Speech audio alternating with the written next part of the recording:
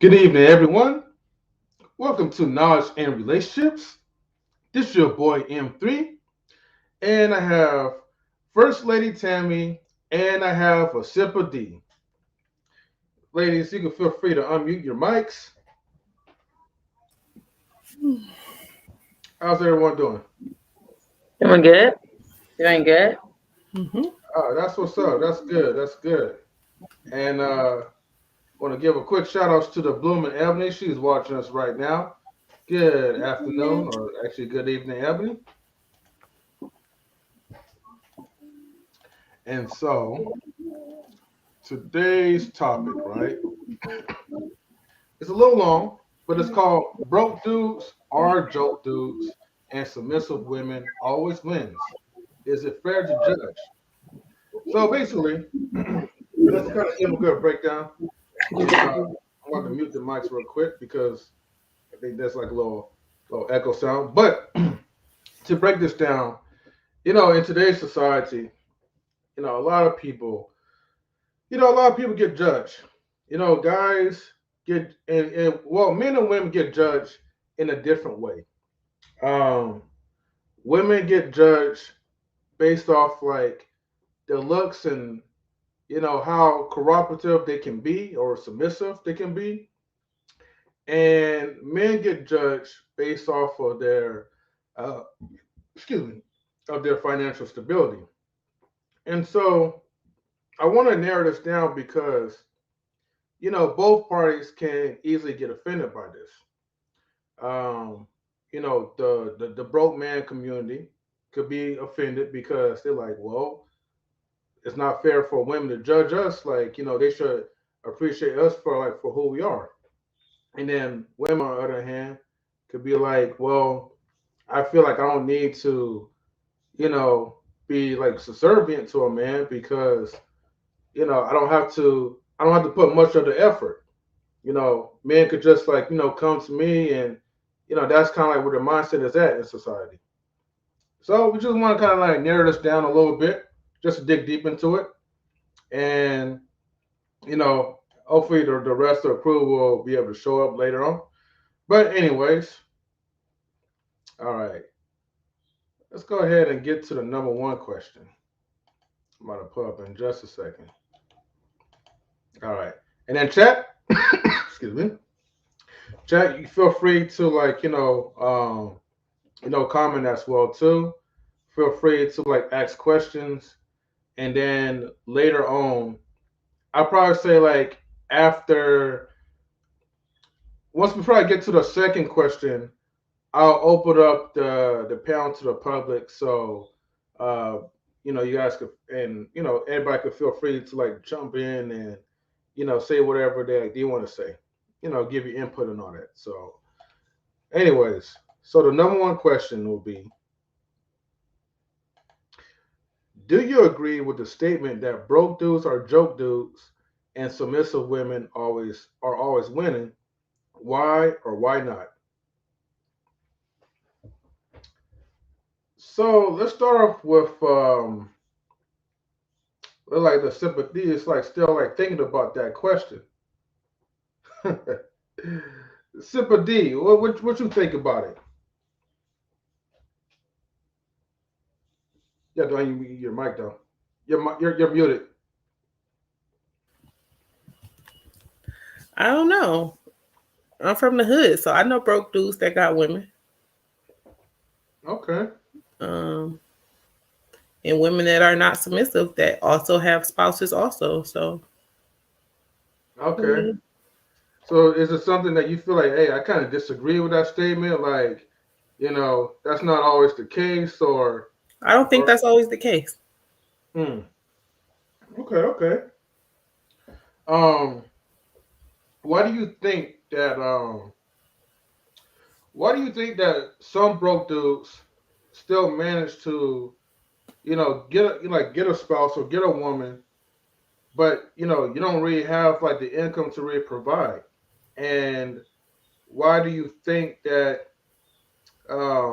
women who are not submissive to their husbands, the ones who don't really feel like they have to contribute with anything, still get like the man that they want, or maybe not the man they want, but just whatever type of man they have. Mm, I really couldn't answer that. I don't know why broke dudes have women. They do. Yeah. And women that are not submissive Mm-hmm. because the man desired other things that they have. I would imagine. Okay. What things do you think that a man would probably desire from a woman if it's not her being submissive? Do kids watch your show? You asked me, do kids watch my show? Yes. Do kids watch this show? Yeah, I don't know. And if they do, I don't care. Well, I could imagine you could imagine what It I was goes without thinking with saying. a question like that. It goes without saying. Thank you. Yeah. I'm just saying, Okay, okay. What about you, First Lady Tammy? Oh wait, and before I even get to you, because she said the operator were broke in what way? Like 6 figures to 7 figures, or broke like no job and no ambition? No. Well, a person who's making like 6 figures and above is not considered like broke at all. It's usually like a man like I'll probably say like who's making probably like at least like no more than like 20,000 a year, or or maybe just broke. Ambition, I didn't really dig deep into that part. I mean, you could be ambitious and still be broke, but it just depends on you, and it depends on your situation. But yeah, First Lady Tammy, what you think? As far as like the end of the first question, where or of the title, where it said, "Are we fair to judge? Is it fair to judge?" I mean, it's not fair to judge anybody because you don't know anybody's story, and even if you do, um, wherever you're at can always change in an instant. So you never want to judge anybody for what they do or do not have. So I do think that there's somebody for everybody. So, there are broke dudes that have women. There's women that are not submissive that have men. But, that's the thing is that I think when you're not necessarily looking for something long term that's going to last, you're more you're more willing to accept somebody who doesn't have a lot to offer. So if you're not looking for something that's going to be a long-term thing, you may not be looking for somebody who is, you know, has other things, has that security. And then you have it where you have the person who gets in a relationship with somebody who they think they can fix. So they get with the person and feel like, you know, you can help them come up, you can help them do better. And then you end up being with that person, and then you're with that person so long and they don't end up being better. And then you wonder why, but not realizing that not everybody changes. Some people stay exactly who they are when you meet them. So when you come into a relationship with the expectation that this person will change, you're setting yourself up to be disappointed. So, I mean, when it comes to submissive women always winning, I don't think they always win, because men are not always looking for that. Some men are looking for something else. So, and broke dudes or joke dudes, like I said, there's somebody for everybody. So for those broke dudes, there's women that like them broke guys. I don't understand it, because I got bills to pay, and I'm not going to be having you spending all my money. So, for me, that doesn't apply, because I make a certain amount of money. I'm not making six figures, but I'm definitely way more than halfway there. But for me, if you're broke because you're going to school, then you have a reason why you're not making as much money. You are ambitious and you have goals in mind. So that's a little bit different than somebody who just doesn't have a job. Me personally, I don't really care for anybody who's okay with complacency anyway. So if you had everything and you lost everything, you're trying to build things back up for yourself, not because of me, but for yourself, then I can, respect that you're trying to get yourself back to where you were. But if you're somebody who's okay being broke, because there are women that are okay supporting a guy who ain't got no money because he got something else, and it goes without saying what that is. There's women like that. That's where you have those guys that, they look good, they don't provide nothing, and they have all these crazy women liking them, but they don't really necessarily do anything that's tangible, I guess you could say. Anything that's worth even, being happy about, I could say. And the same thing for the submissive women. You have it where guys are okay with a woman that's not going to do that, because that might not be what they're looking for. So, I really there's somebody for everybody. A broke dude ain't necessarily for me, but for me, just because you're not making six figures doesn't necessarily make you broke. So, there's more than money, and money doesn't necessarily make you appealing to me. Just because you might have six figures, but that doesn't necessarily mean that I'm going to be looking at you like you somebody I'm trying to get with, because I'm looking for more than that. Because when that money's gone, then you're left with that person and who they are. And if I can't stand you, money or not, I don't want nothing to do with you. So, money does make some people look better. Money does sometimes make people look twice at somebody. That's right. But the reality is that if you take away that money, then what are you left with that person? If that money's not there, then what does that person add to your life? So you have to look at those different things when we're talking about long term. But like I said, there is women that are okay with a guy who's broke because he has other things. Like I said, it goes without saying, because he can provide things that has some women mesmerized. That's why you have these 5-6 women that have babies with this guy that ain't offering nothing. And they is really on him, mad about the next girl that's trying to get him, even though he has absolutely nothing to offer. So he might be a broke dude to some, but he's not a broke dude to everybody. So he might be, but he ain't a joke dude to everybody, because some of them guys have more not money, but women than others. So, and like I said, with the submissive woman, it's a matter of, when you're not looking for something long term, when you're just kind of out there having fun, having a good time, being a submissive woman isn't necessarily what you're looking for in the moment. You're looking for someone you can have a little fun with, and you don't necessarily have to have a submissive woman for that. So, but yeah, there's somebody for everybody. Like I said, a broke dude is not for me. But like I said again, being in six figures doesn't necessarily make you more appealing to me. So I need to see where your head is at. Because like I said, when that money is gone, I need to see what other value are you adding to me, but also what other value are you adding to yourself. And even with that amount of money you have, you could have less than six figures, and you could be doing a whole lot with that money that you have. So there's so many things you have to look at, and not everybody looks at that when it comes to the opposite sex. So. All right. Well, thank you, First Lady Tammy. You sure had a whole lot to say about that. Of course. Let me make sure. Let me make sure I welcome everybody. So let's welcome Kris, the Blooming Ebony, the Queen Dom, Mr. Hall of Fame, and the most pettiest of them all, Miss Luann. Let me say this real quick. You got that right. Sorry, I had you on mute. It's all good. It's all good. Let me say this real quick. I'm driving. Don't drive, girl. Don't drive. Drive till you run out of gas. You know how we do. No, I have to keep this on a full tank, unfortunately. Oh, man. All right, I'm Go ahead, let the ladies rock out first. Oh, gosh. Oh, okay. All right. Come on, lights. Come on. So I'm going to go ahead and mute Luann until she's ready to speak.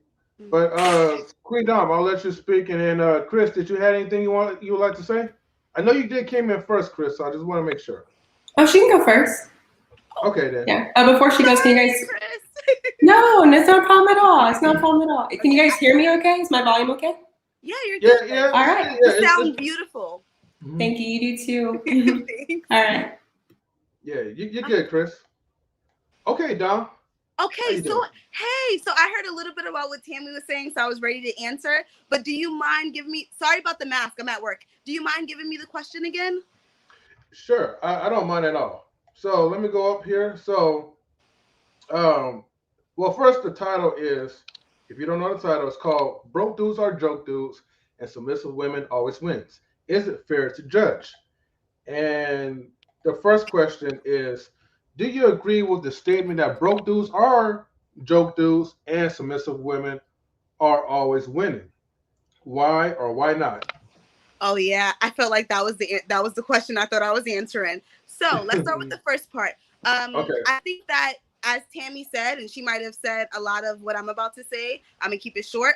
I don't define someone as broke as how much money they make, how much income they bring in. This is how I define it. I'm someone who has been in many long-term relationships. I'm the bad one. But my definition of broke is how you handle your money. You can make six figures, but if you're making six figures and you don't have a savings account, or you're not investing any money, or your credit score is at 400, then you're broke to me.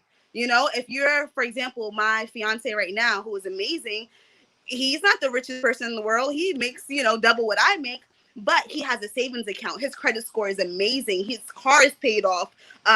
He's saving for a home. He can buy a home right now if he wanted to, just depend on what he likes and what he doesn't like. So that's what confirms what's broke and what's not broke to me. So you can walk around. I've had guys in every single Montclair coat back in New York City, every single pair of Jordans, every single pair of Yeezys, but they didn't have I hear you laughing back there. But they didn't have a savings account. They were, either living with their mama, or so it really depends on what you do with that money. That means if you're broke or not. Because if you don't have a savings account, and you're making six figures, then yeah, to me, you're broke.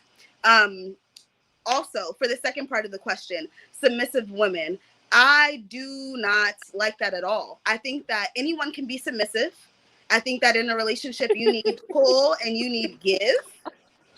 So I think that for a woman to be submissive, that doesn't mean you're winning. Because when you're saying a woman needs to be submissive, to me, that means that no matter what, you're like, oh, okay, that's fine. Oh, okay, I'll do this for you. Oh, okay. I'm not like that. If you're not doing it for me, I'm not doing it for you. It's a two-way street. It's an even level for me when it comes to men and women. And maybe it's because I date both. but it's an even level for me. It's not because I'm a woman, I shouldn't talk to you this way. No, you shouldn't talk to me that way. If you're going to tell me to be quiet, I'm going to tell you to be quiet. We're both human beings. Wait, where's your definition? Themselves over there. Don't mind Hall of Fame. He's just very entertaining. Let me ask you this question. I like the women's stream a little bit better than this one. We don't laugh at you. Hey, this is not the women's stream though. You're out here with no, the I got so. But let me finish talking before you laugh, because now it messes with my thought process and what I was about to say. Go ahead, Dama. We having a show, girl. Go ahead. Do your thing, girl. I was going to ask you a question, but go ahead, Okay, but let me also say this. I have never had a man who didn't want me or who didn't do what I thought he was supposed to do, and I was never a submissive woman. Have I been a submissive woman in a sub-dom relationship with another woman? Yes, but I will never feel like as a woman that I have to act a certain way when you as a man don't have to act the same way as me. And that's just it. And can I maybe say, oh, okay, babe, let me let you go on that, but also you need to have things that you let me go on. And that's just it. It's even plain. We're both men and women. I'm sorry. I'm maybe modernized and old school, but we are on the same plane. We're both human beings. And that's how I feel about that. Okay. I can kind of see that you have a certain definition of your way of what's being submissive, but just for the sake of the chat, what is your definition of submission? So I feel like based on the question, my answer is based on the question. So my definition of submissive is, for example, if my man says, hey, we're in a bar, can you not go and be friendly to everybody because of the type of bar we're in? Then yeah, I might take that into account. Like, okay, babe, but I'm friendly. You met me when I was friendly, but I kind of understand where you're coming from. But when people say submissive nowadays, at least the way I hear it from women that are older than me is, oh, why would you tell a man to be quiet? You should never tell a man to be quiet. That's what I hear as submissive from the women who have showed me or told me, or, not women I'm related to, but just women in general, or being submissive. But that's not what it is. Being submissive is if your man says we're in a club and it's not safe right now for you to do that, then don't do it because it's not because he said. That's being submissive. Listening and understanding your man, but not doing it just because he said it and just because he's your man. No. Okay. I think I get where you come from. I agree with Dom.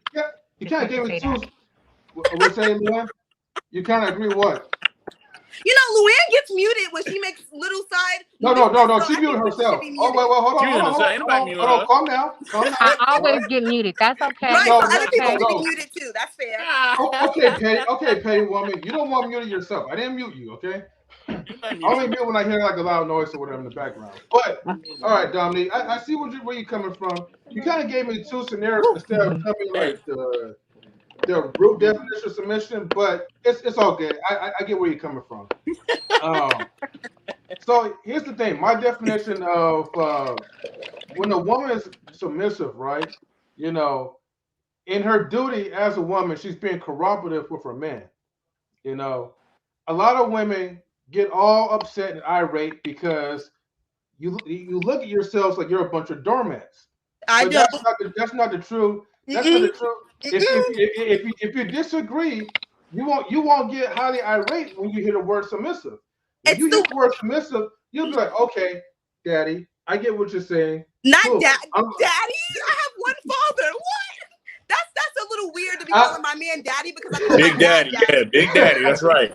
Big Daddy. It's a little bit weird. I know. I get it. I'm just adding the humor to it. But I got to add that. I ain't joking. I call my husband daddy. And that's fine for some women, but for me, daddy's weird. And for me, the what comes behind calling your man daddy. I don't want nobody calling me daddy, but yeah, go ahead. Mm-hmm.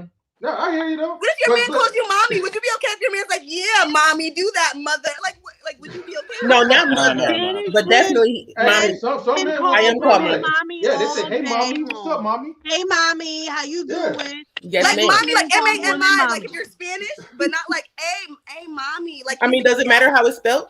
It comes out the same. Yeah, and so for me, it's grown up in New York City. If you hear a Spanish person like, hey, mommy, that's one thing. Well, but my if man black. Man is calling you M-O-M-M-Y, that's a little bit weird. Yeah, I think so. He black, so he don't speak Spanish. Well, he do, but Well, that's my opinion. I think MOMMY is a little. I don't know. I just think it's weird. Go ahead, Tammy. Look, the black man speaks all languages, all right? Right. Okay, Tammy, I'll let you say a little bit, and then I gotta get to the other girls as well too. I just want to say, as far as what it means to be submissive, for me, it doesn't necessarily mean allowing myself to be treated like a doormat. I just don't agree with that. Just in general, I believe that in a true marriage, a husband is not going to do that. I believe that. I do believe that it means allowing your husband to lead. But it's not about being disrespected or him feeling like it's okay to be disrespectful. I feel like, it's about us respecting each other. So I do think, that allowing him to lead as far as certain things, but not being a doormat. And I don't even think that's what it means to be submissive. I don't think being submissive means to allow yourself to be a doormat. I don't necessarily think it means that. I do think that there is a misunderstanding about what it means, because I feel like there's a negative, I don't know if the word connotation when it comes to that word, because when you automatically hear about being submissive, you automatically think, okay, I have to, if he tells me to jump, I ask how high, kind of thing. That, he runs me, he says whatever he says, and I can't say anything back. He can disrespect me and I have no say in anything like that. And I feel like just the understanding of what it means has been misconstrued, I guess you could say, from what it's actually supposed to be. So that's just my thoughts on that. Yeah, so that's where I was coming from. Tammy said it better than I. That it's been misconstrued. So when I hear the word submissive, in my mind, I'm thinking of a sexual relationship, and that's totally different for me. I can be submissive in that way, but when it comes from a relationship, that's the way it's been told to me as a younger woman from the older generation, the way Tammy just explained it. So I do get a little bit weird about that submissive word, because for me, submission is sex, and there's a whole dom and submissive way of living that I'm okay with. But when you hear it from the older generation, it's exactly the way that Tammy is saying it right now, is the way that it's been told to me. So that's where I'm coming from. Okay. Kris, let me get your thoughts. Yes, I agree with Dom's first part where she was defining a broke man. That's one thing that I always talk about when it comes to hypergamy. A broke man isn't necessarily based on his income, especially not right away. Because most of the time especially if you're, let's say, in your 20s, you're most likely going to find a man who's between the ages of 30 and 40 if you're age gap dating. And so he's not going to be making millions of dollars. Is that coming from me? That noise? I'm not really for sure. Hold on, I'm not really for sure where it's coming from. I think everyone else is muted. Let me see. Okay. Let me try this one. I'm gonna mute. Hold on for me, Kris. Mm-hmm. Okay. Okay, my headphones were messing up yesterday, so I wanted to make sure. Is it good now? Yeah. It's good. Okay. Yeah, you're fine. Okay, thank you. But it's based on his growth. It's based on his potential, and also, we always go towards hypergamy. This idea of hypergamy, and it's not just wanting to marry, the best option. It's not wanting to be with the top 1%, especially if you're not like a top 1% woman. It's just wanting to be with someone who has an equivalent, like the equal value as you or higher, and typically, in other cultures, it's based off of your household, your father. In America, it's a little bit different because we don't really court, and our fathers aren't really involved in this process. But yeah, broke typically comes into play when it requires you to make certain sacrifices that you necessarily shouldn't have to make, if that makes sense. So let's say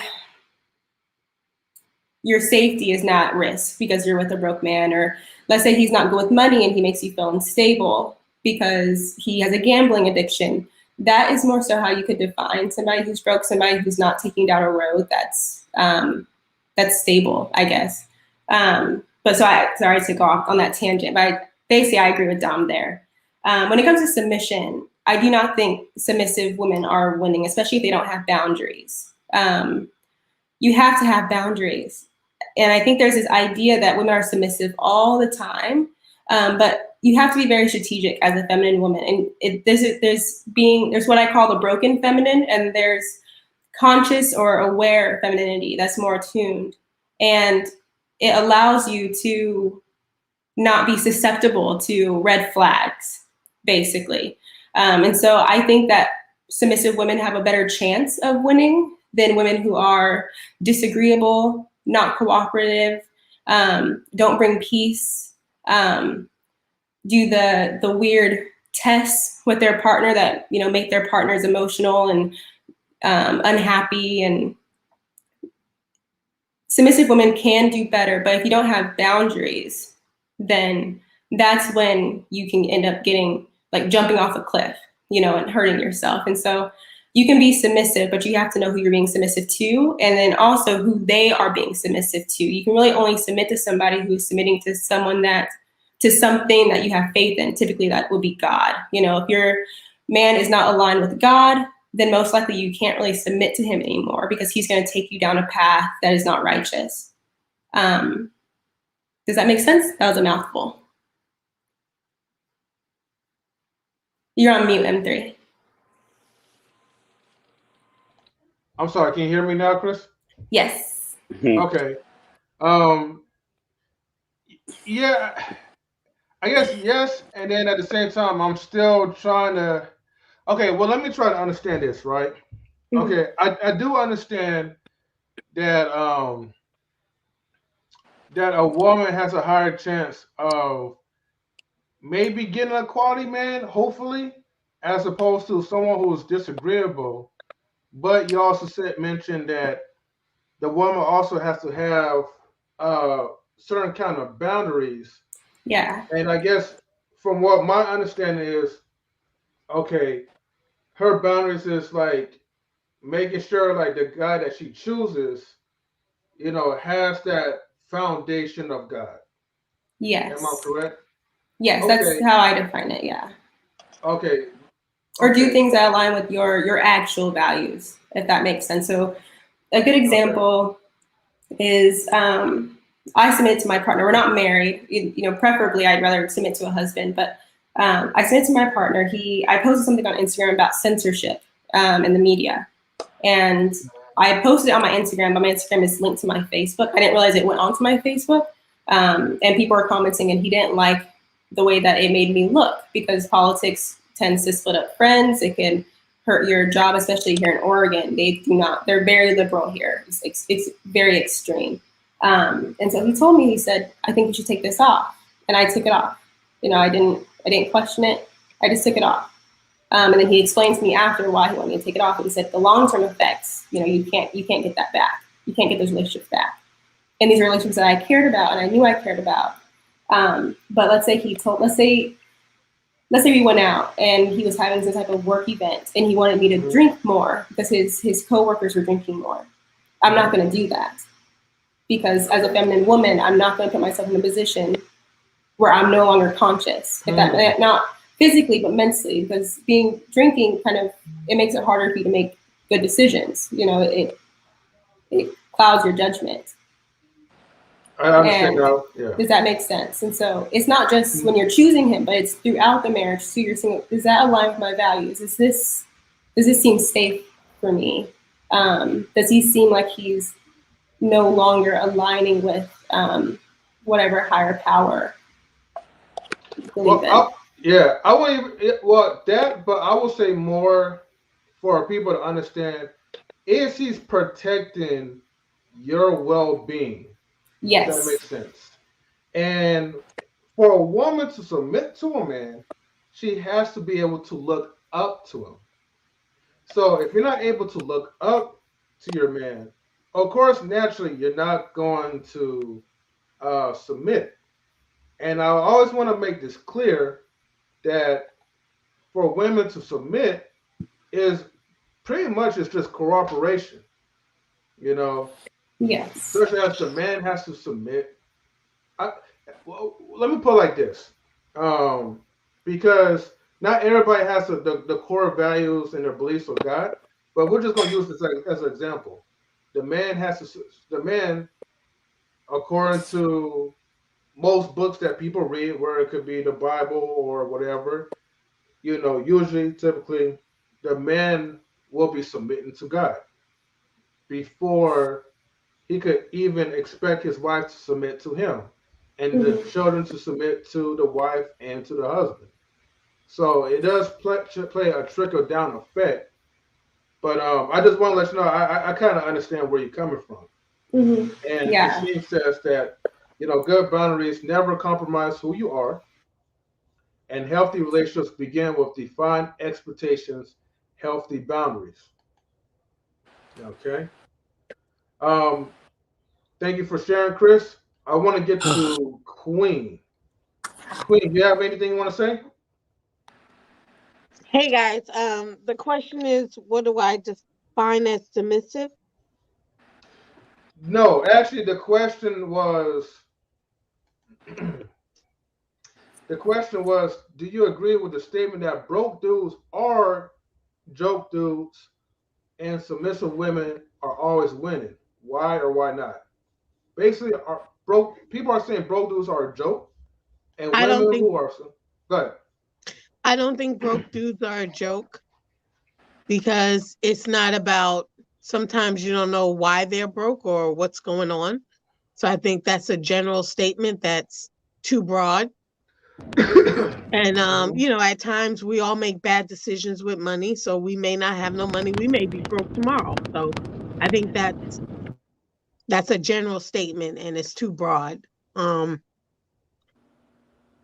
I think submissive women, I don't think it's necessarily about submissive women winning. I feel like we're too compartmentalized mentality. Everything is cookie cutter. Oh, submissive women get this. Non-submissive women get this. And that's not always true. I think it's too general. I think submission is a state of being when you feel safe, you feel protected, and you feel thought of. It's not necessarily that you're more feminine or less masculine. When you feel safe, protected, and considered, you tend to follow or let someone lead you, because you trust that they're leading you in a way that's not going to hurt you, hinder you, or harm you. So I think when we put these labels and titles on things, we put ourselves in categories and limit ourselves in these little boxes. And I hate that. I hate, because we're not all cookie cutters, Even if I'm, like I say before, my motto is me and, for example, a Sip of Tea and a Sip of Dee and First Lady Tammy, we may all be trees, but I'm an oak tree. She's an orange tree, and she's a lemon tree. We're different. We're all trees, but we're all different. And I think we got to get out of this mindset of, oh, only people who do this win. Only people who look like this get this. Only people who do this, So I think you can win whether you're submissive or not. I think it's your relationship. And what do you mean in submission? Because you can be submissive, but like everyone said, without boundaries, and you getting beat on. You being told you lay on your back and I'm gonna pimp you out. You know what I mean? So it's a very broad topic, but I do believe in, letting my husband lead. I do believe in, even if I don't necessarily agree with it, we can have a conversation about it. But my belief is that, okay, well, if he's gonna lead, I trust that he's doing the best for our family, and he's going to do the best for us to prosper or get out of a situation.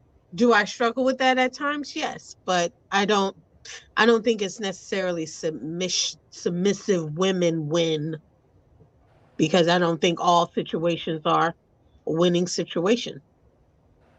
Mr. Hall Fame, what you got to say about that?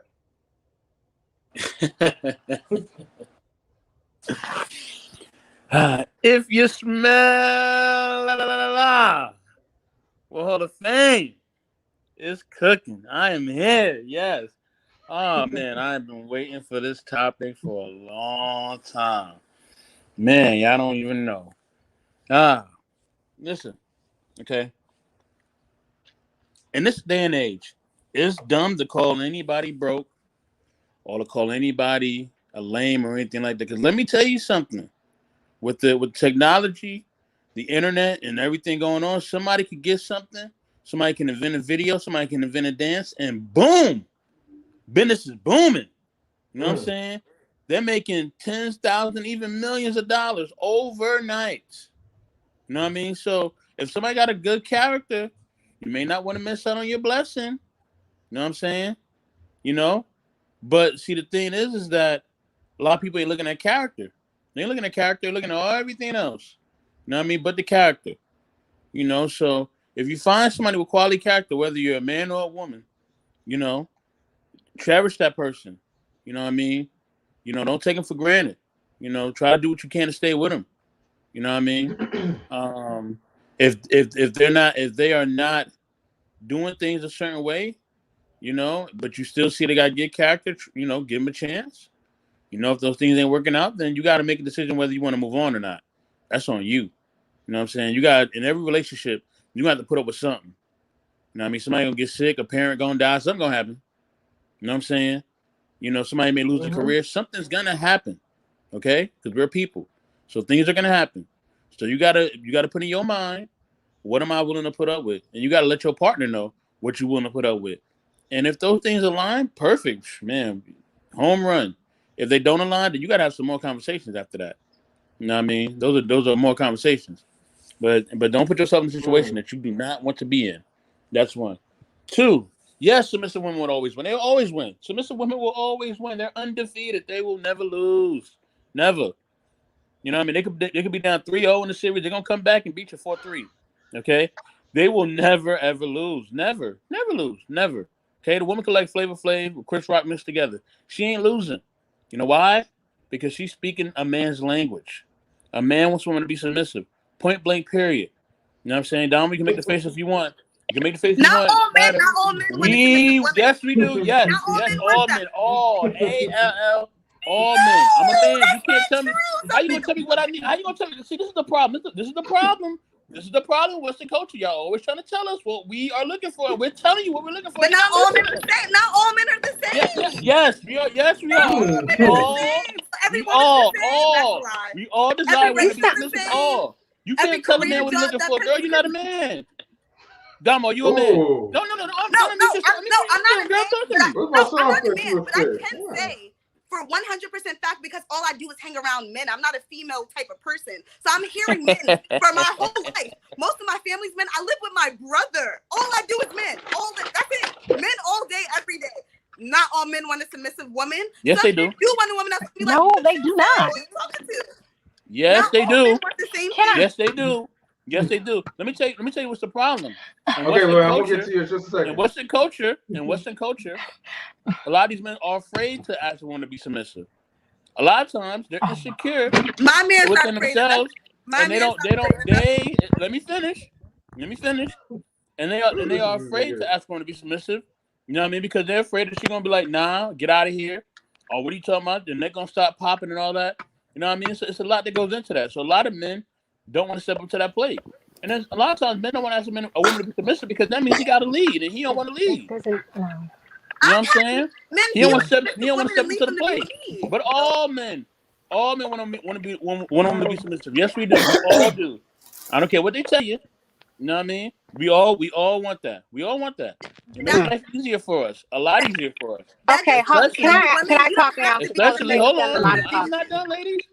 We let y'all rock the whole time. It's 44 minutes and 30 seconds. We let y'all rock. You gonna let me talk? I'm gonna talk. Oh man, I'm gonna definitely talk from here. You most definitely believe I'm gonna talk. Think about what I was saying. I'm gonna talk. Damo, you gonna let me finish? I'm gonna finish. What do you keep talking now? I'm gonna finish.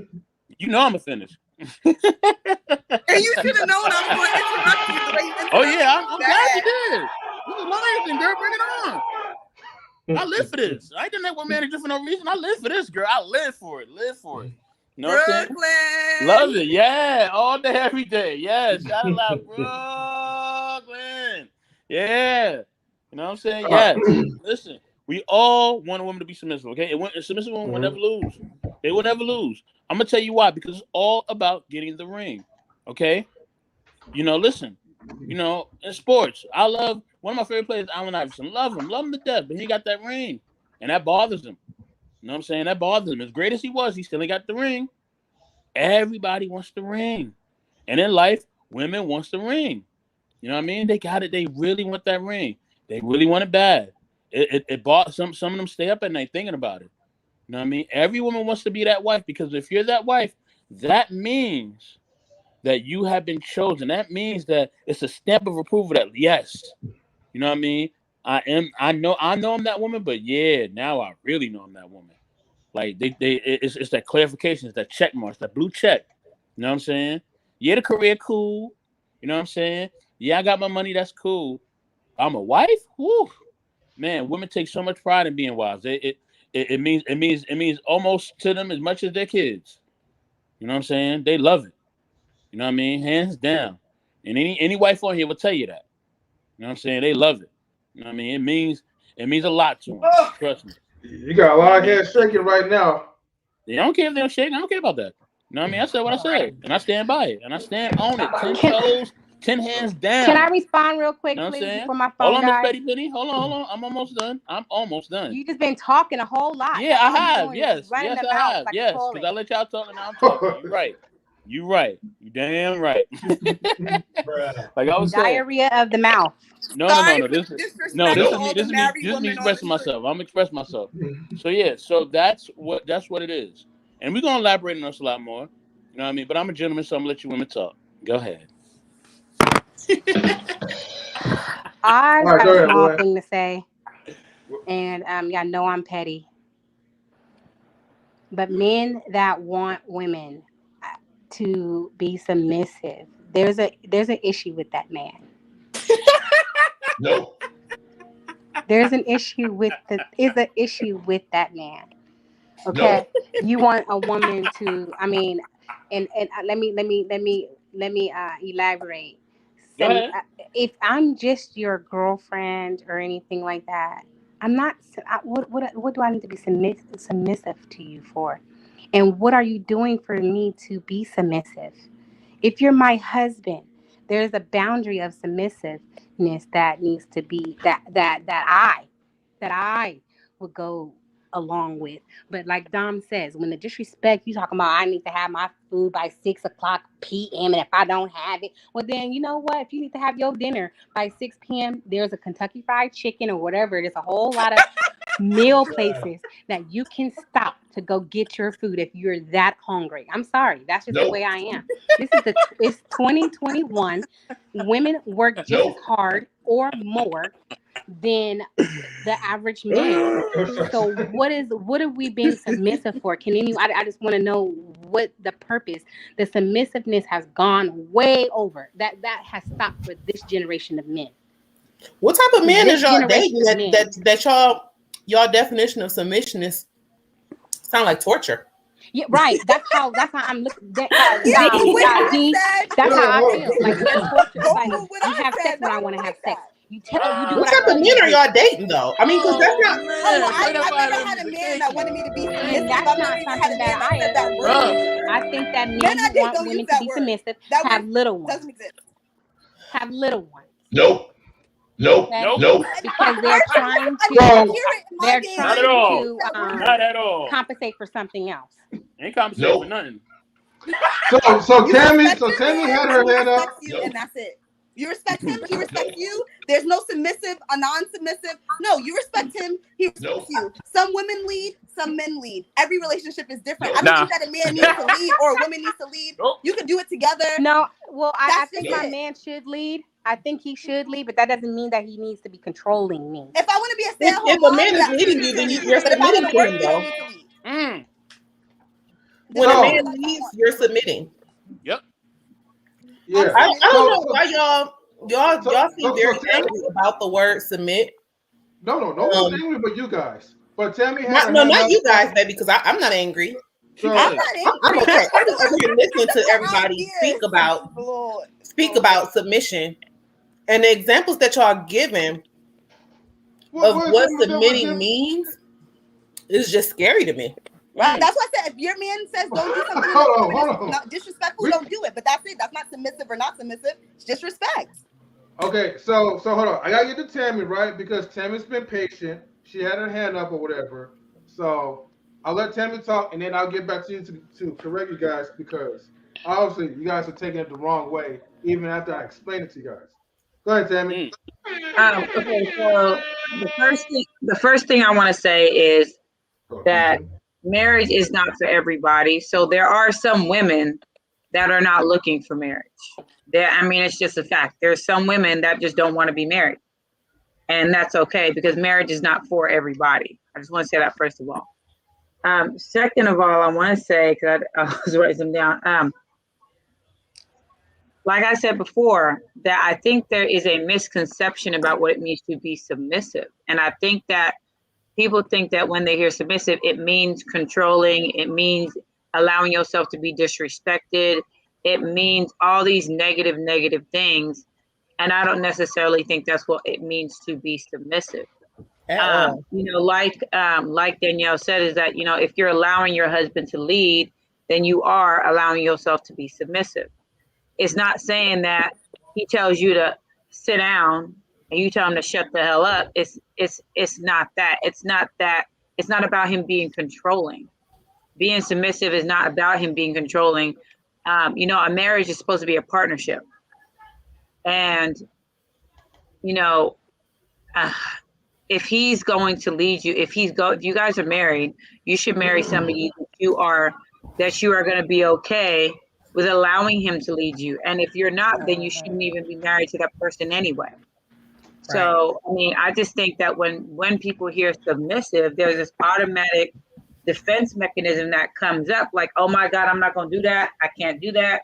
I'm not going to allow him to do this, that, whatever. But I think just in general, I think that not everybody, whether it's a man or a woman, truly understands what it means to be submissive. Because there are some men that think that being submissive means I have control over her and I can do what I want and say what I want. She's going to do and say and do whatever I tell her to do, kind of thing.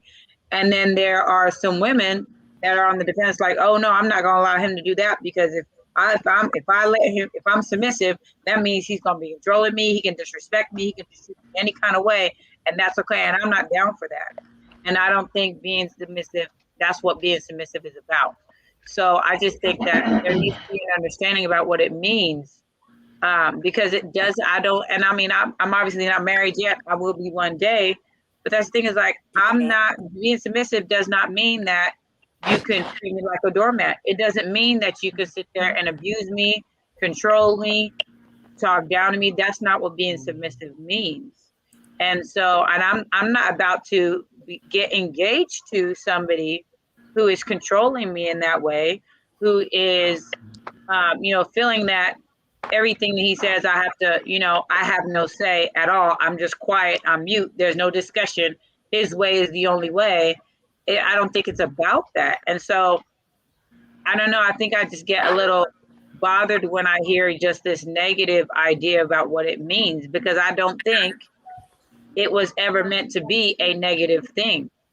I don't think it was ever meant to be that, but I think that just over time, it's just been misconstrued, and the meaning of it has been changed to automatically. Some people think of it in a negative way, rather than even considering that it's not necessarily a negative thing. So, so I just think that the understanding of what it means needs to be there before you even get there.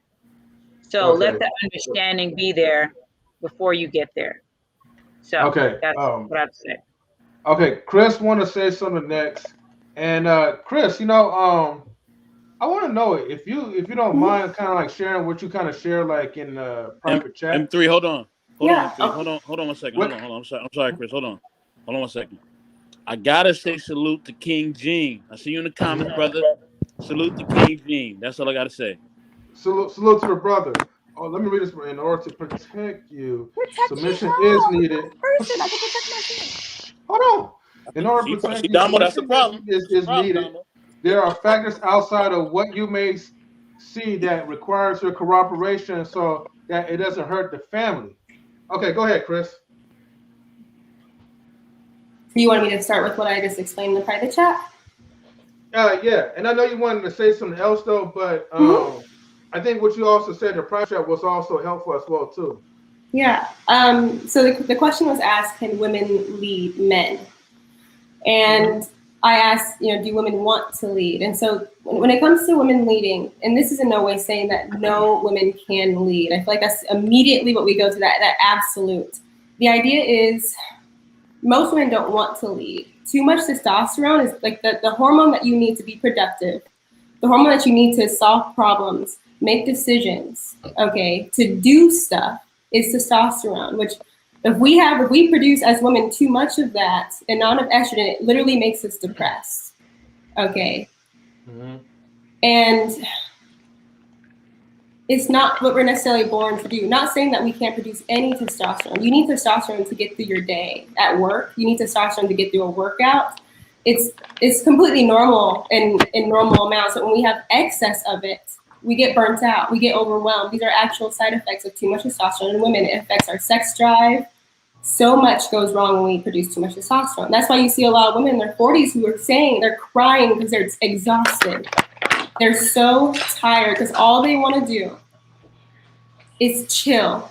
They're tired of having to protect themselves all the time. Even Courtney Michelle said this on TJ Randolph's podcast. She said that she was tired of having to always be her own person all the time. And that's how women are.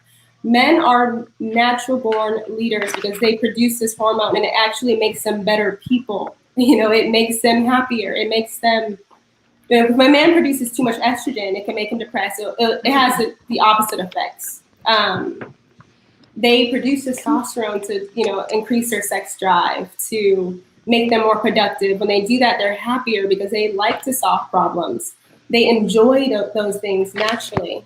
And it's really hard for people to hear, but we have certain roles that are just biological. And I'm not saying that you can't stray away from those roles, but at some point you need something to pull you back.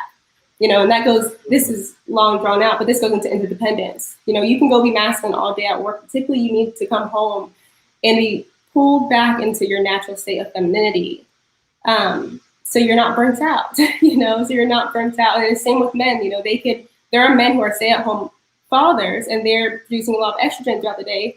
And then when the mom comes home from work, the man should go play basketball, or he should go do something that's going to help him produce his testosterone, or he's going to get depressed. He can get depressed, And so these things are really, really important.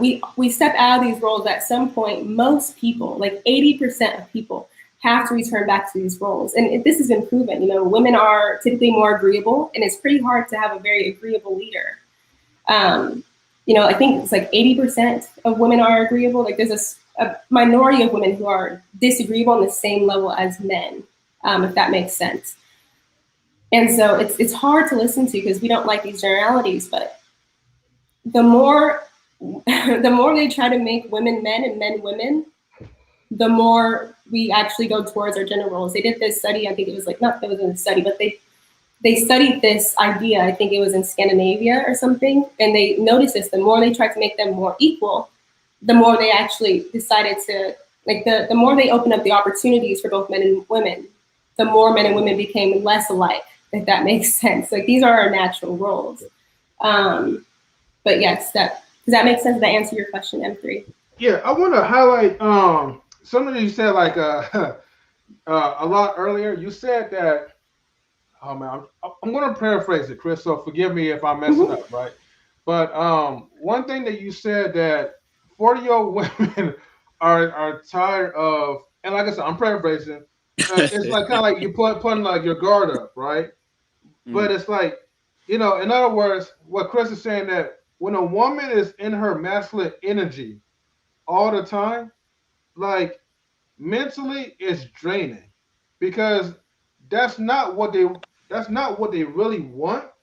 but because of the fear that they have, and I feel like I'm adding on to it, because of the fear that they have, right? Um, they have to like naturally like guard themselves up, and that's what like all the masculine energy produces, and it comes from. But then it becomes like a turnoff, and then it gives them, it makes them depressed. The same thing for a man, you know, when you decide to be as, let's just say like this, if you did decide to be like a stay-at-home dad, you're playing the role of the 1950s version of what women was doing when they were stay-at-home moms and just take care of kids before men granted them the opportunity to have jobs. You know, like your feminine energy is going to be at an all-time high. That woman's going to get tired. She's going to be stressed out. Come home from work, wondering like, okay, dang, I just worked at this like this 12-hour shift. Now I gotta be feminine and try to wash the dishes and do this, and then what are you doing? And then this is where like the masculine energy starts to build up within the woman herself, because it just the way how we doing these roles. You know what? I'm gonna put it like this. This is what the problem that's going on right now. The problem that's going on is that everybody is trying to remix things. Everybody's trying to remix how we should live like in a modern day society. I'm not saying women should not work. No, absolutely not. You know, I'm sorry. I hope I'm saying right. No. I mean, women should work. They should get equal pay with the men or whatever. But as far as like the roles between the man and the woman, like we need to learn how to keep it traditional. Anytime we try to change up and switch up stuff, it's not going to work. And you guys got to stop listening to like your old bitter single girlfriends, because sometimes, excuse me, excuse me, sometimes, bless you. Thank you. Sometimes they tell you stuff like not for your own good. Remember, women don't like each other. Always remember that, ladies. So they're going to give you some bad advice to derail you. I'm just saying, you know. Women don't like each other? Nope, you don't. I said that. Oh my God. We stand on women. that. Like literally love women, body, mind, No, you don't. spirit, soul, everything. No, you don't. I love women. No, you don't. What? I don't know. Female friends a little bit different, but I love my mother. I love like what? Dom, can I comment on what you just put in the? So Kris, before you comment, I just want to say something. Did you see my message in the chat? Yes. Okay, so I want to say this to what you just said. I'm trying to find the perfect way to phrase this. That is a very wrong way for women to think. Mm-hmm. Go ahead, Mr. M3. Sorry. Do you want me to read your statement out loud? Okay, I'll read it for you. Okay. Okay. All right. So, oops. Sorry. My bad. Okay, DJ. Right. So you fought for rights to work to the things men do. I might be hearing what you said wrong, but it sounds like if we are masculine in any way, it's too much work. But being a housewife is more than any man can handle. So as women, we are born to take on more than men. We are natural leaders. Right. So now let me answer to what I said. Let me explain it more. For example, me and my fiance, I'm definitely for the first 2 or 3 years, I'm staying home with my kid, right? But this is what I said to him. I'm a human being. You're a human being. The way that I don't expect you to think that I'm going to work also and cook and clean and take care of a baby because I'm a human being, not man or female, but because it's tiring on my body is the same way I don't expect you to just make money and not do anything at the house. So when it comes to what was said, it's we as women, when it comes to testosterone, estrogen, whatever, there are transgender people out there. So testosterone and estrogen clearly don't matter in women and females, because you got transgender people out there that are perfectly fine and perfectly living their lives with more estrogen than they're supposed to have or more testosterone than they're supposed to have. So I think when it comes to physically and when it comes to health, you know, which I'm taking my prerequisites to be a nurse, when it comes to health, I don't think that testosterone and estrogen has to do with whether you're doing manly things or womanly things and what makes you tired. There are many men who are more emotional than other men. There are many women who are stronger than other women. So when we have to go into the workforce, which I think Mr. M3 almost went into, when we have to go into the workforce, that testosterone that you're talking about is what helped us fight for our rights. We fought for the right to work, for the right to do the things that men do. So I don't think that if it was that serious of a case where having too much testosterone or having too much masculinity was harming us in a health wise, and we're too tired or we're too this or we can't do it, how many women wouldn't have fought for those rights? They would have been too tired to do that. So I think that if you are a man or you are a woman, like I said before that, I said it doesn't have to do with the. Oh, well. Okay. Well. Oh, just make clear. I did not boot her out. I think something happened with her internet. So I'll comment on what she said. Okay, so number one, masculinity and femininity. Femininity is typically found in women, and masculinity is typically found. Well, women are naturally typically in a feminine state most of the time, and it's vice versa for men. Okay, but it's the masculine and the feminine. It doesn't really have too much to do necessarily with the gender. You know, men switch into their femininity to reboot, to recover, and women go into their masculinity to get things done. There's this weird misconception that femininity is washing the dishes and cleaning. It's not in what you do, it's in how you do it. And I see this so many times. It's in your attitude, it's in your mindset. You know, femininity is being in your body. It's that feeling that you get when you're with your significant other and they come home from work and they lay in your lap and they tell you, this is the best thing. I'm so happy right now. Because you are just there. You're bringing that peace. You're being conscious of this. And it sounds like spiritual stuff, but let's say, okay, I like to use this example. Let's say you're cooking.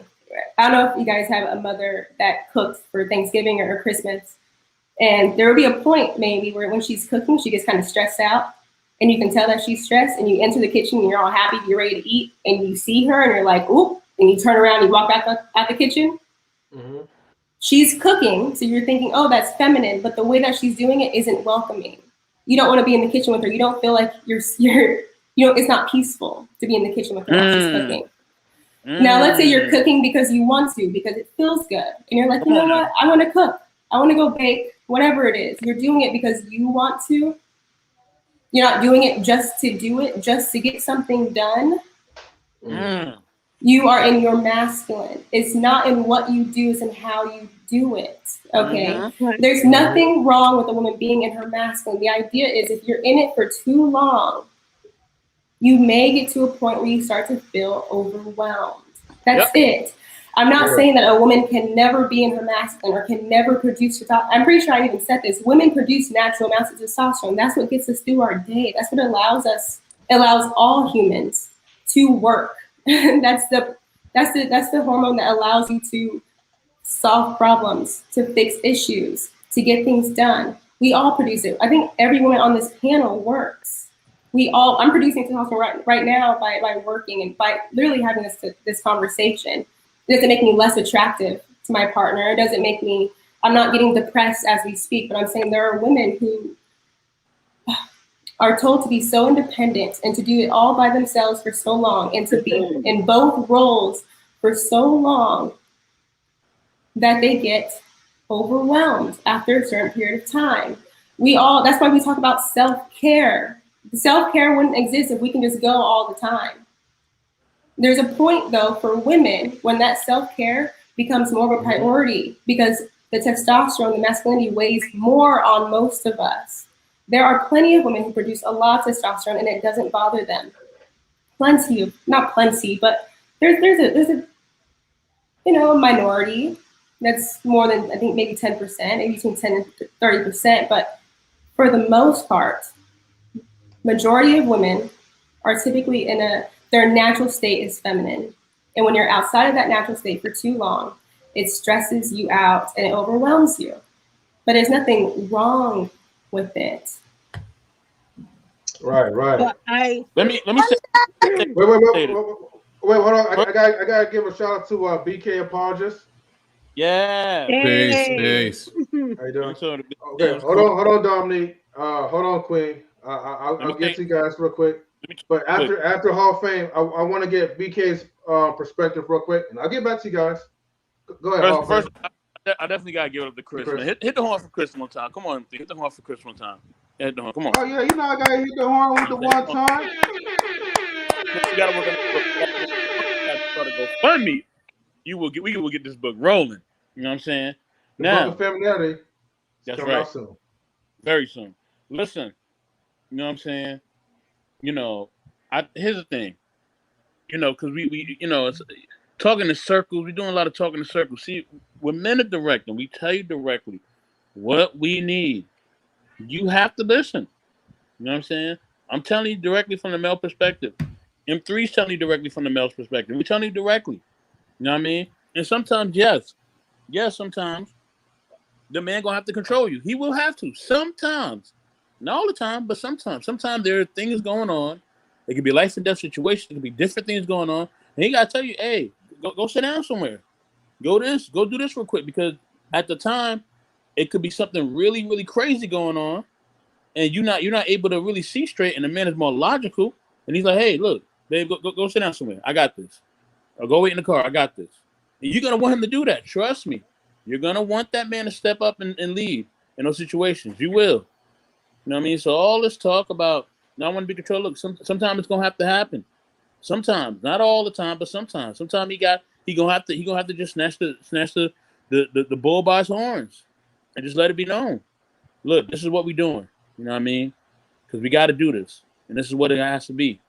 You know, and it's not to be offensive. It's to protect you and him. It's because he loves you and he really wants to do the best for you and be at his best for you. So sometimes he has to do certain things. It ain't to harm you, ain't to come at you. He's not trying to come at you. You know what I'm saying? He's not trying to control you. You know what I mean? And the thing is that, you know, a lot of times women are always worried about all these different things and, you know, all these different things that can happen. Listen, men make it very clear, we're very black and white. If we do not want to be with you, or we don't want something to happen, or we do want something to happen, we're gonna let you know, off top. You know what I mean? We ain't gonna waste no time. Can I piggyback off that? Yeah. Hold on, I'm almost done. And that's really what it is. We you know, I think a lot of times, you know, we have to, and I always say this, with men, a man and a woman is a title. Not everybody deserves to be called a man.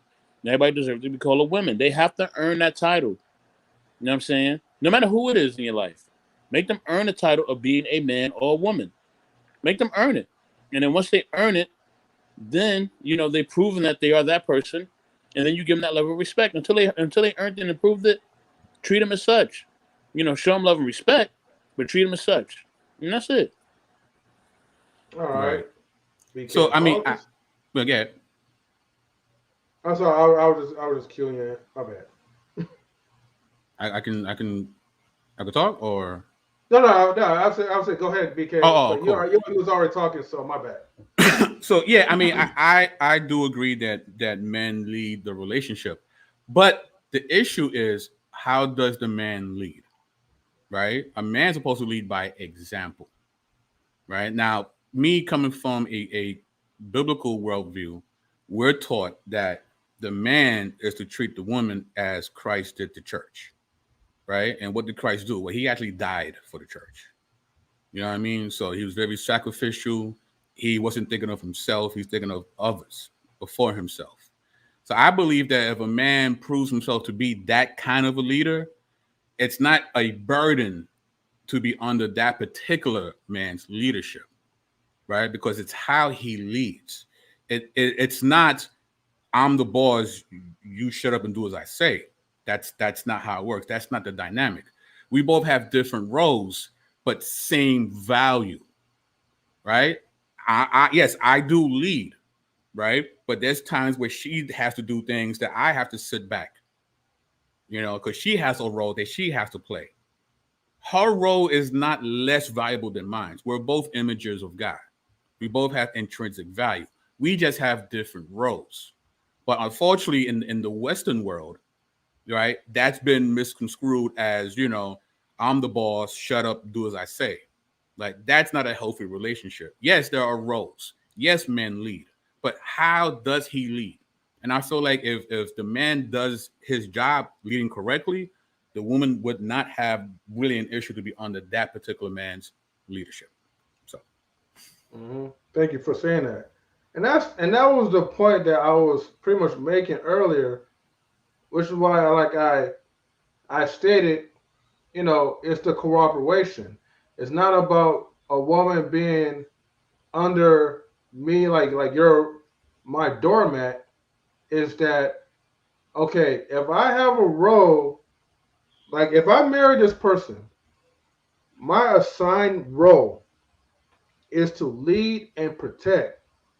So your assigned role as a wife is to follow my lead. There is no equal leadership where a woman's the leader and then the man is the leader and we just switch up back and forth. It doesn't work that way. But as BK Apologist stated, there are times where we will have to fall back because we're not good at all things, vice versa and all that. We have to use our strengths and weakness for something. And so if there's something that our significant others are good at, let's fall back and listen so we can get the sound proper advice. That's the woman's role of being a helper. So but if you fall in bed and the woman is stepping up, is she then leading? Yeah, but you made that call, so you're still leading. What happened if that man loses his job and everything? No. Who made the call? She has her job. Is she leading? I made the call. She at the end, she has You to made turn the around call and pay to the bills, step back, right? is Because what she's you're saying? working. Yeah, I made the call to be humble. So I just don't. Humility is a form of is part of leading, being humble. Dom, your mic is pretty low. So my mic, my phone died, right? I wanted to. Kris just said something, and I totally now understand where she was coming from and where we had to disconnect. But now I totally forgot. But with Mr. BK, I hear what you're saying, and I hear what Mr. M3 is saying, and that's what I was trying to say. But then you guys veer off at a point where I don't agree. So, for example, my man, right? He's come from a whole nother country, coming to the US. I'm from New York City. There are certain things that he's better at, and there's certain things that I'm better at. I'm more street smart. He's more book smart. He's more forage and go, save the money and, make soup and do all that stuff, and he can fight. But I'm more street smart. I know when we need to leave a situation and when we need to stay in a situation because I grew up in the city. So that's what I mean as in lead and follow. There's no leader and there's no follower within us. If we have a baby, I will definitely stay at home and he will definitely go to work. But guess what? When he brings home that money, I'm divvying up the bills. I'm the one who says this is what we save, this is what we don't, because I'm better with money than he is. He knows how to save, but I know how to hustle. So there's a partnership there. He doesn't lead and I don't follow. There are moments where he knows more than me and I follow him and I just listen to him. And there's things that I know better than him. So that's what I say in a marriage. I think that if you have a woman who is also smart and well equipped to do things and help you with things, and you're equipped to help your woman, cool. There are some women who do not have domestic anything. They're not a motherly person. My mother wasn't a motherly person. They're not, all these things. There's some men who are very great fathers. They're better with the kids. Dom, your mic is muted. We can't hear you. Dama, we can't hear you. Everyone's different and every relationship is different. There are some men who are better at some things. There are some women who are better at some things. Some relationships a man's gonna lead, some relationships a woman's gonna lead. And that's just it. My grandparents, they've been married over 30 years. Most of my family, they're all married on my mother's side. Most of them, my uncle just got married and they're from the hood and they're married. But there is no leader and no follower. There is someone knows better in certain things and someone knows better in other things. Someone brings home the bacon, someone divvies it up. Someone cooks and cleans, someone takes the kids to school. And that's just it. So there's no submission. There's just partnership. Can I respond to that? Because again, me coming from a biblical worldview, the text says that both the man and the wife submit to one another. So exactly. But so the way I didn't finish my statement. So, but it's how we submit to one another, right? There's a certain way I'm supposed to submit. There's a certain way she needs to submit, right? She needs to be loved. I need to be respected. That's just how men and women are wired. But we both have to be humble to each other. We both, because before Paul even talks about the breakdown of marriage, that's the first thing he says. Man and woman submit to one another, right? So again, my paradigm isn't the European Western understanding of leadership, right? I'm not talking about that at all. If you're better than me at something, yeah, you should do that. That's good. And me acknowledging that makes me a good leader. You wouldn't know that I'm leading. Like if I'm doing my job, you wouldn't even feel it. That's the whole idea of being a healthy leader. You wouldn't even feel it, the dynamic, because we're both give and take. I do what I'm good, you do what you good, and we Bonnie and Clyde, right? And we rock out. That's it. Right. I want to give a shout out to Mr. DJ Eddie King. Yeah. Yeah. Yeah, what's going on, man? Good I stuff, see you, Mr. Hall of Fame, Brooklyn in the house, baby. I see you, man. Yeah. What up? No, I'm What's out up with y'all, man? How y'all doing, man? Pretty good. We over here stressed with this. guy. Oh man, I see. People just don't Wow. want to listen. Ain't nobody stressing. People want to listen. Yeah, you But you stressed. see, Hall of Fame, That's that's the number issue. one. You can't Stressful. talk like that, bro. Like that's the stress part. That's the stress What part. happened? How Mr. Hall of Fame was talking. Yes, what's that's what I'm saying. He's very stressful. Yes. Oh I wow. don't be knowing what it is. I'm stressful at all. I'm not stressful at all. All right. Oh, Tammy, hey, y'all see you waving at me. All right, hey, Tammy. What's going on? All right. Hold on, Tammy. Hold on. I know you have. Tammy. Tammy has something to say. Yeah, go ahead. Hold on. But before Tammy have anything to say, I know DJ Eddie King. I know you got me here, right? But did you want to add anything to the conversation, or do you want to come back? No, hey, listen, Tammy had her hand up. I don't want her to forget to what she had to say, so I'm gonna let her go. I'm gonna let her go ahead. Okay, cool. All right, Tammy, go ahead and give away. All right. I'm not gonna say a lot. Y'all know I'm talking a lot. I just want to just go back to saying, like, can we disagree that just the understanding of what it means to be submissive is not fully understood by a lot of people. And like I said, there's an immediate negative idea of what it means, which is why there's this defense mechanism that pops up as soon as you say women need to be submissive. There's this automatic where they jump and say, oh, I'm not doing that because that means he's going to control me. He's going to do all these different kind of things. And I feel like we as women need to understand what it means to be submissive, and then men as well to also understand what it means to have their women submit to them and what it means to be a leader. So I feel like I said earlier, that just the understanding of what it means is not fully understood, and that's why it's taken out of context of what it really means. And I feel like if people truly understood what it means, like I really absolutely love BK's explanation, because I felt like that was really on point. And I feel like if people really took the time to understand something before they just jump to a negative, oh my God, that's not going to happen, I think there would be a lot more understanding of what it is, and people that would say, okay, yeah, that sounds like something that I definitely want to do or do. So yeah, that's all I was going to say. All right. Well, do you feel that women may not be submissive because of the I think we already had that kind of misunderstanding of what it means. Yeah. Hold on. I mean, I'm going to go ahead and skip that real quick. Yeah. Because it seemed like it was definitely, we definitely have a lot of, misunderstandings when it comes to the concept of being submissive. No matter how many live streams that we have and how many different topics that we have explaining that, it's always going to be a triggering word. Yeah. May I add something really quickly on that question? Sure. Hold on for a minute, Kris. DJ, you had something you want to say real quick? I was, but go ahead. Go ahead, Kris. Go ahead. No. Go ahead. I forgot that you said you want to say something. Go ahead, Mr. Eddie King. Sorry about that. Nah, it's all good. I just feel like as far as being submissive, I feel that since the beginning, I feel like since the beginning, biblically, women had orders from the beginning. Uh, when you are told not to do something and you do it anyway, that's a problem. And this is why I feel that, they need cooperation. Okay, this is just why I feel like, okay, if I'm at work, right? Let's just say I'm at work. I do 12 hours a day.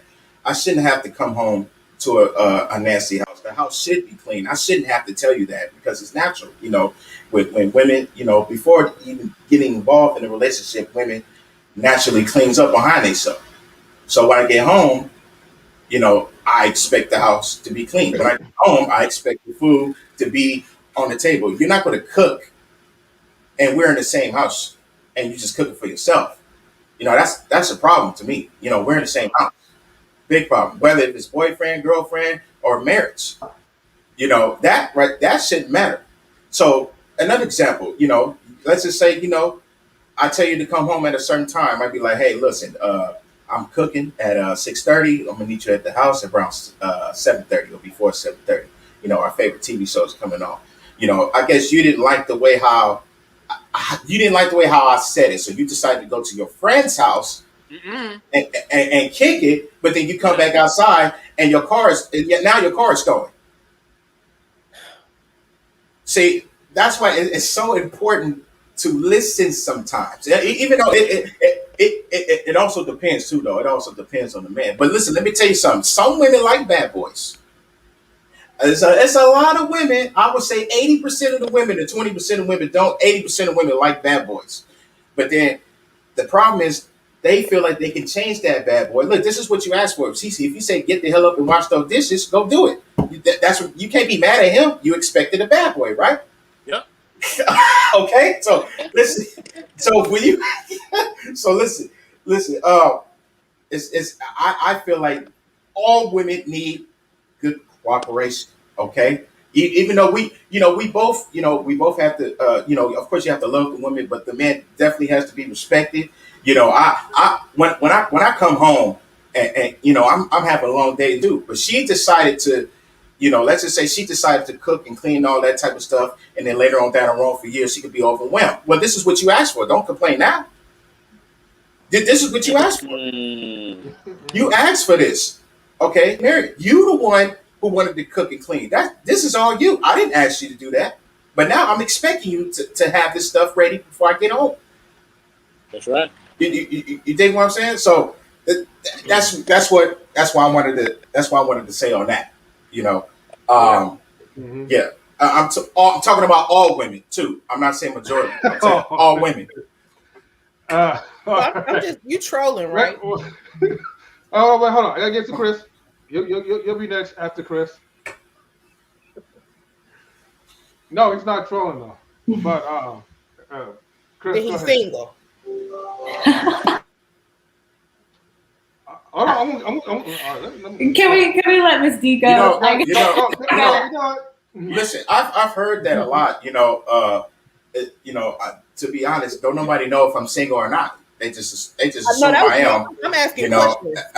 In general, that's what a lot of women say. They don't really know if I'm single or not. I don't know why they throw that in there. I was asking, are you trolling? He said, you're not trolling. I said, then you're single. That was also a question. Like, were you trolling? Are you? But the status doesn't really matter because if you want to, but just if you really want to, the way you look at things, hold on. I'm gonna explain that to you. Let me explain this to you real quick, right? Because the thing is, right, if you want to go there as far as for single, right, there's a lot of highly successful single guys that still got his life and his ideologies and himself in order. And a lot of single men, I'm not putting out no marriage because I'm married myself, but they kind of operate, function, and do well for themselves. That's not what I meant. I was asking if he was single because of the way he is talking and the way he views things. And so I was waiting for his answer. But I was going to ask him, is that if he's in a relationship, I was going to say, is that how you treat your woman? You said you're single. You didn't ask me because you said you're single. My intonations explained that it was a question. That's why I was like, you trolling. And when I said you trolling, I'm trolling. them three understood that was a question because of the way I spoke. Okay. It wasn't a statement. It was a question. And, okay. and when you answer, okay, I heard a follow-up question to it. I was waiting for the answer so that I could follow up with another question. Okay, go ahead.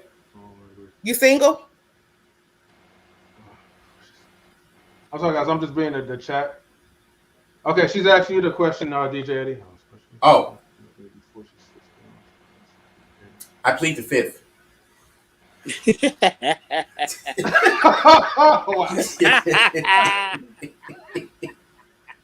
Okay, hold on. I know Kris. Kris, I'm sorry. I know you're next. Okay. Why are you so sugar? Man, right. Just answer if you're single or not. The last statement was powerful. I don't see. Hold on. What did he say? Let's see. Especially when it comes from. I'm sorry. Let me read this real quick. Because she says you can't be mad at her when she needs cooperation in and around the house to stay in her feminine, especially if she comes home regularly and before she sits down to rest from her day at work, she has prepared dinner for you all and prepared the plates. And okay, that statement was powerful. Okay, let me get to. I'm sorry, Kris. I know you had something to say real quick. Yeah. So just to add on, I think the issue with submission for women is that when they hear it, they see it as a threat, and they immediately want to protect themselves from the threat. And in femininity, we call this the ego. The ego is the need to survive, and so you either see something as safe or you see it as a threat. And when it's a threat, you attack it immediately, and then you can tell when this happens because they immediately go to the worst case scenario. Like, oh, if I submit, I'm gonna, he's gonna kill me, or he's gonna beat me to death, or whatever it may be. And it's further proving this fear-based thinking that unfortunately, a lot of us women have, because we were taught that we have to do everything on our own. We were taught that we can't rely on anybody. We were taught a lot of these things, and of course, not every woman, but you can definitely see that fear-based thinking. And to quickly add to what DJ Eddie King was saying, it was very entertaining, Mr. DJ Eddie King. But again, I wanted to elaborate. Femininity is not in what you do. Your wife or your significant other cooking and cleaning does not make her feminine. Those are her responsibilities. Just like how just working doesn't necessarily make you masculine. You can go to work and not get anything done. It doesn't make you masculine. Right. Those are responsibilities. Those are roles that you have set in your household. So you kind of create this atmosphere where she knows, okay, as a man, I choose to have this role. I'm going to provide fully for the bills and everything, but I do have these expectations that I expect in return. It's more of a transaction. That's more of the transactional part of the relationship. But it has nothing to do with necessarily femininity and masculinity. Those are just responsibilities those are the bare minimum. Femininity, the energy is in how you do it. Like BK Apologist was saying, it's in how you do it, not in what you do. Okay, I do have a question, but let me read the statement, Kris.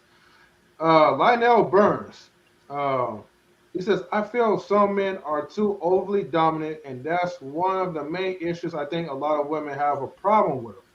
You have to match leadership with your work ethic.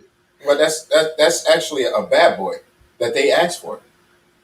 Like, let's not play game. Let's not play games here. The women know the difference between a bad boy and a good boy. Okay, you knew who he was from the jump. So I don't know why women get into these relationships with a bad boy when they already know the outcome. I'm not surprised. You shouldn't be surprised either. I'm saying for some women, you shouldn't be surprised. When the abuse and this started, the punching and all that stuff started happening. Don't be surprised. This is what you chose. You can't get on the phone and call your homegirl and say that this is what he's doing. You chose that. Shout out to CKQ. But yeah, go ahead. Let me say this. Sometimes working is enough. Sometimes working is enough. Look, my grandfather, Mr. JB Hall of Fame. You know what I'm saying? Great provider. He didn't do everything right. Okay, he wasn't the most, I would say, emotionally giving at times. But let me tell you something. That man worked hard enough to not only support his household, but his siblings' household. Okay? You know what I mean? Plenty of times, plenty of school years I went. And this man paid for the whole school year. You know what I'm saying? For me and his two other grandchildren. All right? So sometimes working is enough. You know what I mean? Now, this man is a man who didn't really have much to go on. He only had a middle school education. You know what I mean? And he rocked it out. He did his thing. Retired. He retired. His retirement was so beautiful. He got plaques and awards and all that. Did over 30 years. You know what I mean? Put it down, held it down. So sometimes working is enough. You know what I mean? But I would say that there are certain things that he could have done better. Everybody, hey, Jordan could have won more rings. It is what it is. You know what I mean? Not everybody's gonna be perfect, and that's the problem with Western culture. Everybody want everybody to be perfect. You know what I mean? Men want perfection, women want perfection. Look, people ain't gonna be perfect. Some people are gonna drop the ball. That's just what it's gonna be. You know what I mean? And it's what you're willing to put up with. I always say in relationships is what you're willing to put up with. You know? And And a, and a lot that's really the bottom line. and a lot of times it's harder for a man to even get a good job. Come on now. It's already hard for us already. We have it hard every single day. It's hard for us. It's easy for the women. It's hard for us, for the black men. It's hard for us. But people have to look at this. If we are going to get that good job, we have to know somebody on the inside in order to get it. We have to know somebody. We have to know a friend. We have to know somebody, or we may get lucky and somebody might, be a nice guy or a nice woman, say, okay, you're hired, blah, blah, blah, blah. But it's hard for us. And work is definitely enough. Definitely enough. It's definitely, I was raised to take care of my family and the woman who I'm going to be with or I'm with. I that's my job as a man. That's what I was taught. My grandpa used to always tell me, if men don't work, you shouldn't eat. He's always told me that. So I took those words, and I've been doing it ever since. I'm gonna leave it like I'm gonna leave it like that. I'm gonna leave it like that. Sorry. Well, go ahead, Kris, and then I want to ask you a question. I was just gonna say, I think being productive is enough. Being productive, like the point was, you can work, you can have a job, but if you're getting fired from that job because you're not getting anything done, that's the idea. So being productive as a man is enough. Sometimes people got family businesses, and that's what's going on right now. You may have a different type of race who owns a company, which is family, and you might work there one day. The only reason why they let you work is because they don't want their business to look like it's a race type of issue going on. And then you be fired the next 2 weeks later, and you ain't even done nothing wrong. That's a lot of that going on too. Well, that's like a different scenario. A lot of that going on too. I'm saying if you're going to work and you're not doing your job and you get fired, that's a completely different scenario. That's an exception, but I agree with that exception. That's different. Yeah. Okay. Well, all right. What was your question number 3? Okay. After I ask Chris this question, Dom, I'm gonna get to you. Tim, I'm gonna get to you. Then I'll put out number 3. But I feel like, so the question it's overwhelming. Is, you overwhelmed, man. No, I ain't overwhelmed. It's just that the number 3 question. I'll play with you, man. I don't think people think that submissive women are winning, so I don't even know if I should put that question up there. I like to change it to like not winning, but I put up there for the chat anyways, though, right? So y'all can see what I'm talking about. But I don't think the women probably agree anyways to that. But Kris, you said something about you use an example as a woman washing her dishes is a woman's, and I think I paraphrase this, but you said it's a woman's duty or something, or it's a woman's role. Responsibility. It's like her. Yeah. So it's a trade-off. If it's based on the relationship. If the man says, I'm gonna work, I'm gonna provide all the money, all of this, I just ask that you keep my house clean. I ask that you make sure my kids are being taught, being educated. You know, he'll give you a certain list, like he has his responsibilities, you have your responsibilities, and you split them in whatever way fits your relationship and your goals. Does that make sense? I think so. Yeah, yeah. Yeah, it's like a man washing dishes doesn't make him feminine. He's just a man washing dishes. Now, if he's doing it to get it done, then he can. If he's trying to solve a problem, the problem is the house is dirty. There's too many dishes in the sink, and he approaches it with that, then he's in his masculine. But if he goes, "Oh, I just enjoy washing the dishes," where there are lots of men who enjoy cleaning. Yep. Technically, that's them being more in their feminine. They're being more relaxed. They're recuperating. You know, they're doing this. It's kind of like a reset for them, if that makes sense. Technically, I love the clean. I love it. Love it. Yeah, and I'm not saying Mr. Hall of Fame. And I'm not saying Mr. Hall of Fame is a feminine woman because a feminine man. Because, not at all. Sorry, that was I misspoke there. Technically, the man cleans up behind himself. Technically. Yeah. Okay, ladies. I'm gonna get to y'all, ladies. Yeah, the point is that Mr. Hall of Fame isn't a feminine man because he enjoys cleaning. That's like if he's being, let's say he's in his masculine all day and he's like, oh, I just want to do something that I enjoy doing. Then he would probably go clean so he can relieve some of that stress, and then he's gonna go back into his natural state, which is being masculine. That's all it is. It's just a dial. There's some guys that like to take care of their nails. They like to take care of their feet. That doesn't make them like, you know, like make sure their nails is clean, and you don't want no long scissor hands. I'm not dating no man who does not get his nails and feet done. Let me tell you something, because you're not scratching me at night. You're not getting a massage. That's it. Ain't nobody gotta get their nails and feet done. He can take care of his own nails and feet, but yeah. I get you on that one. But the point is that, like, you know, no one's going overboard by what they do. Kris is just saying it's the mentality, right? It's the mentality of the man. If you have that feminine-minded mentality, then that's what's going to change who you are. But what you do by action, what you prefer, that doesn't make you any less of a man. Exactly. Yeah. And I'll get to you, Don. CKQ says, I think it's scarcity. It's a scarcity mentality. We need to stop thinking that way in the Black community. You know, I kind of scarcity mentality. Okay. F3, you got to read all these comments, please. I know how to say. I don't care. Okay. Shout out to Master Doug, man. I feel sorry for women who are not submissive. Crazy, boy. You'll never experience the safety of masculinity. Whoa, wait, hold on. Don't talk, y'all. Don't talk. Hold on. Let me get to. King G, man. I gotta give you a horn for that one, man. You know. That's right. Hit the horn. Yeah. And then so, she said, "Woo-wee," and we know we fought. No, so we know we love feeling safe and secure. That's right. Girl, bye. Anyway, can I respond to that? May I respond to that? All right, I'm glad you're back. What's he? Hey,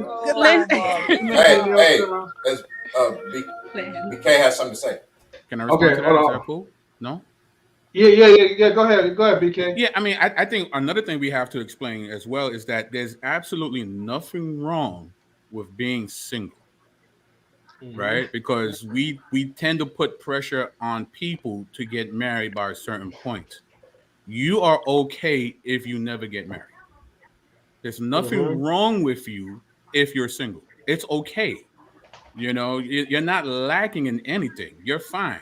Because it's better. Now, this is coming from somebody who's actually happily married, right? And I've seen horrible, toxic relationships, a ton of them.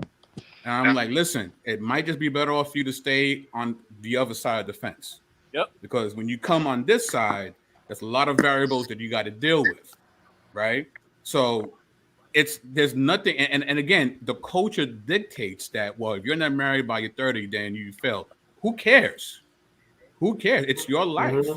You know, it's if you're single, there's nothing wrong with you. you're good money. You're fine. So don't let this world tell you otherwise. So that's all I want to share. Only unless I if you agree. know the reason why you I chasing agree. these men away from you. Okay, Dom, I know I told you I was gonna get you next. Go ahead, Dom. And then Okay. first lady Tammy, we're So gonna get to you. I don't Then remember Luann, we'll what get I to was you. gonna say before, but I love. Okay, BK, I just love what you're saying, and you're happily married. Maybe that's why. So I want to say to what you said. Not everyone wants to be married. For example, I've been engaged more than once, and I didn't want to be married because for me, marriage is. Listen, my one side is Jehovah's Witness, the other side is Episcopalian. I did confirmation, all that religious stuff.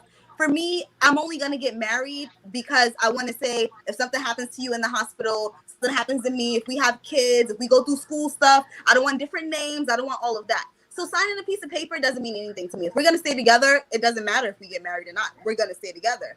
That's just it. So I think that that's maybe another thing where it comes from with this conversation is I hear a lot, oh, if you want a husband, oh, if you're married, oh, you should do this with your husband.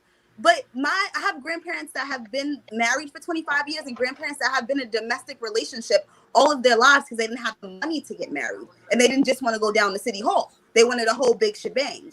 So I think that when it comes to this submissive stuff, like if you respect your partner and your partner respects you, fine. Do I think that you're leading someone if they're making the decisions and you're allowing them to make the decisions? That doesn't really make you a leader. You're not really doing much. Do I think that and I think that also if you're a woman and you take care of the household, you're doing just as much as a man who's going to work and sometimes even more. So going to work isn't just enough sometimes.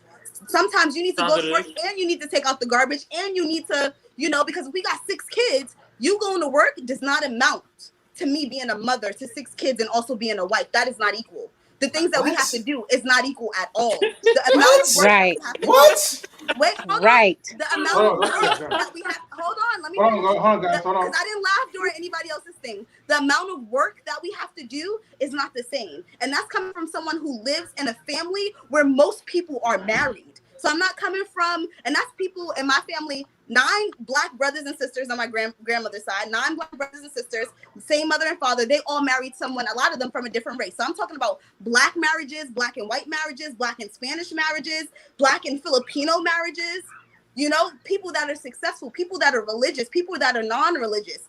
I'm speaking from young people that I know. I have plenty of friends who are in their 20s who are happily married and have been married for 4 or 5 years. Because they got married at 21 and they follow a certain standard, but not everyone follows submissive. Not everyone follows gender roles. Not every race follows submissive and gender roles. I think my African fiance would love for me to act a certain way back in his country, but now he's in America, so it's a little bit different.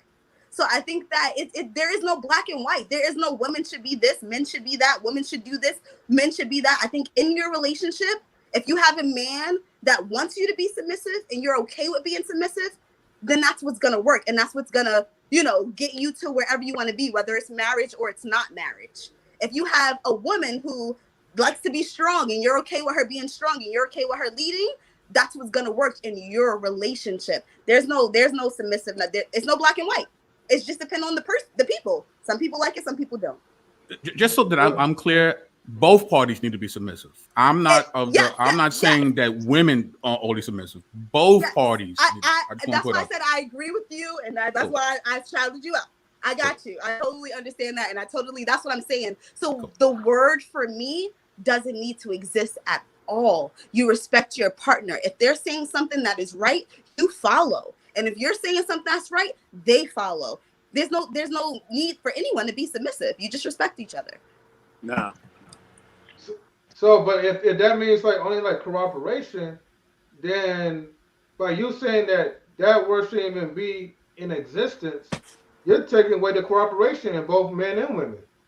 Respect is cooperation. Respect is not cooperation. But submissive, the act of being submissive is pretty much cooperation. So I see. The thing is, I don't understand why we could say one thing, but then when we're saying another meaning of this what it is, everybody takes it highly offensive. Especially we're saying this over and over. We're not trying to make no woman a slave. by any Oh means. no. I'm not saying that. I'm saying if you No, take no, out. but Yeah, I'm not saying I'm that. just saying in general. No, I'm saying in general. I'm not nitpicking you, Dominique, but I'm just saying in general, women tend to get highly defensive and highly offended when you say the word submissive, and when you're explaining the word submissive, they take things into the native context of it instead of just saying like, well, okay, we both have different roles that we play, basically. I think You that's the know, key. That's the key right there because words. Can I answer you on that Just from my give me 2 seconds. Give me personal 2 opinion? seconds. Give me 2 seconds. 2 seconds. Yeah, Words have definitions, but they also have connotations, right? There's Mm-hmm. this is what the word actually means, but this is how the word is being recently used, right? So unfortunately, that word submission has a horrible connotation right now. So for the way it's used, when you say the word, it's going to trigger people because that's what we have to define terms before we start speaking. It's like when you say submissiveness, what is it that you mean? That's it. Thank you. And I agree with that.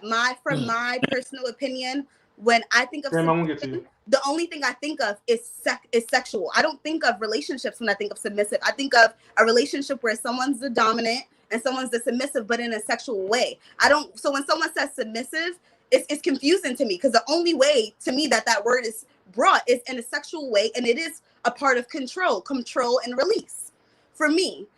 So when you hear, also when you say this is not what we mean, but then some of your comments say something different, at least for me, that's where I'm coming from. Sometimes you may describe the definition of submission, but then your comment after that as to your example doesn't match up with the definition, so then I come and say something else. For example, like when That's what they lead by example. for example, when Mr. Eddie King said 80% of women love a bad boy. They sure do. They sure do. He might. I stand on that. I stand on that. Wait, for sure. That's fine. No, I'm not saying that you yes, don't. Ma'am. I mean, I will hope you wouldn't change what you yes, say. Ma'am. I will hope yes, no ma'am. one would change what they say in this yes, stream. But you saying 80% of women love a bad boy. Someone may take the way you said that wrong. Now, what you said, you meant the way you said it, but someone might say it differently and not mean it. But your examples are what we're going off of. That's what I'm going off of. The examples that are brought after the definition. So also to say something to that, and then I'm done. I am a female, so I would think that maybe I would know more women than another male. Like for example, my brother, I know more women than he knows. Especially us being from a mostly male family. Me as a woman, and maybe it's the kind of friends that I have, and that's what it comes down to. The kind of people you're around, the kind of people I'm around. 75% of the women I know do not like bad boys. They don't play that. You cheat once and they are done completely. We don't play that. I don't play that. I don't care if we're married. I don't play that. So I think that when it comes to certain things that people are saying, we have to also remember that it comes from their personal understanding and the people that they know. From the women I know, 75%, we're not taking that cheating thing. You cheat once, we're done. So we don't like bad boys. Well, bad boys also really don't have to necessarily mean cheating. Right? No, you don't have to cheat, but you're not going to disrespect me. You're not going to do something wrong. Like it's a lot of things I won't handle that'll come from a bad boy. So I don't like that. Have you ever been with a bad boy before? Well, here's the thing. I'm probably the bad. Here's the thing. I'm probably the bad girl. I'm probably the bad girl. So I've never been with a bad boy. Probably a bad girl, but I think that I'm wrong. Let me take that back. I've been with people who their past relationships have said they're bad boys, and they got with me, and I was like, "You're not a bad boy. He don't do that to me. He don't do that with me." But he's done it in every single relationship before me. So yeah, have I been with people who were bad boys before they got with me? Yeah, I've been with people who've been cheaters and been submissive to me. So it just makes it doesn't matter. It depends on the person and what you allow, what you don't allow. And if you allow men to do a certain thing, they're gonna do it. And if you want to be submissive, be it. But I think the word it's not a black and white thing. It depends on the specific relationship and the two people that are in it. Got you. Okay. First Lady Tim, I know you want to say something. First Lady Tim, do you mind if I let Luann speak real quick? Are you okay? Okay? Go ahead, Luann. BK, sir, I like your perspective and how you actually kind of broke that down, because I think that some of the men that are on here are making it seem as if it's a control basis. So I think that is why me and Dom had those type of reactions, because some of the men on this podcast, which I am baffled, feel like Don't be. like they have like they supposed to have control over another human being. And I like the way your perspective on how, like, both the word does say that a woman's supposed to submit as well as the man. And I think that some men, especially on this podcast, are forgetting that. Thank you for the love. I appreciate it. All the garbage that I've just Go ahead. I got a question to ask you, right? Who are the men on the panel that you're talking about? You guys know who you are. So I won't call out no names. Go ahead. I won't call you out. I like that. Nobody cares. Nobody cares. But I thought I wanted to say thank you for your perspective, sir. First Lady Tammy. No. Perspective, sir. No, thank you. All right, First Lady Tammy, go ahead. I know you have something to say. I just have a couple of things to say. No, you didn't. Earlier, Mr. Hall of Fame said that women don't like each other. I think that's a blanket statement. I don't necessarily think that applies to all women. No, that's a true statement. True. So, I mean, it can be true, but not for all women. Yes, it is. Yes, it is. Hold on. Look her off. So that's the thing is that, okay, so my personal opinion is making blanket statements are just not a good idea because there's always an exception to the rule. So there are definitely women that don't like each other. That's a fact. I'm definitely not going to agree with. I'm not definitely going to agree that there are some women that don't like each other, but that doesn't apply to all women.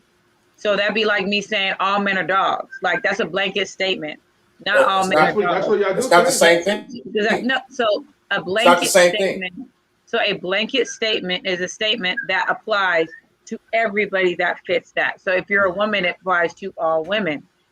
All women are not like that. That's the way it is. Like I said, when there are blanket statements are not necessarily accurate because there are always exceptions to every rule. Right. I wanted to say that to the statement that King Gene said, where he said he feels sorry for women that are not submissive. On the other end of that, I would say I feel sorry for the men that don't know how to lead. So a woman would be okay being submissive. So you have to look at the other side of that, because not all men know how to lead. Not all men know how to lead, but they expect submission even though they don't know how to lead. So where he says, I feel sorry for women who are not submissive, I feel sorry for men who don't understand what it means to be a leader, but are still expecting that submission. So, and then I think just in general, I think when there is no communication, things are not going to work anyway. So when the communication has not happened to understand about the leader and being submissive, I mean, I think that in itself is going to just make everything fall when the communication hasn't been happening. So there needs to be communication overall. When you're in a relationship, there has to be communication. If you guys are not communicating, it's just not going to work. So communication is a big, big thing. Even when it comes to being submissive, understanding what that means, understanding what it means to be a leader, that's all part of that communication. When that is lacking, I think that is where things start to fall off because that is not happening. So there needs to be more communication. And when there is more communication, there's less misunderstanding. So that's all I was going to say. And if I could piggyback off that real quick, part of the communication is not being fallacious, right? When you make sweeping generalizations, that's not logical, because in order for you to make a sweeping generalization, you would have to know every single variable in that statement. So when you say all people are like this, you would literally have to know all those people, right? So when you make those kind of statements, it stifles communication, because it's pretty much stop the conversation now, because what do we say after that sweeping generalization? So I agree with Tammy. Yes. Listen. Okay, go ahead, Mr. Hoffman. Go ahead. Thank you. First Corinthians 11. I'm looking at it right now. I got it right up, already pulled up. 1 Corinthians 11:3 says, "But I want you to realize that the head of every man is Christ, and the head of the woman is man, and the head of Christ is God." Listen, man. You know what I'm saying? That speaks for itself. You know what I mean? Look, and yes, it does apply. Look, Kashim, yes, it does apply to all women. Yes. You wouldn't want Mr. M3 if he was a weak man. You wouldn't want him. He ain't weak. He's strong. and he stand on it. He stand on his. Mom wouldn't want me if I was weak. I know she wouldn't. I'm strong and I stand on mine. You know what I'm saying? We all are strong and we stand on ours. You know what I mean? And listen, there's always a problem when a man says something about submission, but there's never a problem when it comes to when y'all ask if y'all want a man to lead. There's never a problem with that. There's no argument about that. You want him to lead. You want to protect you. You want him to do different things in the household. You want them if some fools run up to protect you and make sure you're safe and secure. You want to take care of the bills and make sure everything is in order and make sure that you as a woman feel like a woman. Ain't no problem. But when it comes to your role, it's always a problem, and that's the problem with Western culture. That is the problem. You know what I'm saying? Maybe we don't need women in Western culture always a fight and back talking. Look, man, ain't nobody got time for that. Cause when it comes to my role, ain't no back talking. Either I'm gonna stand on it or you're gonna leave and find somebody who can, and you should. And it's the same for men, and that's it. Wait, Tim, and I feel like all women don't listen. All women don't listen, and it started from the beginning. Now, what did Eve do what she was supposed to do from the beginning? What did she do? That's where they got it from. That's exactly where they got it from, and that right there, my friend, is a fact. That's a fact. That's a genetic fallacy. I'm just trying. Listen. I'm just trying to throw the flame in the yard. That's all. Don't listen to Eddie, man. Go ahead, man. I'm sorry. First Lady Tammy. Hold on. Let me. Go ahead. Okay. You don't have to wave your hand, First Lady Tammy. I got you. But let me read this down. It's in our DNA. Testosterone, estrogen. Men are designed to lead, but it is for the men to lead, dominate in testosterone. Mr. Hall of Fame, without question. I've never argued I never argued different from my lovey. Yeah. It's and CKQ. All people don't listen. Not just no. Disagree. Get out of here. Disagree. I disagree with that. And King G says, "Wow." Disagree. First Lady Tammy. Tammy got something to say. She want to say something. So go ahead, Tammy. Go ahead. So for the men that are like, a woman needs to be submissive, and we're quoting the good book, you cannot skip over the one that says that the man and the woman needs to submit to each other, like BK says. So you can't just skip over that. Well, listen. We're not skipping over nothing. I'm just telling you what happened from the beginning. We're not skipping over nothing. But that's the thing that if we're going to quote what Mr. Hall of Fame quoted, then we also need to make sure that we're also saying about how they're submitting to each other, not just that the woman submitting to the man, that they're submitting to each other. So that means that if you're okay with the woman being submissive, then that means you're okay submitting to her as well. So I'm just saying, I agree with BK is saying. I agree with BK was saying. But you choose what we want to agree with and say, okay, well, yeah, this is okay when it says this. It's not okay when it says that. I mean, I'm just saying that, it is about submitting to each other. So, but even with that scripture that was quoted, right, in 1 Corinthians 11:3, right, the concept is that the man is supposed to emulate Christ, right? In fact, the word Christian, right, the word Christ comes from Christos, which is from the Hebrew Moshiach, which comes from anointed one. The suffix, the IAN, means state of being.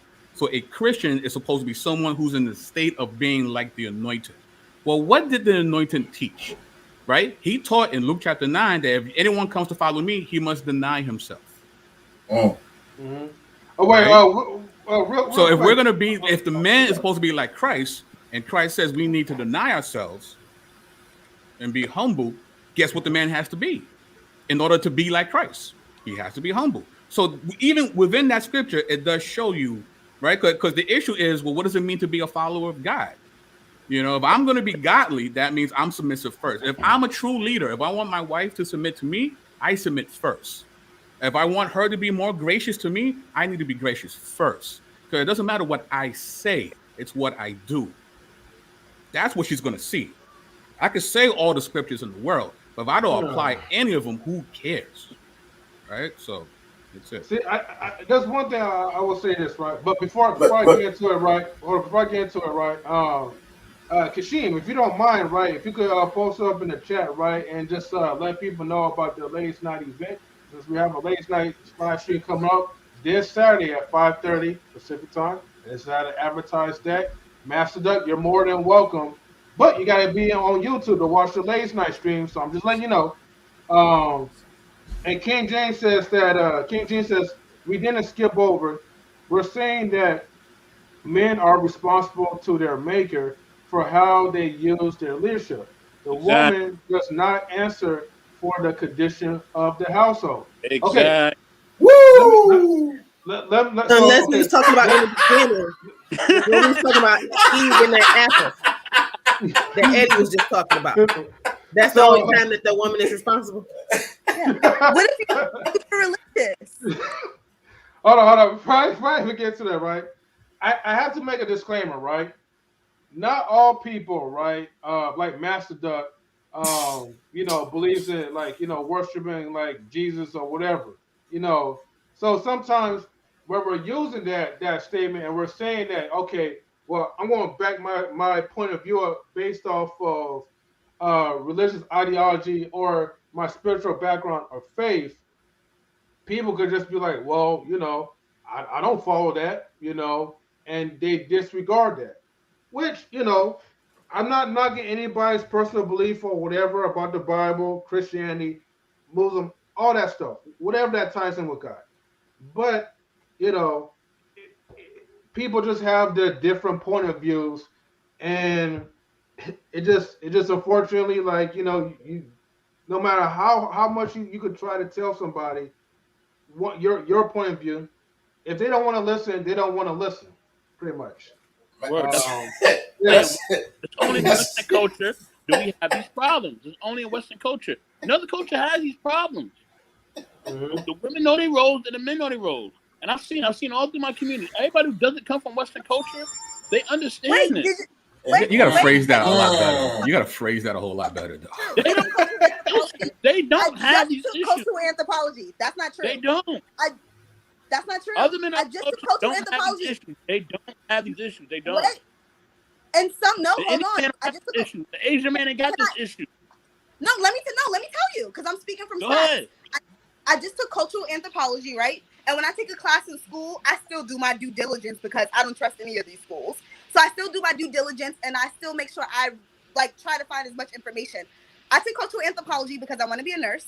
A lot of their cultures where the women are like tribe leaders. The women are the ones who you look up to for wisdom, for growth. Like the women are the ones who lead the community. So the men do like the physical stuff, but the women are the leaders because they choose like how things go, where things go. When all men do is just hunt and kill, but the women tell them what time to hunt, what time to kill. So in some cultures, not all cultures, but there are a lot of cultures where the women are looked at as chiefs and as the people who are the leaders of the community. So that's not every culture. We live in America, but until you learned about other cultures and been around different races, and maybe that's where a lot of my stuff is coming from. I'm not just talking about us as Black people. I'm talking about us as people in the world in general, as women and female, no matter what culture you're from, what world you're from, what island you're from, if you were a slave or not.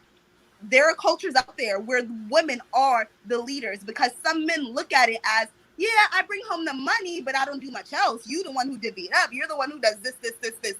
So you're the one who technically leads the household. Like my grandfather and my grandmother, they're Jehovah's Witness. When we talk about religion, they're Jehovah's Witness. So that's like one of the strictest religions where they follow the Bible to a T. But my grandfather will always say that my grandmother leads the household. You know why? Because he made all the money. She got 3 days off of work. He gave her an allowance, all that stuff. But it's Jehovah's Witnesses. She chose where everything went. She chose how it went.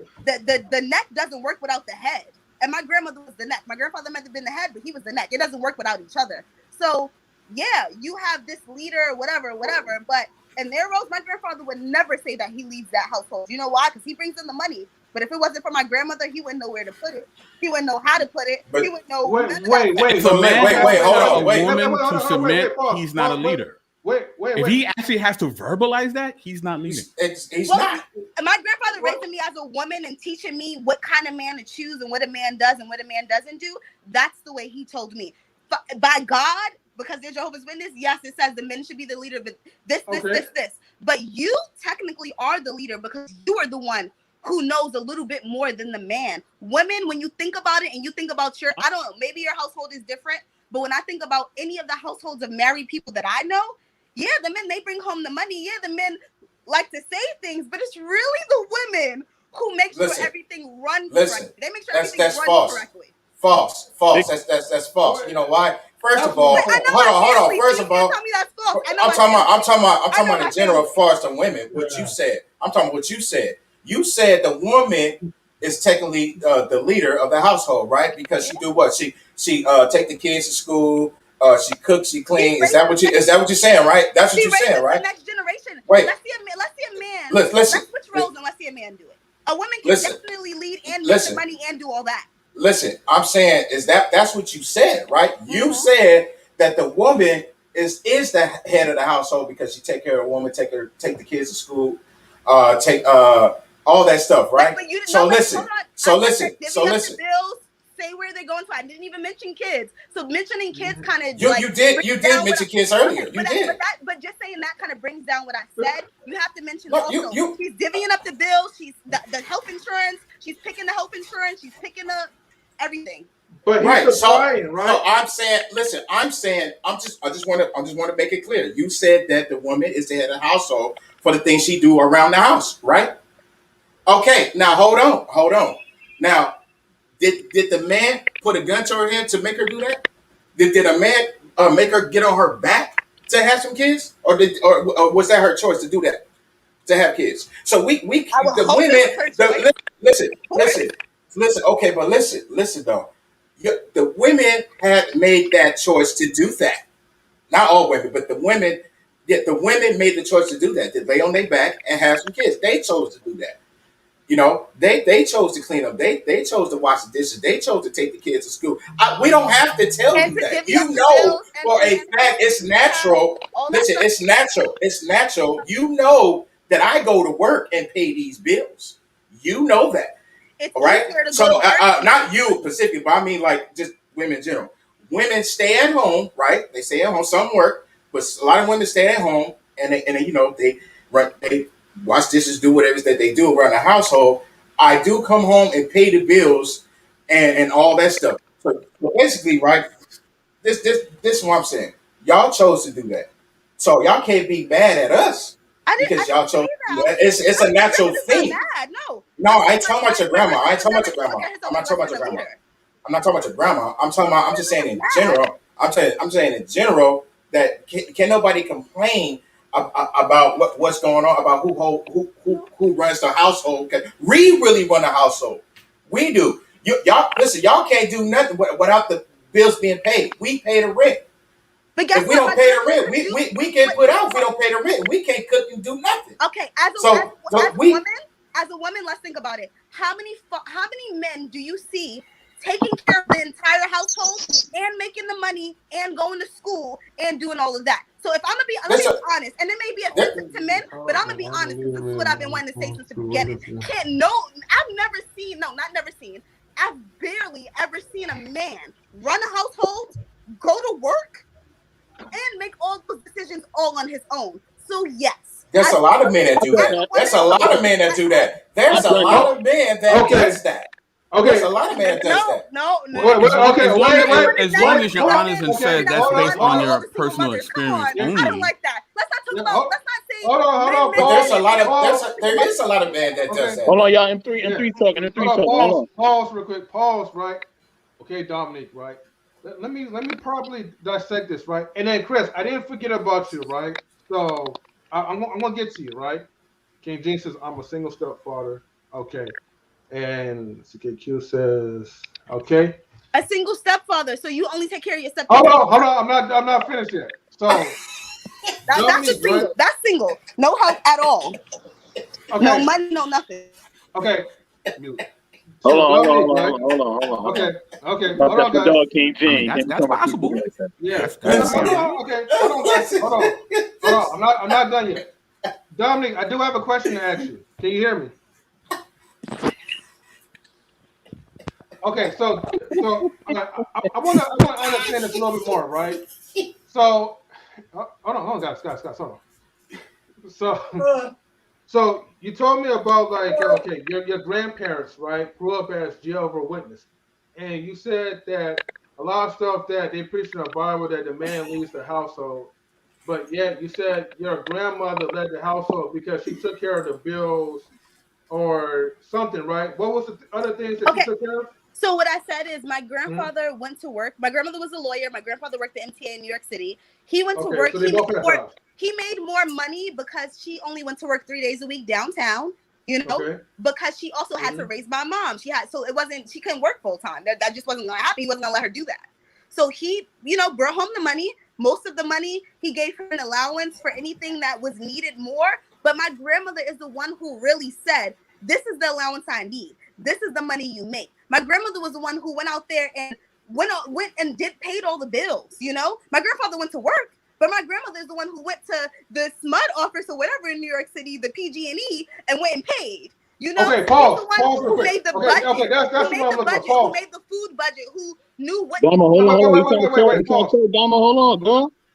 Okay, pause real quick. All right.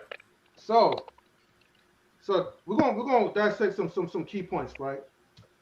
So the grandfather earned the most, and the grandmother told her husband, your grandmother told her husband, your grandpa, worked more. Your grandfather, your grandmother. My grandfather worked more, plus doing. Okay, that's what I'm looking for. That's what I'm looking for. That's the point. My grandfather did worked more than my grandmother. Yes. Okay, so like I said, all right. So think about this, right? As a child, like let's say from your lens, you're looking at things as a way that okay, my grandmother, you know, made sure she kept you know, like the bills paid, you know, the lights on, yada yada, right? However, right, she could not have done all these things without your grandfather leading by example. So what I mean by that, I'm not finished. Okay, go ahead. So, but what I mean by leading by example, right? Your grandfather showed what it means to take care of the household. Now, here's the thing, right? Yeah. You don't know if your grandparents probably communicated or if your grandfather told her, hey, these are the things that I need help in because I am working a lot. So as your role as a helper, right? You know, they both equally submitted to one another. Meaning, remember what we said, sometimes men have to fall back, right? And allow the women to play the role as a helper. So your grandmother was playing the role as what she should be doing as a helper because your grandfather did not have the time to do the things that he needed to do on his own because he was too busy trying to keep a roof under everyone else's head. And your grandmother had enough time to do all these things. Can I answer you? So this is where the disconnect comes with what I said and what you're saying. Here's the thing. My grandmother didn't have nothing to do. That's not true. Like I said, she's a lawyer. My grandmother went to Germany and got her law degree and then came back to the US and went back to school. Now she's and got her paralegal back in the US. So she has 2 degrees. So it's not, and my grandmother, that's her 3rd marriage. You know why? Because the men before clearly didn't do what they needed to do. So it's not about, my grandfather didn't tell my grandmother what she needed to do. He didn't lead by example. My grandmother already knew what needed to be done. So that's where the disconnect comes from me. He didn't have to show her anything. Whether my grandfather was with her or not, my grandmother was still going to make all those things happen and make the money on top of that with no problem. But because they're in a relationship, one has to do something and the other one has to do something, right? So my grandfather made the money and my grandmother made most of the decisions because my grandmother also was more educated than my grandfather. He went to the army when he was a teenager, which most men back in the days were less educated well, not way back in the days, but like in the middle, were less educated than the women, because the women sometimes had the opportunities to go to school more, and the men went straight to the army, or they went to this and to that, and didn't have as much education as the women. So educationally, my grandmother knew more. My grandfather knew how to, if someone bust in, he could chop someone up in 2 seconds, but no one was busting into their apartment, so that wasn't needed. If they went to a bar and, they got into something, he could defend her, but they didn't need that because they didn't go to bars and get into anything. So there was no need for him to be the leader, to be the protector. My grandmother didn't need any protection, and he didn't have a reason to protect her. She was good, and he was good. So that's where I'm coming from. Not every relationship is the same. Some women do need a protector. Some men do need a submissive woman. But to put that black and white on every relationship, in that if you're submissive, you're winning thing, that is where I'm coming from. That's not it. That's not it at all. You can be a man and be the leader. You can be a woman and be a leader. And I keep saying that, but that's where all my comments are coming from. It's not black and white. And this stream that I'm on is sounding very black and white. If you're the man, you have to lead. You have to protect. Some women can protect their men, and there's nothing wrong with that. And some men can protect their women. So with my grandmother and my grandfather, she took care of the house. He did that, but she did not need him to show her anything. He did not need to lead by example. There was no example that he gave her. She already knew. Oh, wow. But so can I say something? I come from a family of very strong women, but like I said, most of them are married. So I'm not coming from unmarried people, broken houses, none of that. Religious and married. That's where I'm coming from. And they don't think like that. They don't think the way we're talking. I understand the feeling of you feeling like this is a black and white conversation, but okay, but I'm just trying to understand, because whenever I hear like blah blah blah blah blah blah, and then when you start saying that, like basically like she could kind of, well, let me ask you this: do you feel like your grandmother could pretty much? Do you feel like grandma didn't really need a man? I mean, I feel like no woman. I feel like this: no one needs a man or needs a woman. No one needs a husband or needs a wife. False. Sorry. Okay. False. Okay, that's your opinion. I feel like every women need a man.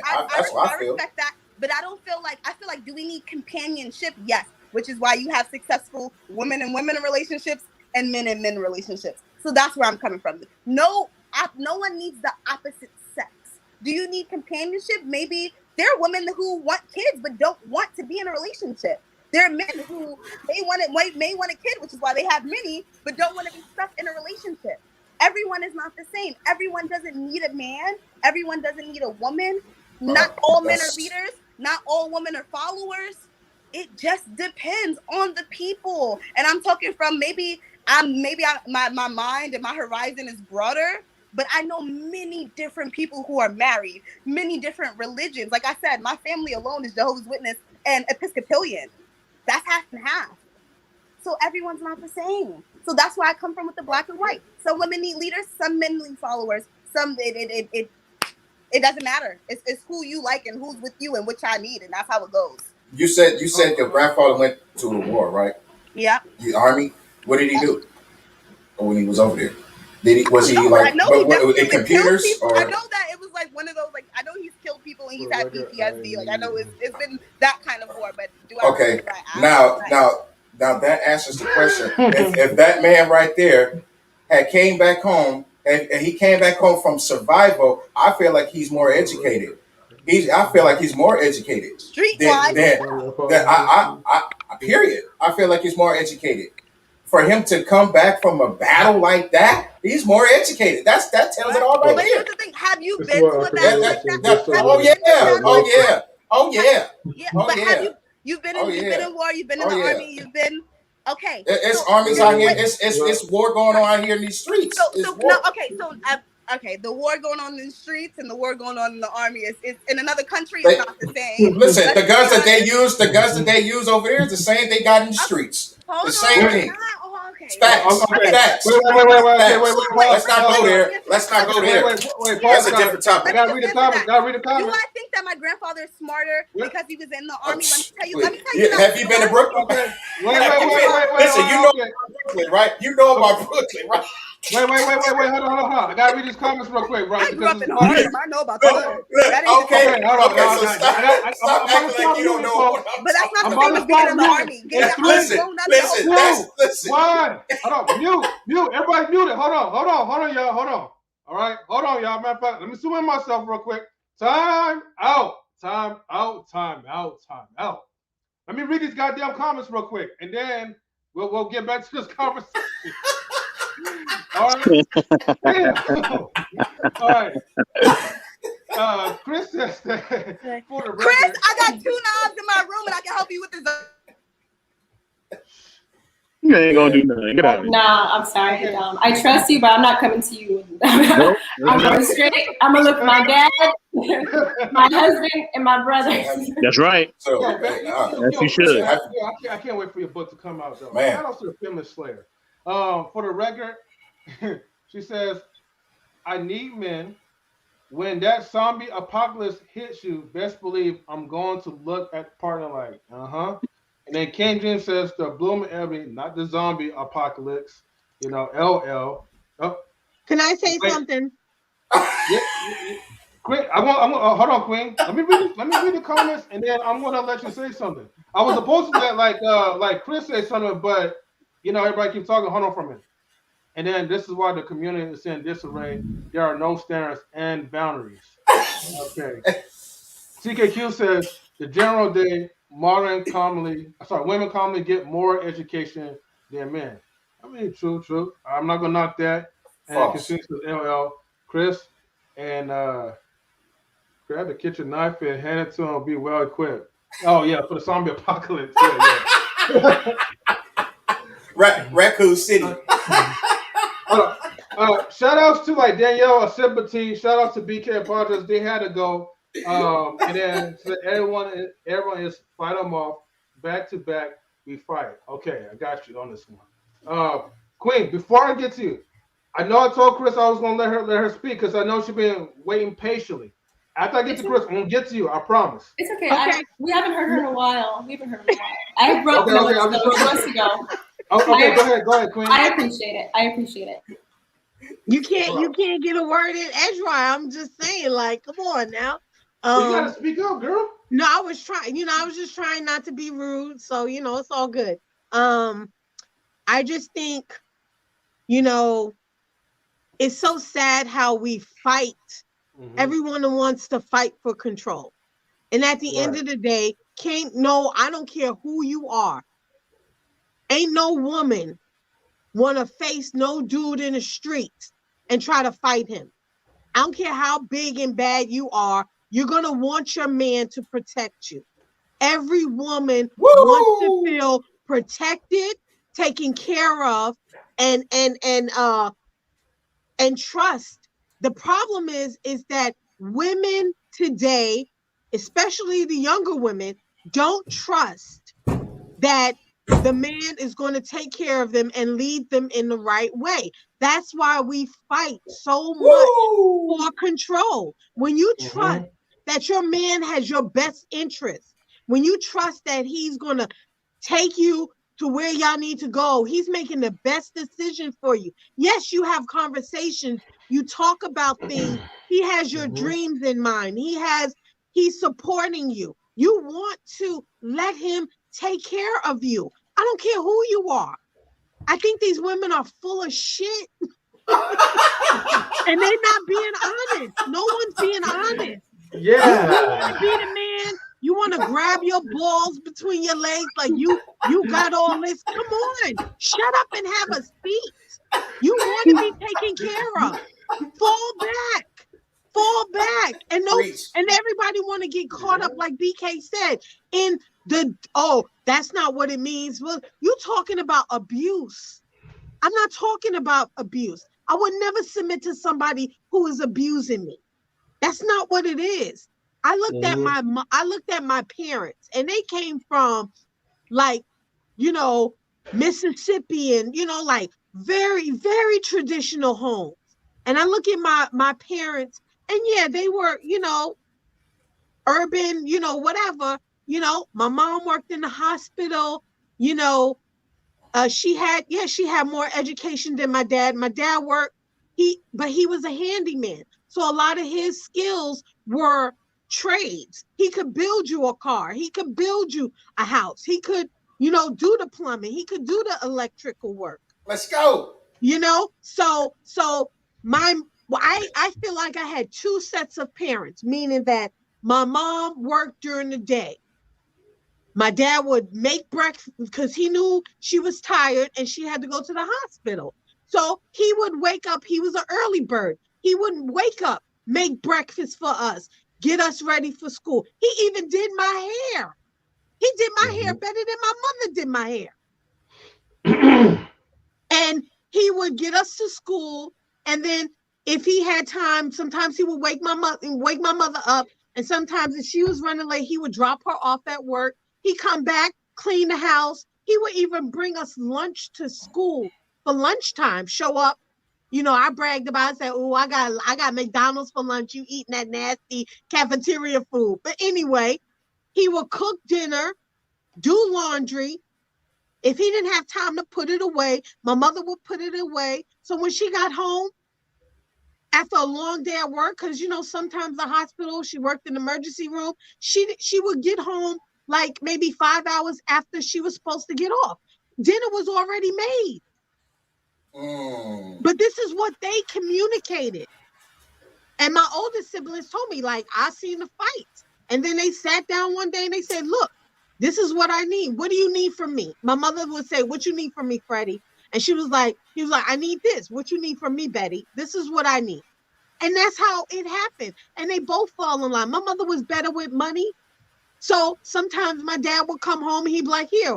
But they would sit down together. It wasn't like, oh, I'm taking the money, I'm going to divvy up the bills. It was like, okay, well, let's talk about what needs to be done. But it's when you are secure with yourself and the person you with, you fall in line. That's the bottom line. When you're not secure with the man you with or the woman you with, then you fight. Oh, I ain't gonna listen to you, and I'm gonna tell you. Don't no man. I'm sorry. And I know I need to work on this. I'm not perfect, but don't no man or no woman want to come home, especially no man. No man want to come home to no woman telling him what he gonna do and how to do it. Shut up. Bottom line. Shut up. Be quiet. Take a deep breath and fall back.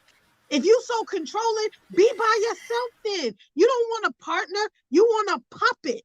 Then go get you some puppets. That's all I'm saying.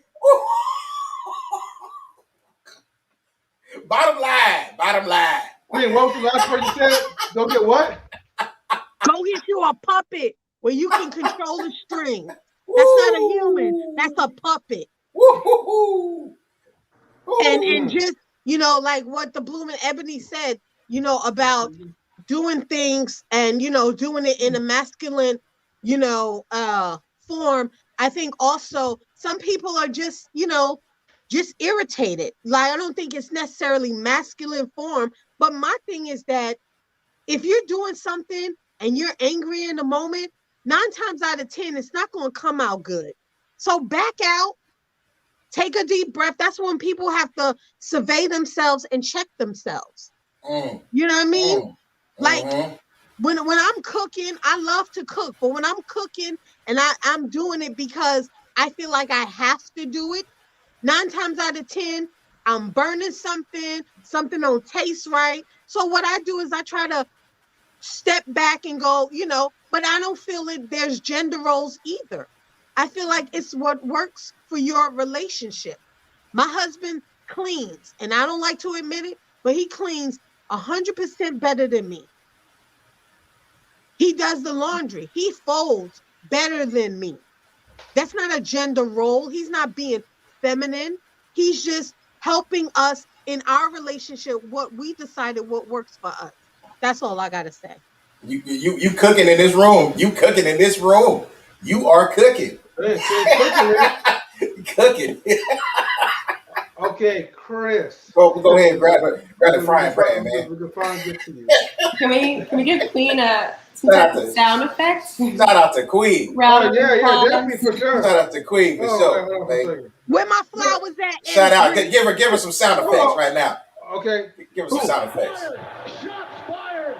Oh, damn. No. See, no, give her something better than that. Give her something better than that. There we go. That's the one. Let's go. Let's go. Let's go. Let's go. Yeah. Let's go. Call of Duty.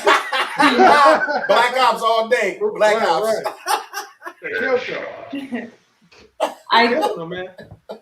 That was so well said, Queen. Thank you. That was beautifully said. That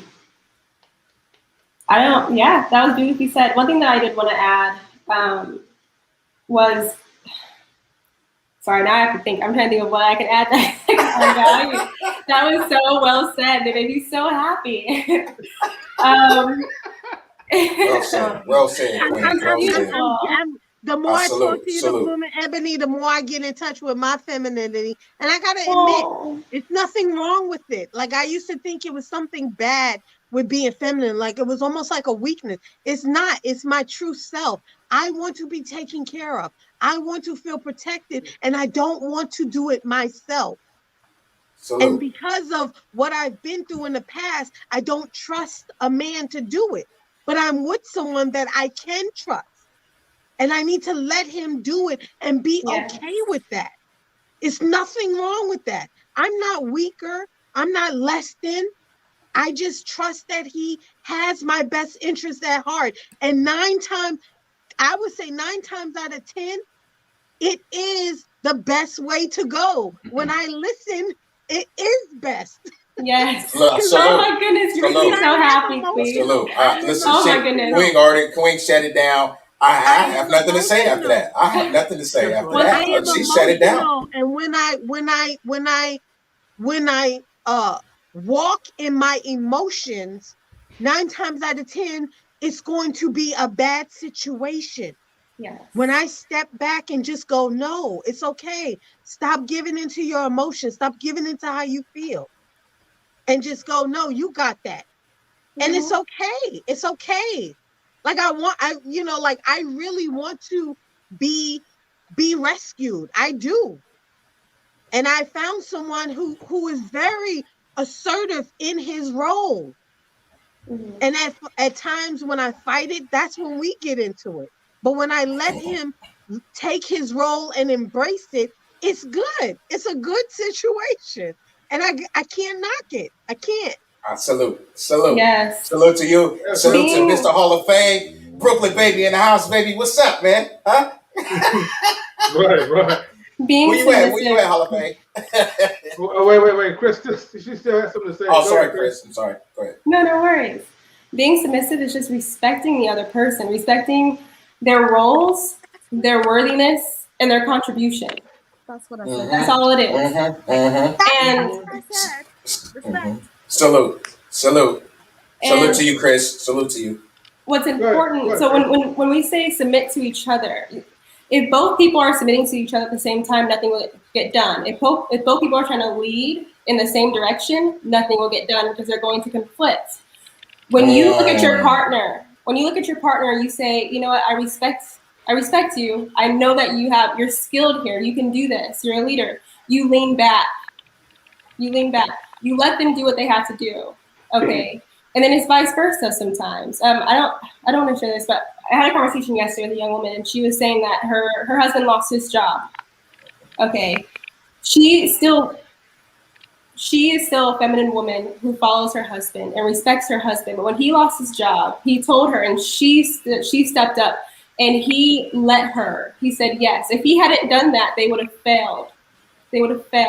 It's about respect. Submission is about respect.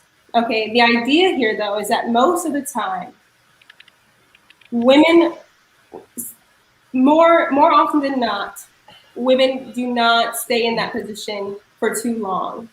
Okay, because some type of bitterness will come to light at some point, because there are certain things that make each person feel fulfilled in their femininity and their masculinity. But that's basically all it is. And what I wanted to add to that is the mind is a projector. Okay, this idea with changing words and not using generalizations, You are projecting your reality. So for some people, all women don't listen. For some people, all men are dogs. All they're doing is they're projecting their experiences onto you. You are what you attract.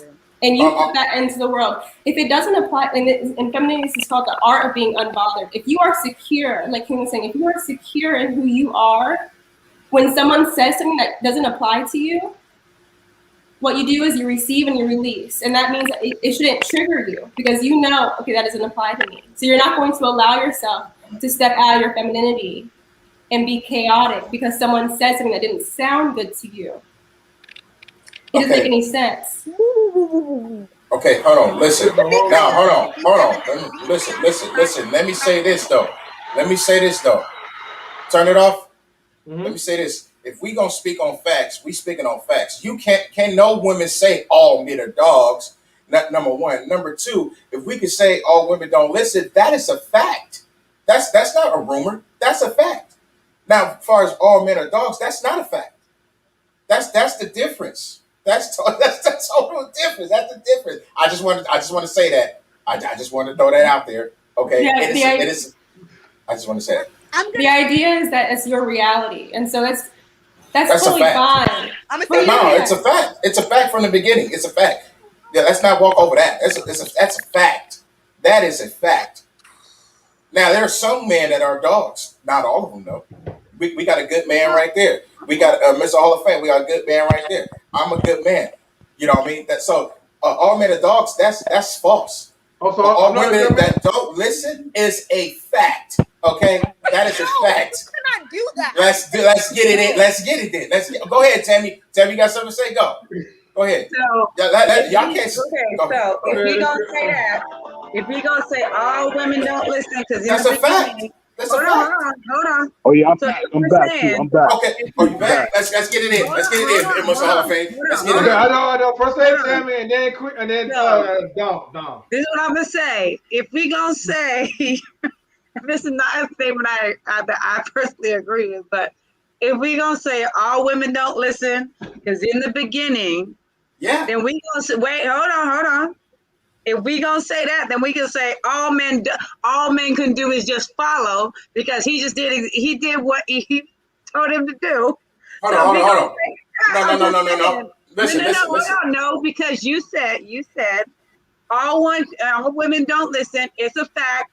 It was proven from the beginning. So if we're gonna say that, and we say all men do is just follow. That's totally different. It's totally different. Totally different from what I'm saying. For example, hold on. For example, me and you could be out there at a restaurant. You might see a guy that you don't like and slap the hell out of him. You know what I mean? That means I have to follow because I have to protect you now since you did that. Okay, so that's totally different. That's why I followed you because you did that. It's a fact. Okay, that's the listen. Look. You can't put one statement She read it about now. the She other. read it.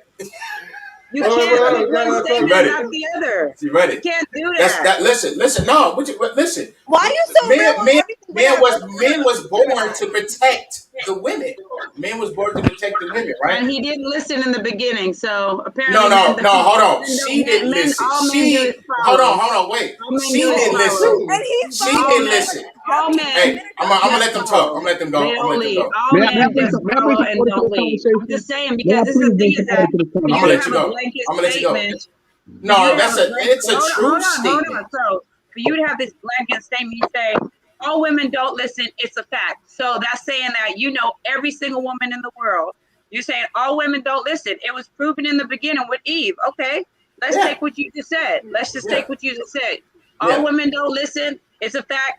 It started in the beginning with Eve. So if that's what we gonna do, we're gonna say all men just follow what a woman does because in the beginning, Adam, he just followed what Eve told him to do. If you gonna say that, you gotta say the other one too. You can't just say it's not the same thing because it is. It's not the same thing. It's not. Who ate it first? Who ate it first? But listen, hold on. No. Yes, it does. Who was told? It Listen, doesn't matter who did it they was both first. told not to It do don't it. matter And who did it first. Who did it? It doesn't matter who did it first because the fact of Yes, the it matter does. is Yes, it does matter. no, it doesn't because you're picking and choosing. No, I'm not. You're picking and choosing what facts apply. Listen, Because hold on. if you're gonna choose that the fact applies that all women don't listen, because Eve didn't listen, then you gotta say that all men just follow what a woman tells them to do. Because in the beginning, that's all Adam did was he followed what that woman told him to do.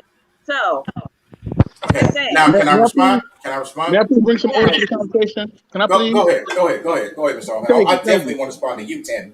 Definitely. I'm gonna get you. Go ahead. Okay. All right. Listen. You know what I mean? Yes, all women don't listen. And yes, all men are dogs. Yes, we are. Yeah, we are dogs. Oh, so you're a dog right now? That's what you saying? You need that dog to protect you, right? Listen, hold on. Are you a dog? I'm talking about right now. Are you a dog? Yeah, I got my dog in me. Yeah. Oh, you talking about that dog? Okay. Yeah. Look. Let me tell you something. Women don't listen. Women don't listen. All right, and men are too prideful. Okay. We both have our Achilles heel. You know what I'm saying? But you know, me and Ebony was talking about this last night. See, I remember a time. I'm gonna take that back to the good old time. You know, I'm gonna talk slowly and softly so y'all can really feel this right here. This was beautiful when I said this last night. I remember a time, man. You know, you go up to a lady, she looking all classy and dainty. You know, she don't got all her body parts showing. She's not dressed like a whore of Babylon. You know, as a man, you know you dress properly. Your pants are hanging off your butt. You got a nice suit on. Your cologne game good. You see, I know what Tammy's saying. I just want to respond after Miss Hall of Fame. Sorry, Miss Hall of Fame. Definitely.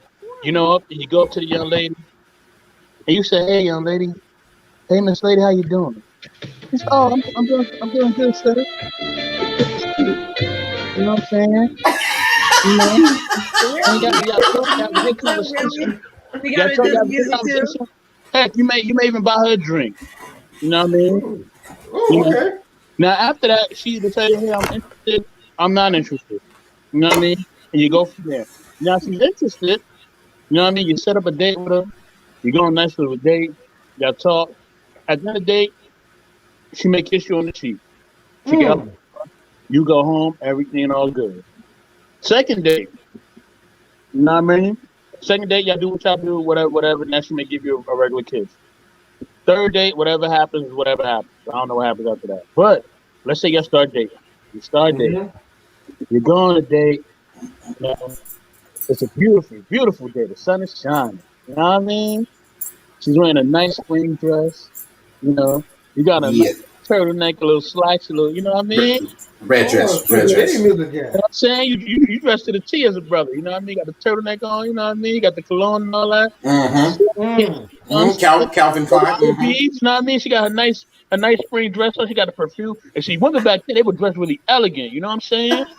You know what I mean? They would have rubies and stones. They would have scarves to cover their neck. Sometimes they have scarves to cover certain parts of their body. You know what I'm saying? Just so they're not showing too much. They're so elegant and classy. You know what I'm saying? Tim, we need to be looking at. Don't be looking at down the floor. Look at this right now. I'm sharing something important. Right? I'll help you right now. All right?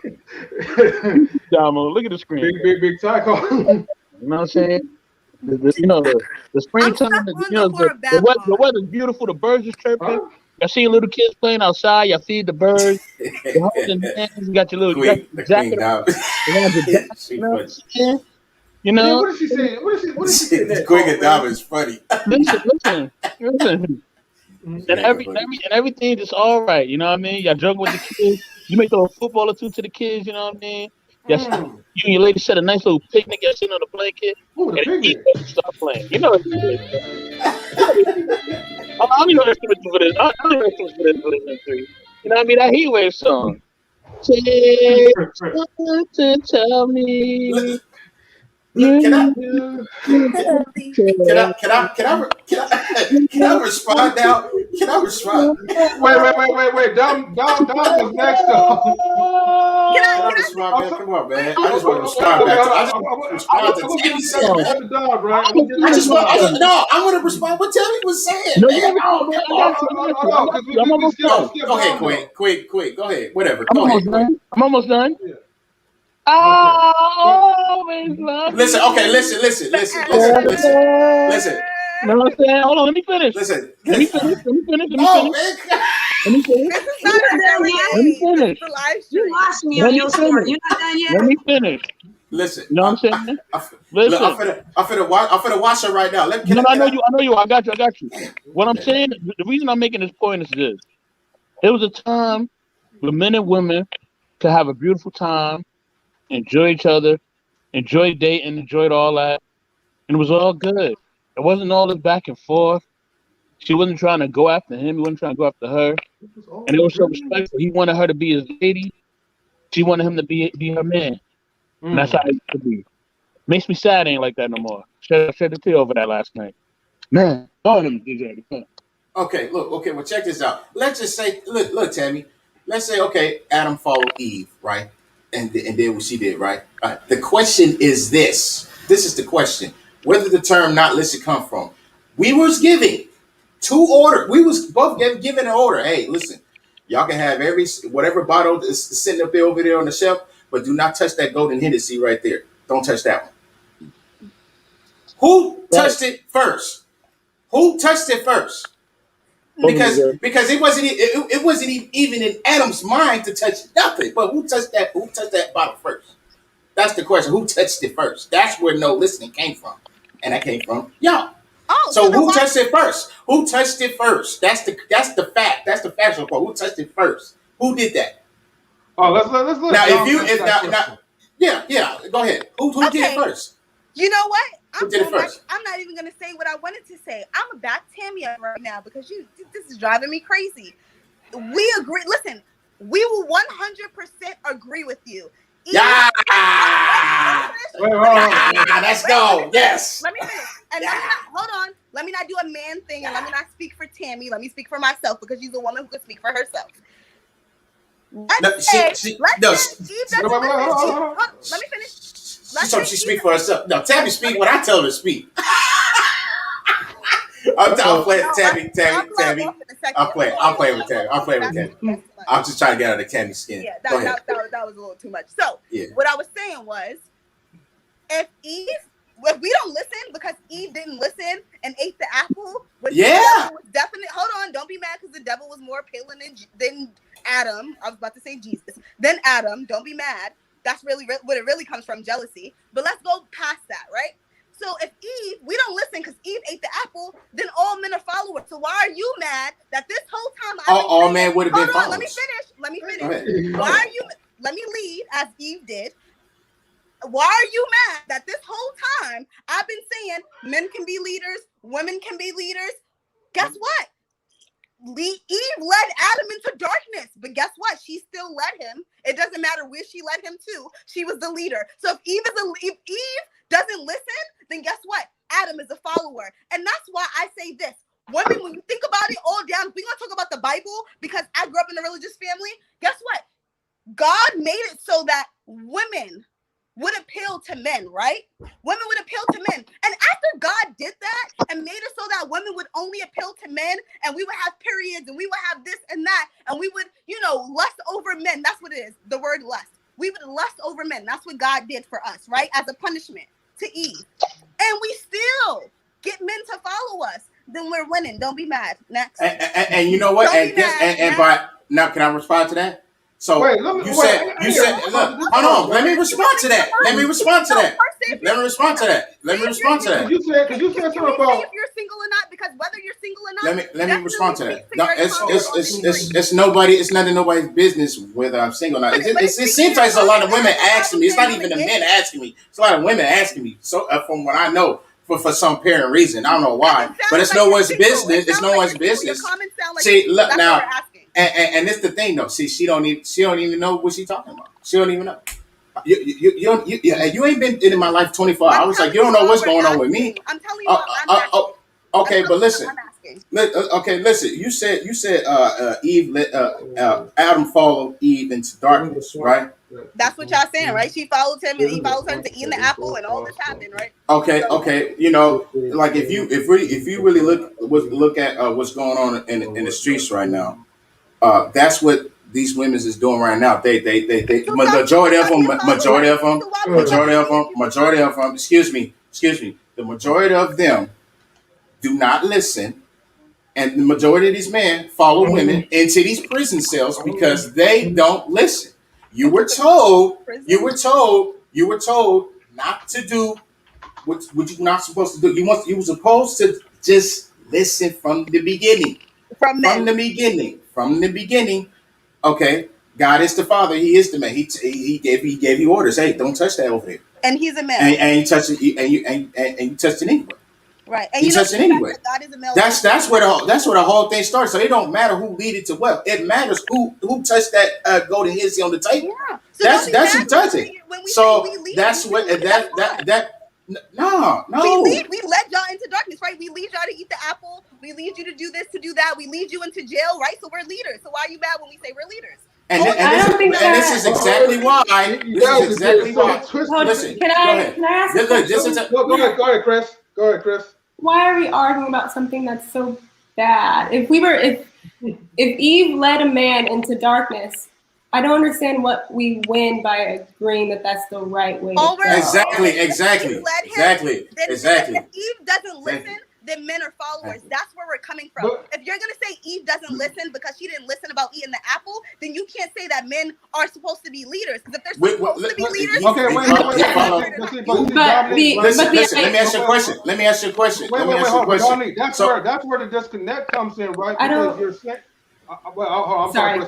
Hold on, guys. This is where the disconnects come from, right? Especially in this particular story that you're saying. You're saying that if a woman is doing bad or whatever, right? You're saying that makes us as men as followers because you're saying leave. No, you said Eve led Adam to darkness, and you just said that we're followers. Yes, you just said that. What I'm saying is, if you're gonna say that women don't listen because Eve didn't listen about eating the apple, then you can't sit here and it wouldn't have been followers. You can't say men are supposed to be leaders when Adam didn't lead, Adam followed. So how is he supposed to be a leader when he follows? But Eve maybe if you wouldn't have touched that drink on the table, none of this would have happened. It wouldn't have been none of that. Thank you. Wouldn't have been none of that from the beginning. Wouldn't have been none of that. Thank you. But see, that's where this is where the disconnect comes in, right? I missed that part. Hold on. This is where the disconnect comes from, right? Because the thing is that, and I'm just saying, this is people in general, right? Men and women, right? But let's just say in this example, right? And Kris, I'm gonna get to you, right? If I was to tell my wife not to do something, and yet she doesn't do what I'm asking her, not what I'm telling her not to do, that doesn't make me a follower. It just makes her disrespectful. I can't tell you about the Adam and Eve type of story, but I'm just saying, just take this out of context. Kris, you're going next. Go ahead, Kris. Kris, please be a woman because the way you, I'm sorry. Go ahead, Kris. Go ahead, Kris. I'm sorry. Hold on. What were you saying, Dom? I think that as women, just me and you, we see femininity and what we can't really hear you, Dama. Yeah. Dom, we can't really hear you. I think I was just saying that with me and Kris, I think what it is that what I see as being a feminine woman has to do with your personal opinion. But what it sounds like being a feminine woman is to you is what you do for a man, or how you act with a man, or how you act in a relationship. Because because if you're a feminine woman, I'm a feminine woman. I do my makeup, I do my nails, I do my hair, I go and get to the spa, I do all that. That's what makes me feminine. But me agreeing to all these things is not what makes me feminine. That's not what makes me a feminine woman. That's what I'm saying. Go ahead, Kris. Maybe you could probably explain it better too. I think a lot of people's confused right now. Yeah. So being I think I said this. Being feminine is not in what you do, it's in how you do it. But I don't quite understand what the disconnect is. But I think I see what you're saying, but That's pretty much it. You know, it's not in what you do, it's in how you do it. That's just generally speaking. But my question is, when it comes to this argument, I don't understand what the argument is. I don't understand what the argument is stemming from, because I feel like the idea in this. Okay, so they both lost. I feel like we're arguing about who did. Hold on, she's talking. Go ahead. Oh, sorry. It's okay. I think the idea is more so the power of our decisions, the consequences of our decisions, and not so much who led or who did not lead. The idea, like, I don't understand why we're arguing for a point. I don't understand why we're arguing for sorry, let me regather myself. You're saying that Eve led Adam into darkness. I don't understand why this argument is continuing if the result of the situation was that they both lost. Didn't they both have to leave the Garden of Eden? Is that correct? So I don't understand the point of this argument. Miss Tammy. My point I was just saying, my only point I was just saying was, let's just say they both was leading in the garden, right? Let's just say that. Matter of fact, we're gonna say the women. We're gonna say Eve was the leader. Let's just say that. But we cannot walk over to what it says about the rules that we supposed to obey by, and Eve didn't do that. She was the first one to go ahead and grab that Hennessy off the table. Everything else after that shouldn't have happened. But she was told not to do something. But who grabbed that bottle first? Because it wasn't Adam. It was Eve. That's where it came from. Now, leading to darkness, all that stuff, none of that stuff wouldn't have happened if she would have just listened. None of that stuff wouldn't have happened if she would just listen. So every time I bring this up, a lot of women get upset, and it's always about, well, what about this or what about that? Well, Adam did this. Listen, I'm talking about how it started from the beginning. This is where it came from the women not listening. And that is a fact. Is that a fact, Mr. Hall of Fame? Am I lying? Am I lying about that? Thank you. That's just a fact. That's all I was saying. Okay. Tammy, I know I'm gonna get to you. I'm just gonna say this, and then I'm gonna pass this to Tammy, right? As far as with the whole Adam and Eve situation, right? You know, the point is, I'm here. The point is that Eve, well, God gave both of them a commandment. He told them not to go touch whatever the freaking fruit was, or whatever the case was. Now, we could dissect this all what we want, right? But the fact is that somewhere down the line, a serpent came, convinced Eve to disobey otherwise. But then Eve took the fruit to Apple. I'm sorry, she took the fruit to Adam, and Adam had a choice, right? Let us say in the Bible, she took the fruit to Adam, present the fruit, and Adam knew what the fruit was. No. She took the fruit. Well, I'm not finished. Boom. Right there. There we go. She took the fruit. Showed the fruit to Adam. Because that's what a lot of people say in the scriptures, that she showed the fruit to Adam and they both ate it. Now, this is where Adam had a choice, right? As a lead, if God assigned him for that role to be a leader for Eve, Adam had a choice to tell that bitch no, slap the fruit from her hand, and say, God, I don't know what woman you took from my rib, but she was about to put me in a sin or whatever, trouble, whatever the case is. But if he took the fruit and apparently they both ate it, then Eve was wrong for disobeying the commandments, and Adam was a follower because he followed Eve instead of telling her and putting her in her place and say, no, we're not going to do this. Who took it first? Who took it? No matter who took it first. Is that no, yes it does. Yes it does. Who took it first? Okay, so I want you to be honest. Be honest. Who took it first? So who took the fruit? Yeah. Thank you. No. It ain't no buts after that. No, that's it. Game over. And look, it wouldn't have been none of that. I said it wouldn't have been none of that. It wouldn't have been none of that if she didn't grab that. Facts. No. Listen, I said none of that wouldn't have happened if she didn't touch that. She was already told not to. And my question was, who grabbed that fruit first? I'm not talking about leaning into darkness or followed it. I'm not talking about that. Who grabbed that? Who grabbed it first? Eve grabbed it first. Can I say something? And she was told not to, and she did it anyway.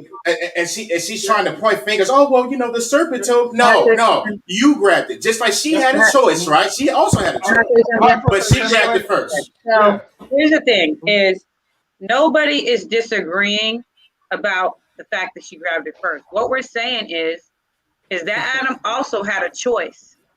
Here we go. He didn't have. He did not have to bite. Hold on. He didn't have to bite the fruit. He chose to do that.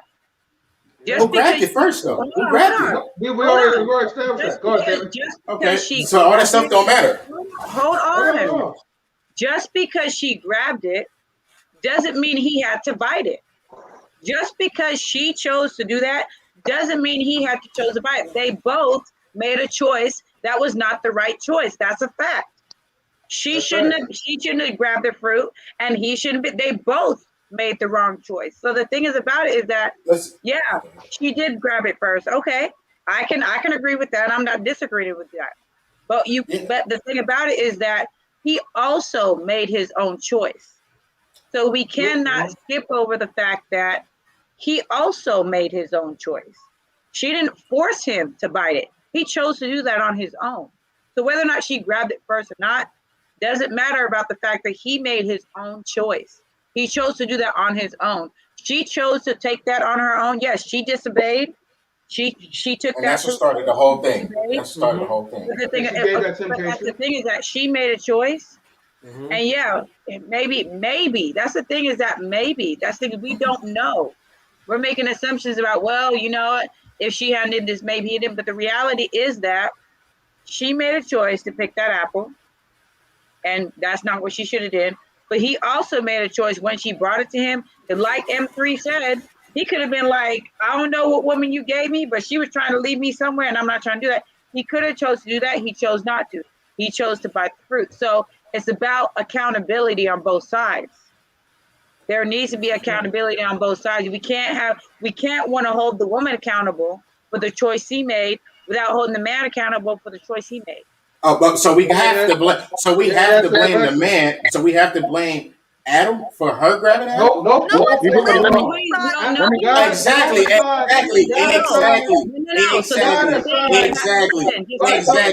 I said this from the beginning, M3. I said this from the beginning.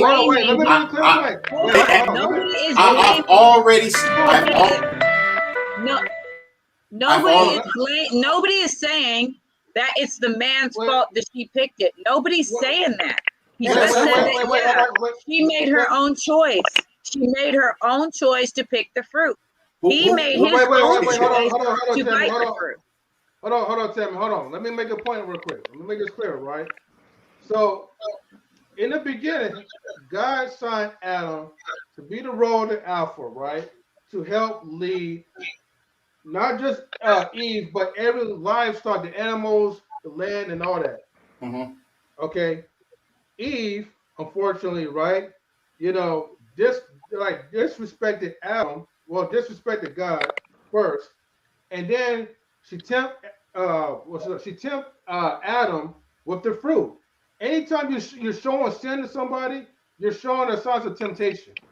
And then, but Adam became a beta because he did not listen, he did not follow his role. And so till this day, this is why we kind of go through this cycle where you see like a lot of women, they have all these tools to tempt us, and a lot of men continually fall into that trap, get themselves in trouble because they have no self-control.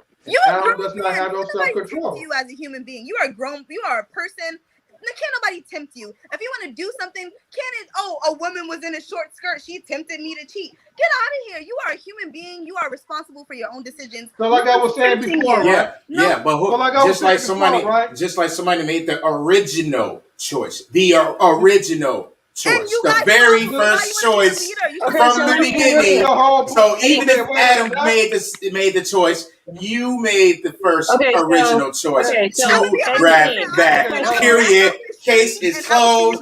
Boom. Got it. Question for Eddie King. Go ahead, Elder. Eddie King, I got a question for you. Okay, so we have reached a conclusion that yes, she picked the fruit. So, and we're not going to use the argument, well, she did this, she did this. Who chose for Adam to eat it? Who made that choice? Check this out. Let me say this. Hold on. So let me say this though. Choice. See, M3, are you listening? Mm-hmm. Now, when somebody mess up, they always try to include somebody else to do because they know they messed up from the beginning. They always want to include somebody just for somebody else to do something because they did it. So they know they're in trouble, that they don't want to get in trouble by themselves. So they go ahead and grab us because they don't want to get in trouble alone. They know they she made the original choice. None of this she said it doesn't matter. She said it doesn't matter. God gives you free will. God gave us free will. And he gave Adam and he gave Eve free will. Let me ask you a question. So Adam had the free will to make his own choice, and he made his choice.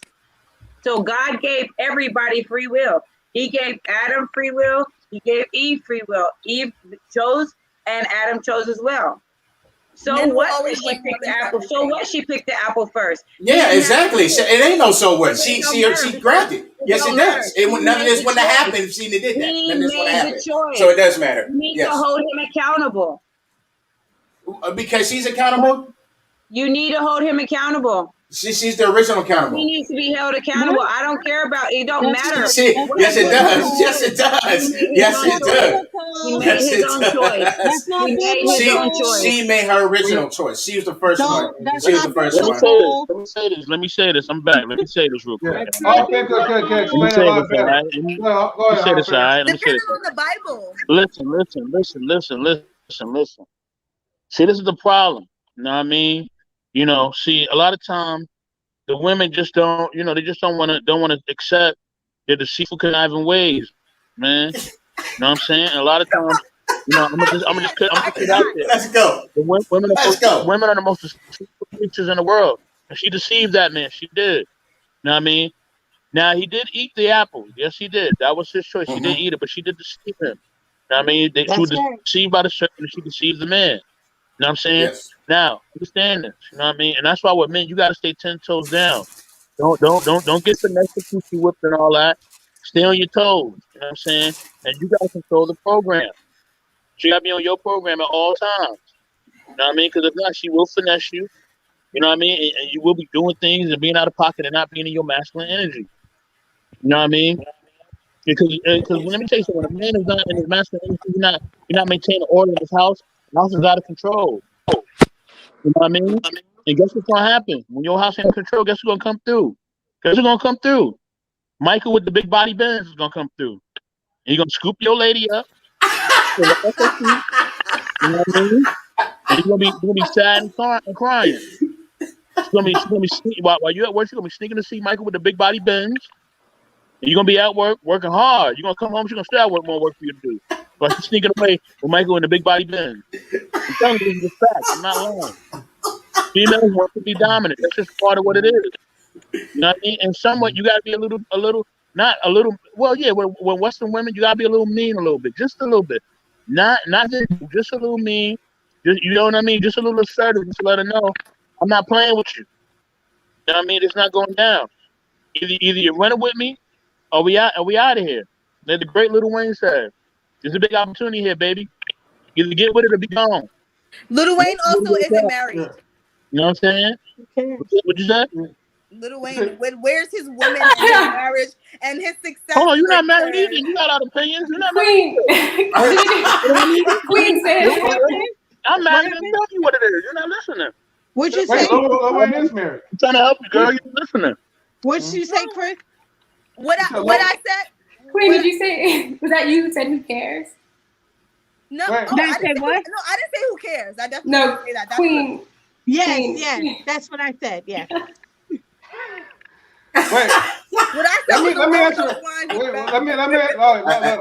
Mr. Hall of Fame said it better. Mr. Hall of Fame said it better. Said it better. Let me go ahead and read this. Answer Kashim's question, right? As far as like the questions, like the next questions, like for a chat, right? I'm not going to use the last two questions, right? Because at this point, this is like, this is kind of like a good topic to try to distinguish, and to try to, work on, because the other ones won't be as relevant. Yeah. Because we're not gonna switch over back to like the broke dudes. Like we already kind of have an understanding that men are going to be judged, by their financial status. Women's going to be judged by, how they carry themselves. But the biggest misunderstanding of them all is always when you use the S word. Yeah, they should really put that as a bad word now, submissive.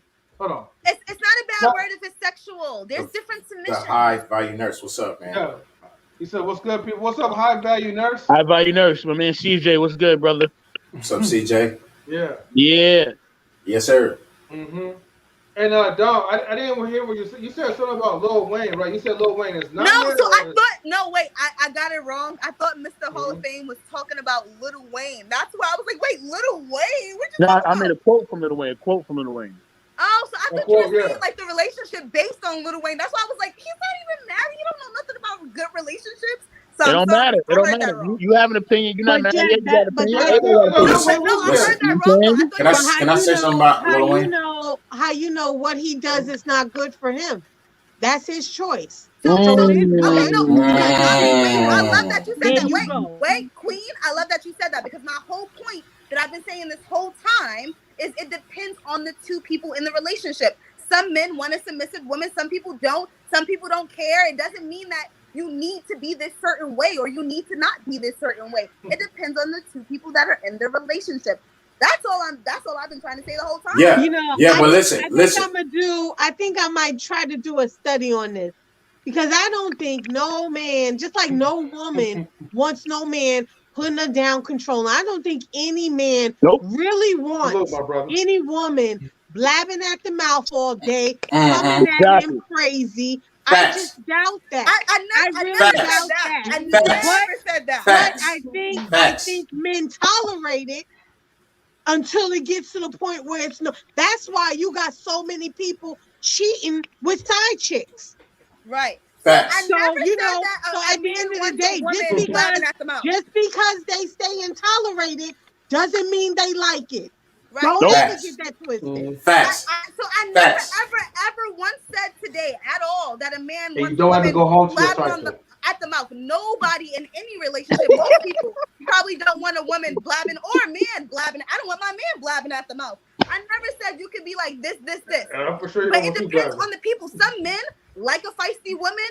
Some men like a quiet woman. Some women like a man who takes control. Some women like a man who steps back. Some women want to be the head of household. Some men want to be stay-at-home fathers. I've seen it. So some women want control. There aren't men that you're not a man because you want to be a stay-at-home father. I don't know why Dama trying to be so tough. Dama, that's not nobody. That's so tough, Dama. Dama, not a man. That's not. Go ahead, Queen. Go ahead, Queen. Even in him staying at home, he still wants to be respected. That's right. And taken seriously. So it ain't got nothing to do with his role. My dad at one point was a stay-at-home dad. He still was respected by my mother.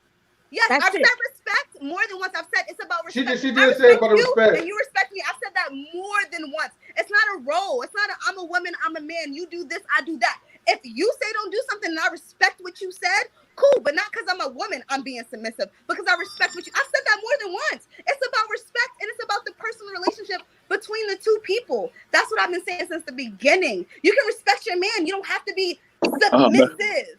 You can just be respectful. awful. Nah, it ain't That's gonna work. being submissive, though. Yeah. I don't. No, that's not. Submissive embodies being. Submission embodies being respectful. Yep.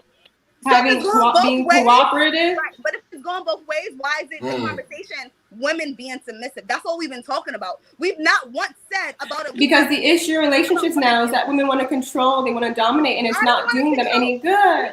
No one, like I said, controlling and dominant. I've never ever. I am not. My man would never let me control him. Anybody I date, I can't date someone who lets me control them. You said you used to bully in a relationship. You said that. I didn't say it doesn't matter. I never said bully. I don't bully. No. No, I'm talking about Queen Dom. She said she was. I never said I was a bully. Never said that. I never said I was a bully. No. He's not I am saying some women. Never said that. Other women. It doesn't apply to you. It doesn't apply to you. Then it shouldn't. I don't understand. I'm going back to what you said before. Hold on. Somebody got a question for Dom on the comments. Go ahead. Go ahead, M3. Yeah, no, she should read this. Go ahead, Damo. Okay, if she's single, I feel sorry for the man dating her. She is extremely masculine. Okay, so let me say this. Well, he asked you, are you single? So let me say this. Asking if I'm single and saying that I'm extremely masculine, I respect that comment. Saying I feel sorry for the man dating her, you know nothing about the man that's with me. You know nothing about my fiance. You know nothing about who he is. So that I don't respect. But saying you wonder if I'm single, I'm not single. I have never ever, when I think about it, since probably middle school or elementary school, I have never been single. I've always had men who have utmost respect, who have backbone. If you ever met my fiance, you would know for a fact there is no way that I'm playing him, that I tell him what to do, that I do any of that. But let me tell you something else. If you ever met him, you would know that he would not agree with me using the word submissive. You know what he would say to me? He would say, babe, if I'm telling you that we're somewhere, which I also mentioned, that's dangerous, you should respect that. And you should say, okay, babe, let's go. But that's not about me being submissive. That's me knowing, okay, this situation ain't right. But if my man says, babe, guess what? I don't want you to go out with Sabrina. And there's no reason for it. Guess what? I'm going to be questioning him. Why don't you want me to go out with Sabrina? What's the reason for not going out with Sabrina? What's wrong with Sabrina?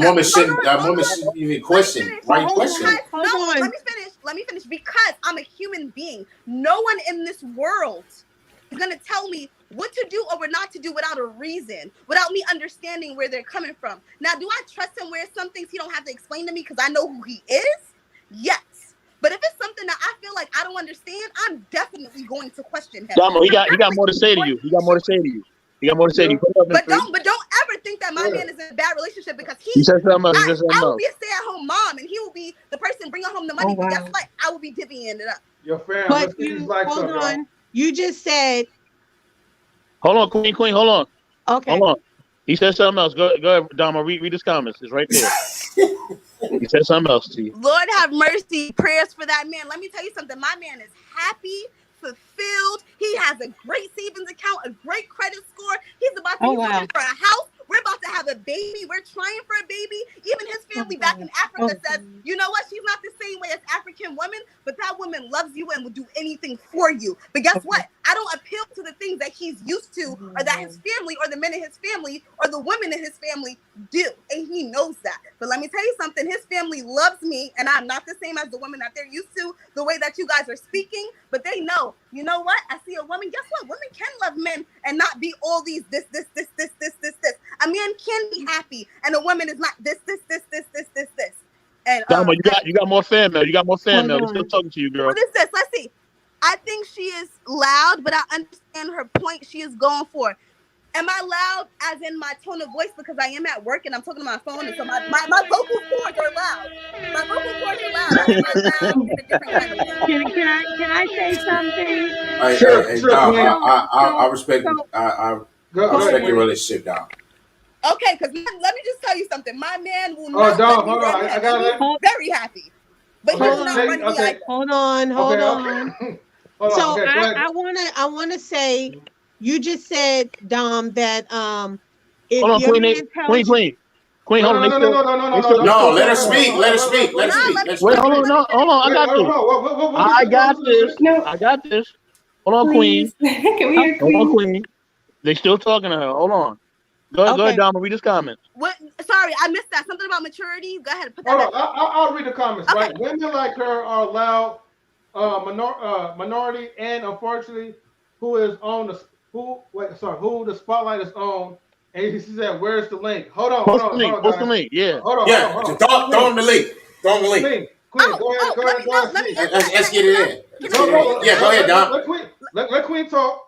Hold on, I Dom. was gonna say you made a comment that if you're in a situation and your man says, "Hey, let's go," this is not a safe situation, and you say, "Okay," that's submitting.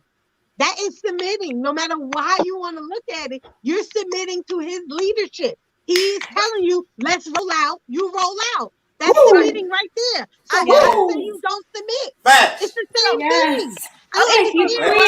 Queen. Facts. Let me finish. Okay. Why we get so caught up in titles and definitions? It's a situation. He say, "Let's go," you go. That's submission. 1-on-1. Bam. There you go. Okay. So can I answer that? What I've also said, and maybe you guys missed it, but what I also said is it's a balance. It's a balance and a control thing. If he says let's go, and I feel like he's saying it and that's what he means and we're being safe, cool, I'ma go. But if I say let's go, guess what? He's gonna do the same thing. So Queen, Why would he have to wait for you to sorry, I didn't mean to cut you off. No, okay, but listen to this. Let's say he's like, "Let's go," and you're like, "Oh, but why?" By that time, the whole place is blown up. Like, what if he saw this happening? The idea of being submissive is that you're not going to question it because you trust his judgment. That's the idea. And I understand what you're saying. Like, if you don't trust his judgment, then you're going to question it. That makes sense. Like I said before, if he's telling you to drink and you know that drinking is not good for you, that makes sense. But go ahead. Even if he tells you, "Hey, I don't want you hanging out with that girl," you know what I mean? I may say why, and he may give me his reasons. Even if I don't agree with it, if I respect him and I respect him having my best interest, I'm gonna fall in line. Bottom line, it's not about arguing. Why we always gotta argue to get what we want? And It ain't about that. It ain't about that. Because at the end of the day, somebody gonna go tired of arguing. Right. Can I answer both of you guys? Somebody's gonna go tired of arguing. You cannot survive a marriage, a relationship with a bunch of back and forth. Somebody gonna get done and it's gonna be over. Ask any marriage counselor. Any marriage counselor you look at. Ask them the number one reason why people get divorced. The number one reason. It's actually the number one reason. Go to the marriage counselor. I ain't talking about the people in your family. I ain't talking about people you know. Go to the marriage counselor. Look at Ayana Van Zam. Look at what she tells the women. Can I answer? You're emasculating him. No man wants to be emasculated. And us women, we do it really well. We do it really well. Can I answer? And we gotta fall in line and start uplifting our men instead of emasculating them and trying to have the dick and have the balls. You want balls? Can I answer that? Let me answer that. I think that you guys have the misconstrued that my man. Here's the thing. Everything you're describing, I don't go through that in my relationship. So maybe that's where I'm coming from. My man doesn't have a need to say, let's leave. I'm more street smart. Like I said before, my man's from another country. He grew up on a beach. He grew up growing coconuts with his family. Now, has he seen war in a different way that I've seen it? Yes. But I'm more street smart. So yes, as to Kris's question, yeah, we've been at a party before and I've noticed that something's going to happen before he did because I grew up in New York City and I'm always on point. He doesn't have to always be on point. He doesn't have to always be in those situations. So yeah, there's been a situation before where I was like, yo, babe, let me look at that. They about to fight. But because he's not used to being in a hood situation, he doesn't know that. So I had to tell him, let's go. That's why I had to tell him that. So there's some situations that because he grew up a different way and I grew up a different way, we're not always going to be at the same point. He's not always going to see what I see. I'm not always going to see what he sees. As to you, Queen, we don't argue. We don't argue. We don't have those issues because he respects what I say and I respect what he says. It's not about I'm the man. Let's do this. He knows who I am. If I tell my girl, let's do something, she don't understand it, I'm gonna explain it real quick. He knows, babe, this is why, let's go. He knows how to do it quick, how to let me know real quick what it is and why he's doing it, because he knows me and I know him. So that's what it's about. We don't argue all the time. We don't bicker. We don't fight. We argue about, are you going to feed the cat? Are you going to feed the cat? Those are our arguments. Can I get a kiss? Can I get a kiss? Those are our little silly arguments. We don't have big arguments because he knows me and he knows I'm good at some things and I know him. And I let him do what he does and he lets me do what I do. And that's where I'm coming from. Not every relationship is the man's the leader, the woman's the leader. Some it's equal, some is different. That's my yeah, choice. but that's what you said earlier. He is very strong in his position. Very strong. All right, Tammy. So real quick, what I will say for me, I'm speaking for me, is if I am married, which I will be at some point, I will be married to somebody who I, in Dom's word, respect enough to trust the decisions that he makes. If I don't trust him in that way, we will not be married. So I'm going to trust that the decisions he makes are in my best interest. So I do hear what Queen is saying as far as, if he tells you, I don't want you talking to this person, it's a matter of you should trust that what he's saying is in your best interest. I hear Dom saying, well, if I don't really fully understand what you're saying, I need you to explain it to me so it makes sense to me. But that's all I was gonna say for now, because it's now after 9 o'clock. And so I'm finna get off because it's now on 9 o'clock. So I'm finna go. But I've enjoyed this stream very much. I enjoyed what everybody had to say. But yeah, it's on 9 o'clock and I'm finna get off here. So well, First Lady Tammy, before you get off, right? You gotta shout out, brother. Shout out like your social media. Oh yeah. Because I invited us. I'll get back to you in a second. All right, go ahead, Tammy. Go ahead and shout yourself out before you head out. Wait, Tammy, wait. You gotta give us 10 minutes, girl. At least 10 minutes, please. Don't leave yet. So real quick, you guys can find me on here on Mondays and Thursdays. You can find me on Saturdays hosting the ladies stream at 5:30. You can find me on Instagram at First Lady Tammy 916, and I'm also doing my vlog of my Cryo Slim journey. And then I am going to be starting a vlog of me reading my poetry, and I have more new poetry that's coming. So I enjoyed the stream. I think it's great. Definitely hit that thumbs up. Definitely subscribe to Knowledge and Relationships, and definitely share with everybody you know, because every stream is an amazing stream. So that's all I have to say. Well, thank you for Tammy, hold on. Tammy, wait, hold on. Can you give us 10 minutes? Just 10 minutes, please. That's all we ask for you. Just 10 minutes. I mean, I wish I could, but I'm already really tired. It's already after 9 o'clock, and I gotta get up at 5 o'clock in the morning. So as much as I'd like to, I'm really, really tired right now. So, but hey, First Lady Tammy, I just wanted to say hi to you. Oh, thank you. I mean, I'll probably listen as far as, I have it playing while I'm getting ready for bed and everything, but yeah, I can't be on. But I enjoyed it. I think everybody had, I like when everybody has different opinions and different things to contribute. So yeah, but I'll see you guys. Bye. All right, Tammy. Good night. All right, Tammy. Good night, you guys. Good night, First Lady Tammy. Good night. Now, CJ, welcome, brother. Welcome, high value nurse. Welcome, CJ. You had a lot to say to Dom. You're on. She's here. Yeah. I couldn't keep doing the Twitter fingers, and I couldn't keep doing that. But no. First of all, let me say this is an amazing show. I'm entertained right now, very entertained at work. Everybody, what you listening to? What you listening to? I got it on the speakers at work. So yes, it's a great show. But no, so listen, right? And I say this respectfully as possible to the Queen Dom. Now, I don't know you. I don't know you. But from this stream, you come off as very manly, man. And I'm trying to figure out, I'm really trying to understand that angle, because I'm going to tell you something. I don't know your man. You say he's African. What country from Africa is he from? Abidjan, Ivory Coast, but I'm talking about all relationships that I've had my whole life, not just him. But he's from Abidjan, Ivory Coast. He's been here 9 years. He's been here 9 years. Okay. Now, my grandfather's from a country in Africa called Liberia. War-torn country, whatever. Oh, his best friend is from Liberia. I know them very well. Okay. So, and what's up, Kashin? I know how African men are, especially from that sector of the world.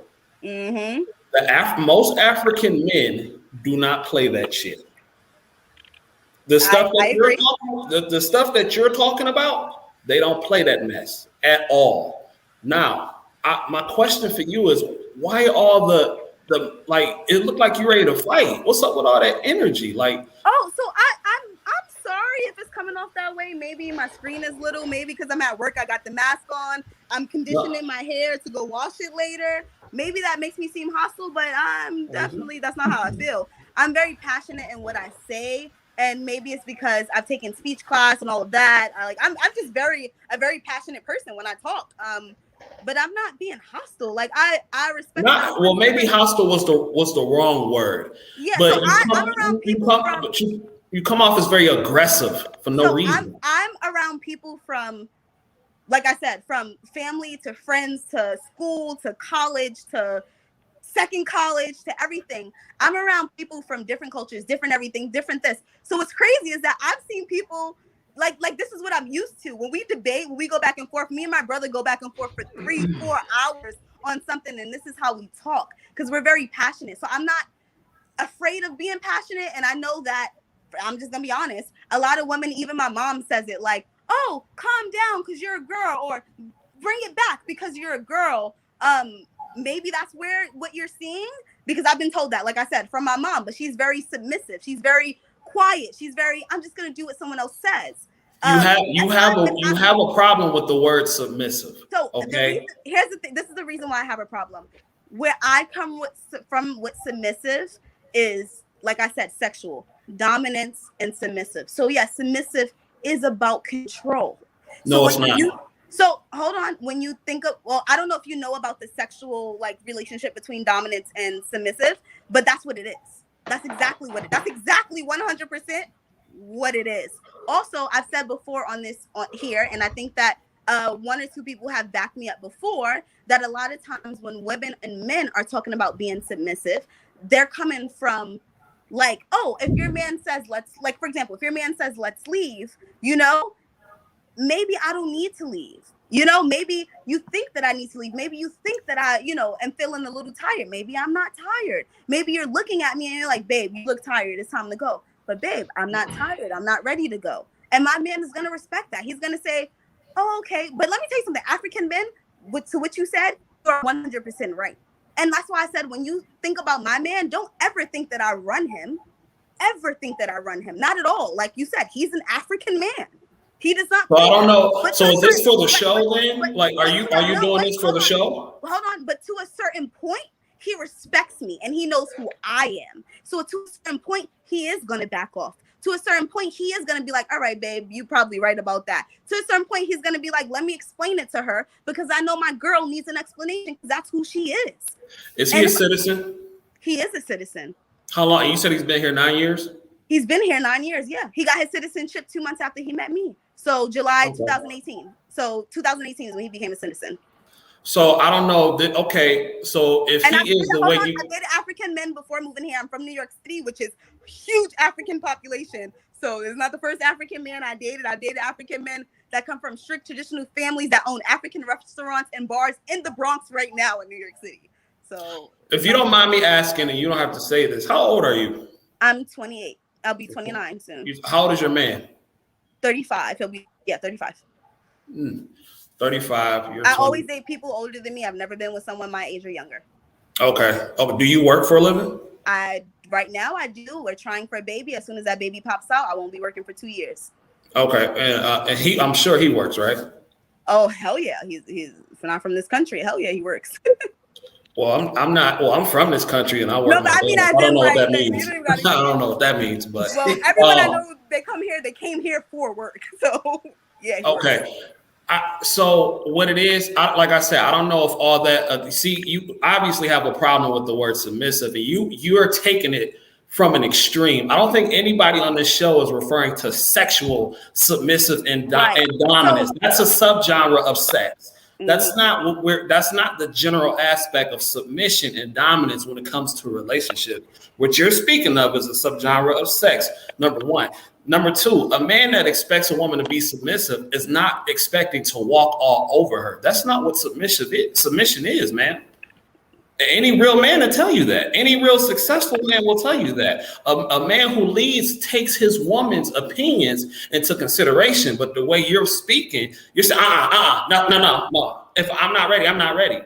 Well, listen, if he knows you well enough, he can assess the situation properly, because that's what you're supposed to do when you trust a man, when you're letting a man leading you. You don't want to be led. I don't know what kind of background you had. I don't know if your father was in your life. No, my father was great. So that's what I'm saying. When it comes to leading, me and my fiance, we don't have those words. It's not about whether he's the leader or I'm the leader. There's some things that he's better at, and I think I've said this more than once, and maybe you missed it, so I'm gonna give you that chance.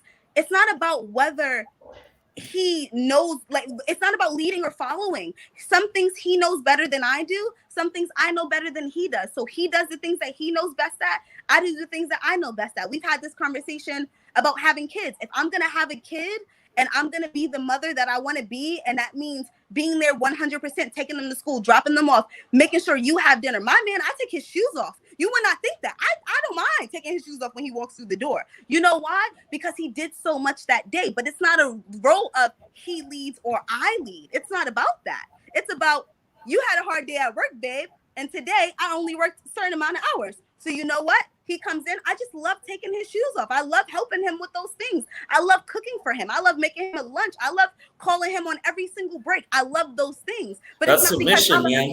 Wait, it's not. That's submission. But it's not because I'm a woman or because I feel. So maybe that's where the disconnect is. It's not because I'm not doing it because I'm a woman or because I feel because he's the man he should lead. I'm the woman I should submit. That's not why I'm doing it. So you will have no problem with. So I heard y'all mention about staying home, dad. So you have no issue. You will have no issue with him staying at home and you working full time. So we also had this conversation because he loves his kids, and we had this conversation, and I said, babe, because of the mother I want to be, you can't be a stay-at-home like in the kind of man he wants, like the kind of father he wants to be. We can't have those roles. But if I was a different kind of woman, like I have a friend who she's getting her master's right now, and her husband just does, little side things. Hold on, let me finish. Does little side things because she doesn't have the mother instinct, and he has more of the nurturing, the loving, the whatever. So he stays home more with the kid. He drops the baby off every day, and he's happy with that. And she's happy with working for the state and getting her master's. That's what she's happy with. So that's what I'm. But I'm asking you, ma'am. I'm not talking about your friend. I'm asking you. Would you be fine? Would you be fine if your husband said, I don't, or whatever he is to you, I want to be respectful. Your fiance, if he said that I no longer want to work, I want you to take care of everything now. Financially, I'll stay home and take care of everything. Would you be okay with that? Okay, Dom, before you answer, wait, Dom, before you answer that question, I just want to say shout outs to the Lone Wolf. Thank you for joining this podcast. Yes, sir. Yeah. If this is your first time on a podcast, and you like it, feel free to subscribe to the man. I just discover your the channel on my feed and stuff, and I might just want to I just want to preach the red pill and stuff and the MGTOW movement and stuff. Yeah. Just because okay, I'll put a selfie on just a freaking just introduction out there. I'm actually a first year we got the medical student stuff. I'm only on just the 18 the years old and stuff, and I've been on my the red pill journey for the past the 2 years now and stuff, and you said you're 18 years old? Yes, sir. Yeah. Okay. Yeah, I'm 18 years old and stuff, and I just like I discover your like, I mean like your channel and stuff, and I just want to like discuss the female nature and stuff, and Okay. I mean yeah, I'm not trying to cut people off or anything and stuff, you know. Yeah. No, no, no. I appreciate it. Lone Wolf too. Like Yes, sir. you know, like feel free to like always like when we have our live streams, we live stream Okay. most days on Mondays and Thursday nights at 5:30 p.m., which is Pacific time for us. I don't know what's your time frame. I'm And from then Cali, sir. I'm from Cali, sir. I'm from Cali. California. Yeah, Okay, I'm on the okay. West So yeah, Coast. so okay, so same time. So 5:30 like our time, and then Okay, cool. also Yeah, yeah, for sure. Saturday nights we have a ladies live stream that's every Saturday. It goes by like weekly, so feel Yes, sir. free to Yeah. like tune in. But like I said, make sure you subscribe and then hit the Yeah, I bell did so sub that right way. now. All Yeah, I right, did I sub right now. appreciate you. Like, thank you. Hey, Yeah, man. definitely. Yeah, stick around too though, because if you Yeah, ever for want sure. to like tune in, you can also follow us on our Instagram as well too. So Yeah, for sure. okay. Just shout out to the high value nurse. You know, just are you like a RN? Like, are you like a BSN or RN, sir? No, not yet. But definitely Or follow you're a him because he will CNA? teach you how to get there. No, I'm a licensed practical nurse. Make over 6 figures a year. Oh, hey, shit, salute to you, man. I'm trying to be a surgeon and stuff, like in the army and stuff. So, Congratulations. yeah, man. Like this, like my the first year of like the college and stuff, man. I'm taking like almost like freaking like 21 credits. I'm trying to graduate, in about I might say about the 2 years and stuff, and yeah, man, that's just the grind. But I mean, hey, man, I got free time today. Like I just hopped on and stuff, like to support the brothers out there. So, Man, I appreciate you, bro. Like, like, man, thank you for man just like tuning in, like to show you like your support, and yeah, for feel free sure. to pass it around like to like like your other brethren as well too, man. People Yeah, like who need to like listen to this content as well. I mean, yeah, we preach about like a lot of different varieties, but yeah. yeah, for sure. Yeah, I just want to put it out there and stuff. But I mean, Mhm. like, the brothers out there, like the Kevin Samuels, the Stephis Cole, the FitX Feelers. I mean, like Mhm. those, like the Red Pill ALS. guys, like they. Yeah. I mean, like they yeah, they kind of like changed my life around to the past the 2 years and stuff, and I've been kind of like just like the like the trying to stay on my purpose and stuff, and just be a beast, you know what I'm saying? Like just be a Spartan, So Hey, hey, that's what's Oh, up, yeah, I'm man. back, Joe. I'm back. I'm back. Okay. Hall. Okay. Thank you, Lone Wolf. Like yes sir, I'm gonna get to go yes. get back to like Queen Dawn, right? All Hall right, of go ahead, Fame. Westwood. This is Lone Wolf. Like he is very new. He just like tune in. Like he just got a feed from like YouTube, and so that's what Yeah, brought him here. And Most so definitely, most definitely. he Towards just the end, subscribed towards and towards the end of this, we want to, for people to see who you are, man, and not even see who you are, but people can just follow you or whatever. Share your Instagram and all that, man, so we can all keep right, up for with sure. you. You know what I mean? yeah. Lone Wolf. Chris had a question. Are you from SoCal? Yeah, how this Yeah. person not from SoCal? How this person I not from could SoCal? tell. From the minute you started talking, I was like, I know that I'm from the accent. 562. I'm from the 562, Chris. I'm from the 562. So I don't know the you'll area put. code. Oh, that's the Long Beach area. I'm from the Long Beach area, man. So Oh, okay, that makes sense. yeah. Cool. You can tell already I'm from SoCal. So I'm from the Inland Empire, so I'm a little distance from you, but Oh, but yeah. oh man. I have some Yeah. family like in the San Bernardino, just area and stuff. Actually, we're just out there and stuff. So yeah, that's what's up, though. I mean, shout out to San Bernardino. Shout out to San Bernardino. You know what I'm saying? Yeah. For sure. Let me go ahead and post my little IG out there for those like who's new and you guys want to follow us. You can follow my IG Oakland_artist84, and also you can see everybody else's like names as well too. If you type it in, you'll also find them on Instagram as well too, like Mr. Hall of Fame. He's the network manager, Yes, so sir. definitely Oh, he's connect, a man. So you Charlotte can fan. also Oh, he's a Charlotte Hornets fan. No. That's not just the Hornets. That's all of the young players, man. That's Luca. That's Oh, okay. that's the ball cat. You know what I mean? That's everybody. That's all the young cats. You know what I Oh, mean? really? Jason Tatum, everybody. You know what I mean? Hey man, Lakers in 5, bro. So Yeah, you know what I'm saying? baby, Lakers in 5, baby. Big That's right. show, baby. Hey, we Yeah. got Westbrook. Okay. Lakers. Right. All right. I gotta get back to Dom and High Value Nurse. High Value Nurse. I know you asked Dom a question. Can you restrict the question that you asked her? Yeah, for sure. I asked her, I said, would you have a problem if your man came to you and said, I no longer want to work or do anything like that. I want you to be responsible for all of the bills and I want to take care of the children. Would that be a problem for you? Forever. Okay, Forever. so it would depend on when he asked me that. So I'm gonna answer that question and then can I finish and say something else right after? For me personally, not because I'm a woman and not because he's a man, but because of the person that I am. And like I said, right now I'm a caregiver and I'm in school to do my prerequisites for RN. So I'm taking my psychology and my biology and my chemistry. So I just love to take care of people. So I would want to be the stay-at-home mom. I would want to be, the caregiver only because that's what I like to do. If I was a different kind of person, then yeah, I would feel a different kind of way. But it has nothing to do with me being a woman. But you know, women are more naturally nurturing, though, right? You know that, right? Yeah, it happens to be. Hold on. I feel like I don't feel like that. The reason why that's facts. Okay, that's so scientific fact. But you asked me how I felt. No, I asked you if you knew that. I didn't say feel. Okay. I misheard that. Yeah. So for me, do I hear that? Yes. Do I know that? The reason why I say I don't know that is because I'm the type of person that I can't say I know that because I know women who don't feel that way. So how can I ever say I know that? I can't say a lot of things I can't say I know at all. Just because I will never say I know something unless I 100% know. So you don't acknowledge it.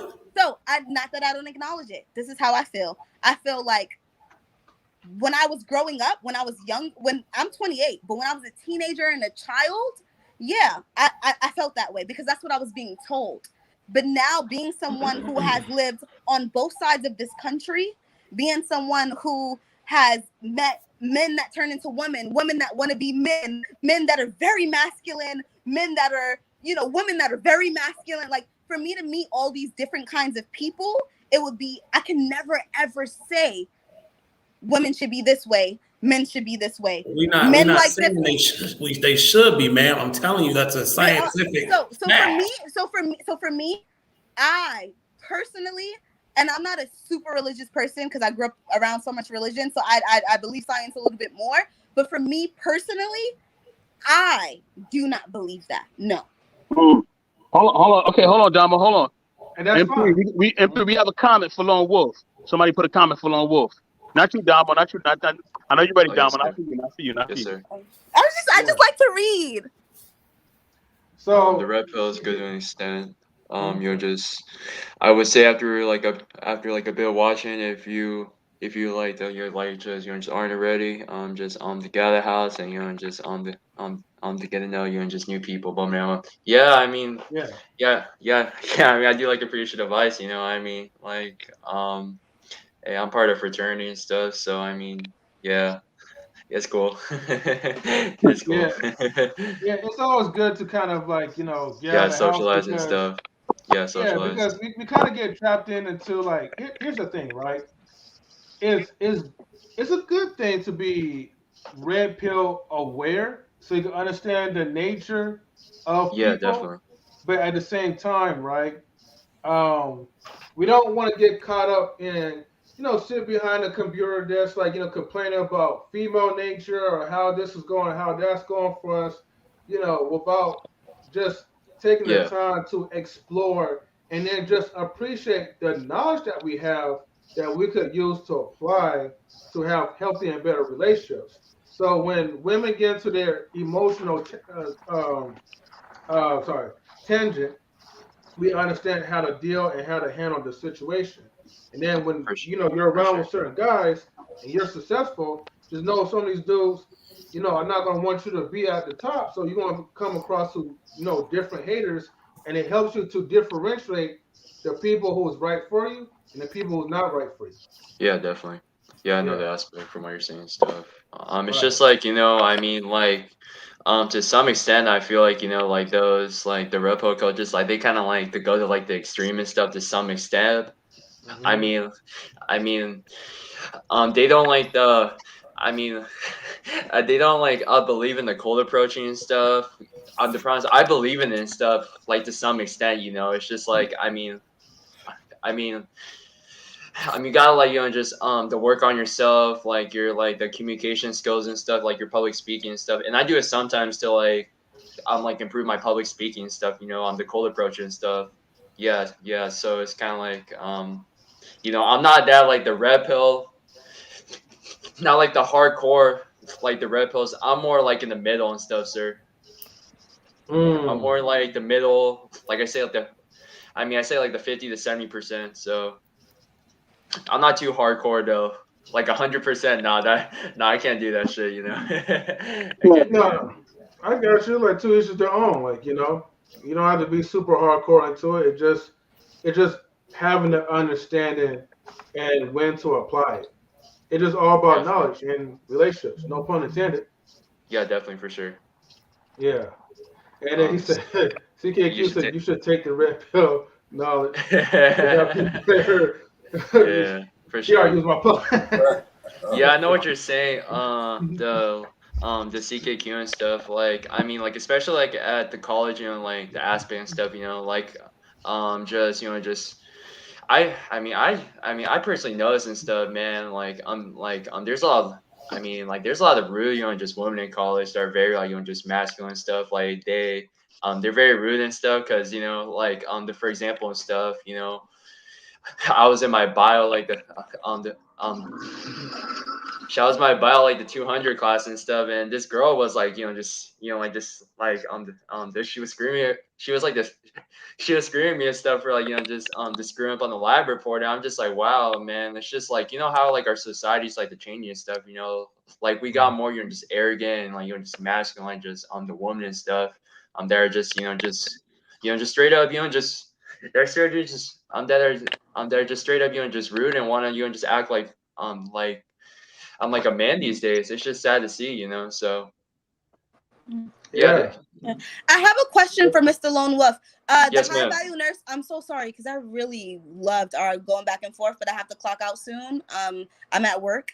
But just to the Lone Wolf, really quick, are you mad because she's a woman who called you out for whatever you did wrong? Are you saying she's aggressive because of how she called you out for what you did wrong? Because if she's a woman or a male, if she called you out because you did something wrong, it shouldn't matter whether she was aggressive or not. It's just like, to some extent, it's just like, like you can't just cuss me out like in front of class, Right, so it doesn't matter about woman or female. It just happens to be the person shouldn't have cussed you out.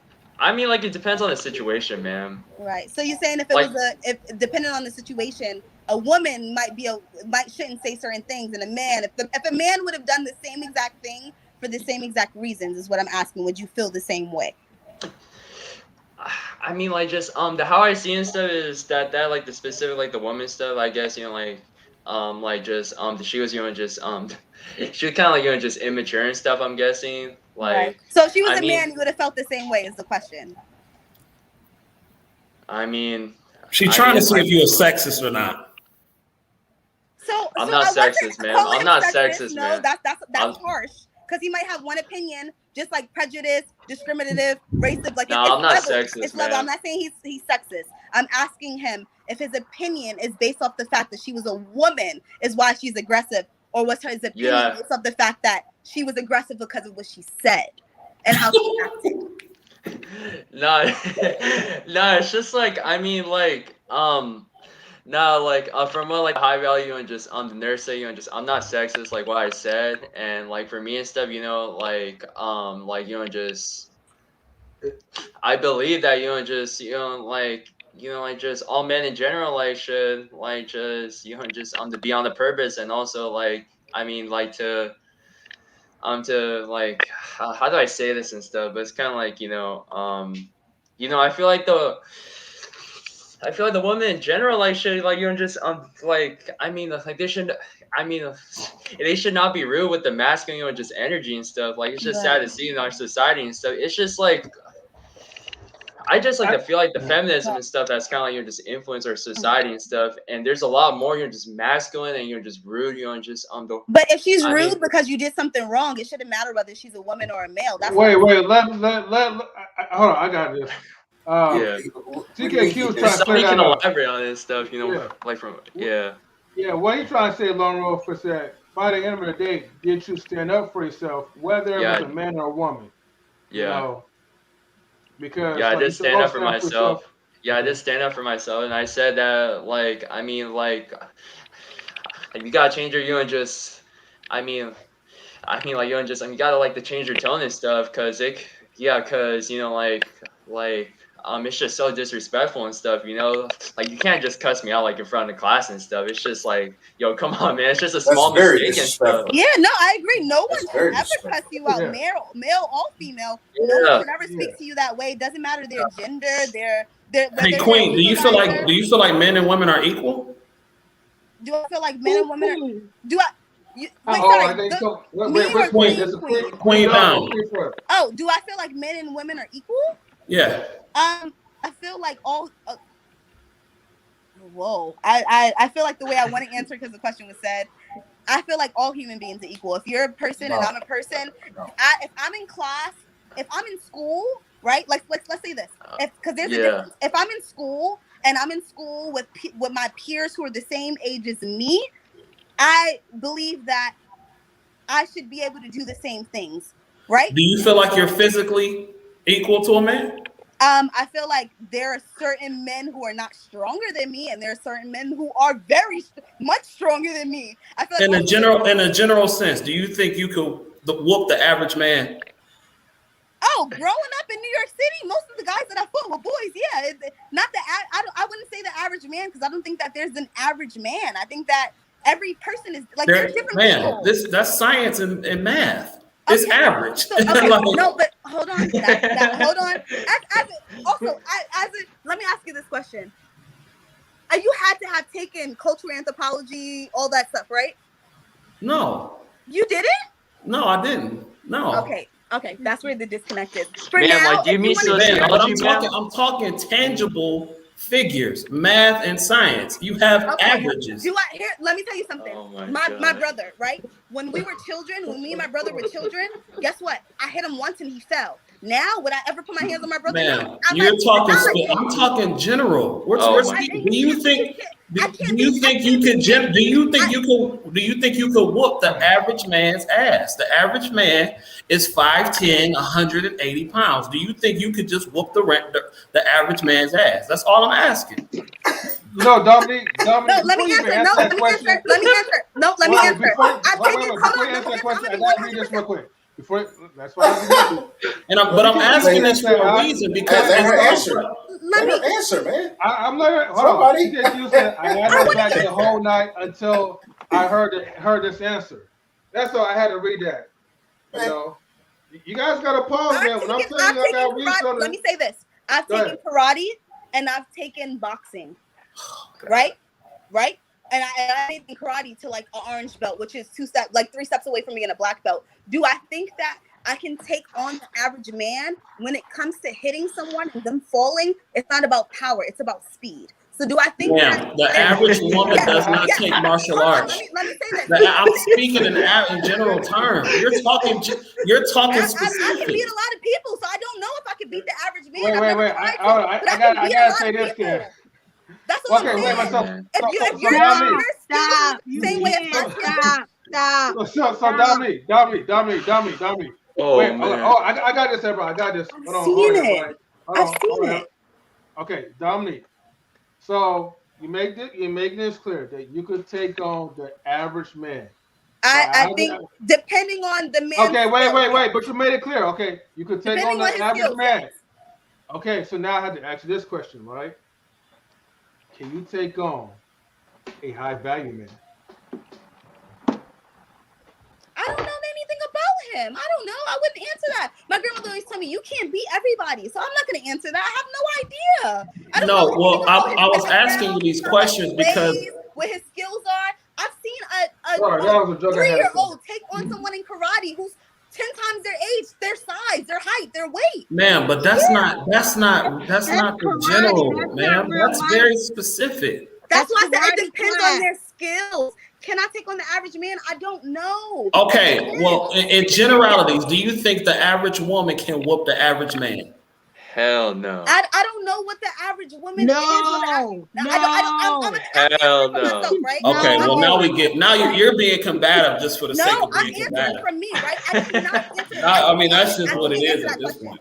I can't answer that question because for me, I don't know. I don't have an idea what the average woman or the average male is. No, I don't. I think that it's so much more that goes into life in general.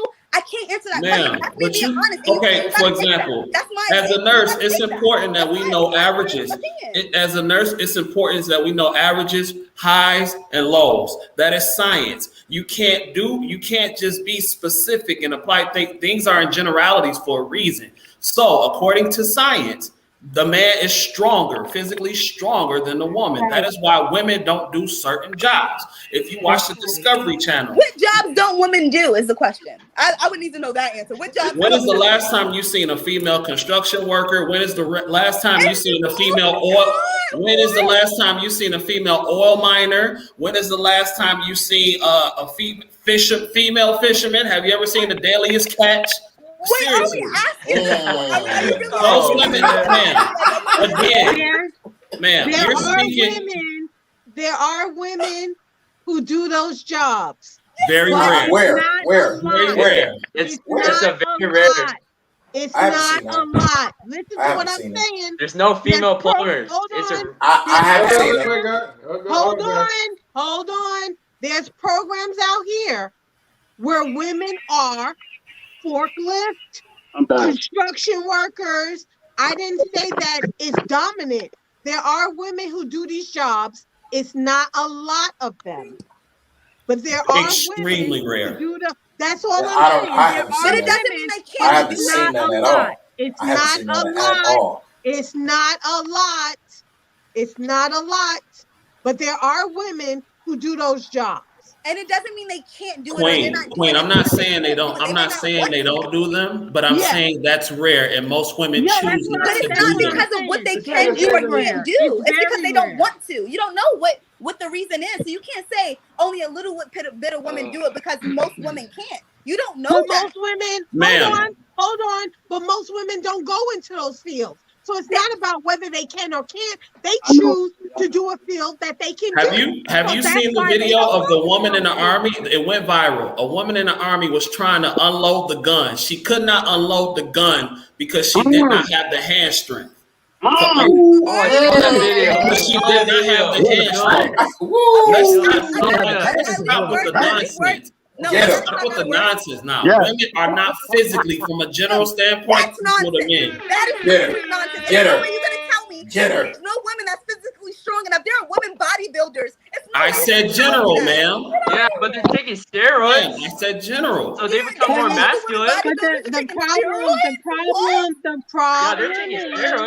The problem is, once again, we want to fight for something that most women don't want. And most women don't want to look like a stereo muscle neck. Steroids.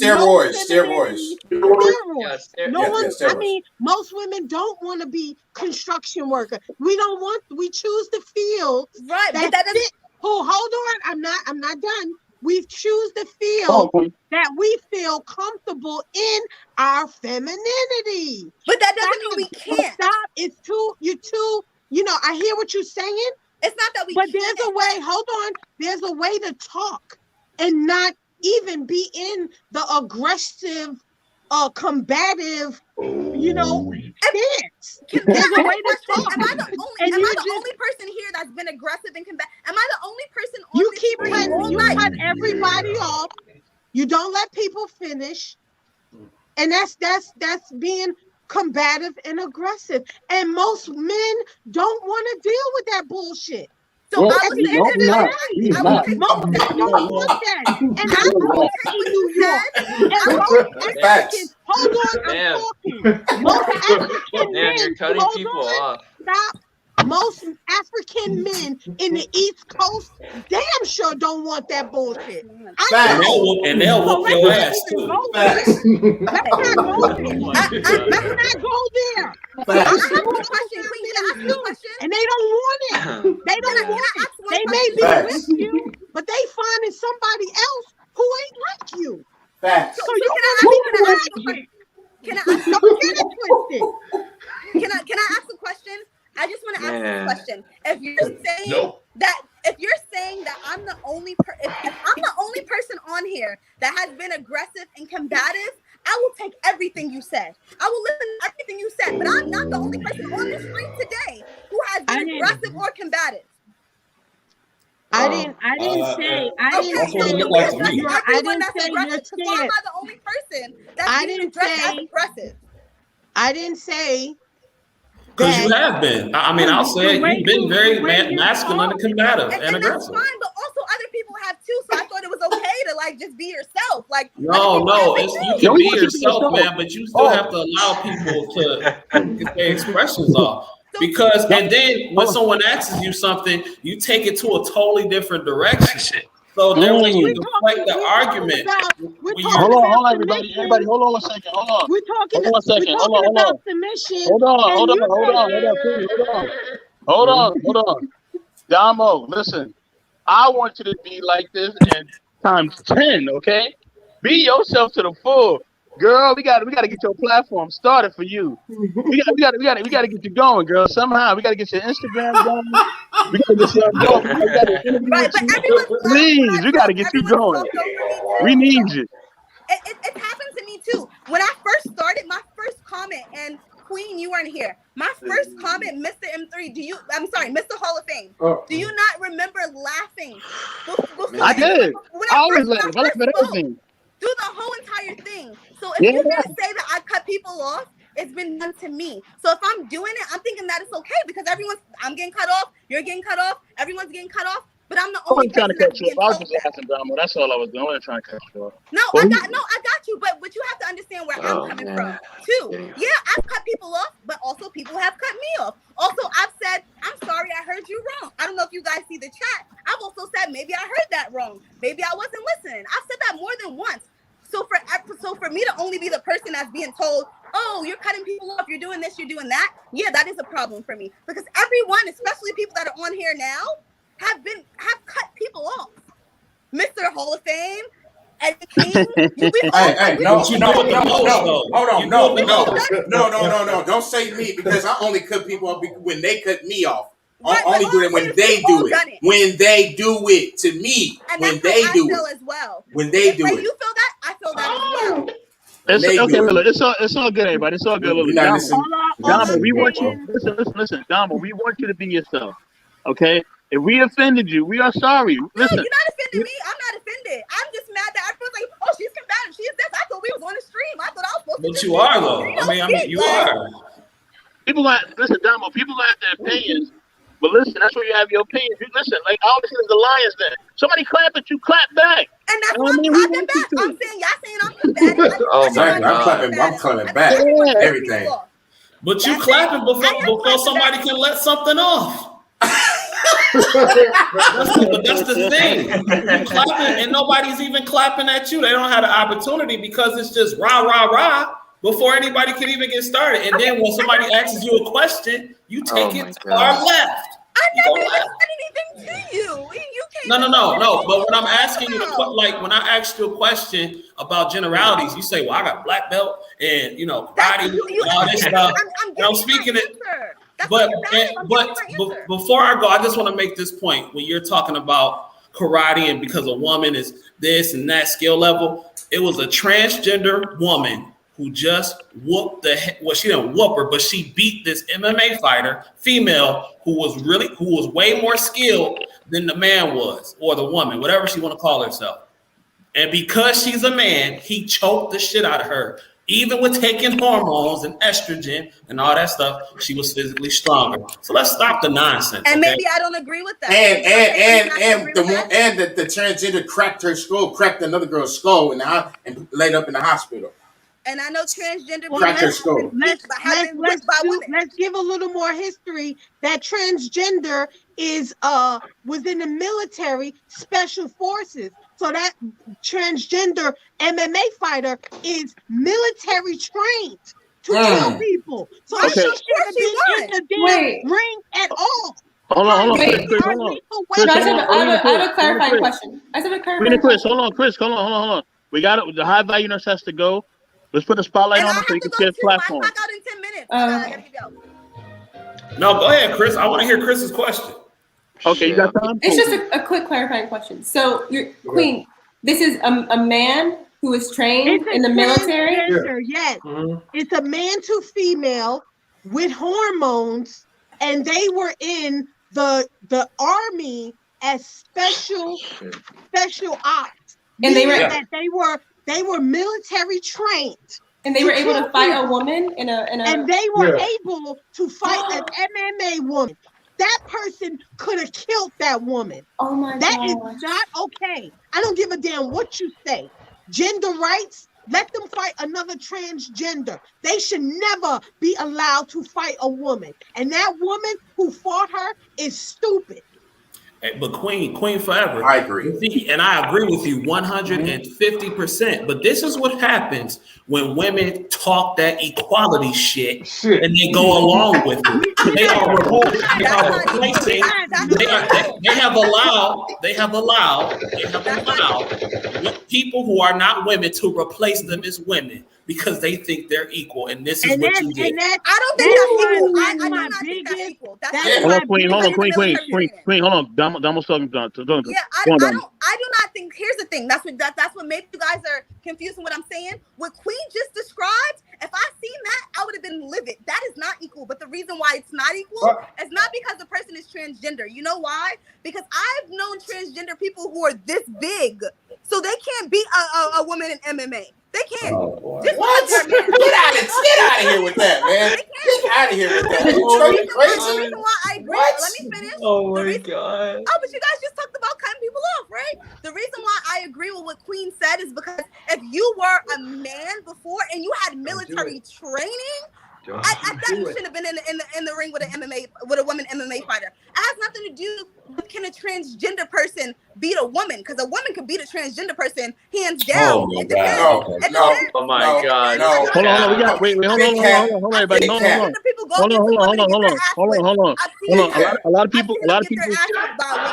But being all of that, you shouldn't have been in the same ring. No, you should not have. You should not have. I agree with what she said. But I've seen transgender men to women get their asses whipped by girls. She wants her cake and want to eat it too. Like, you can't have it both ways. Hold on.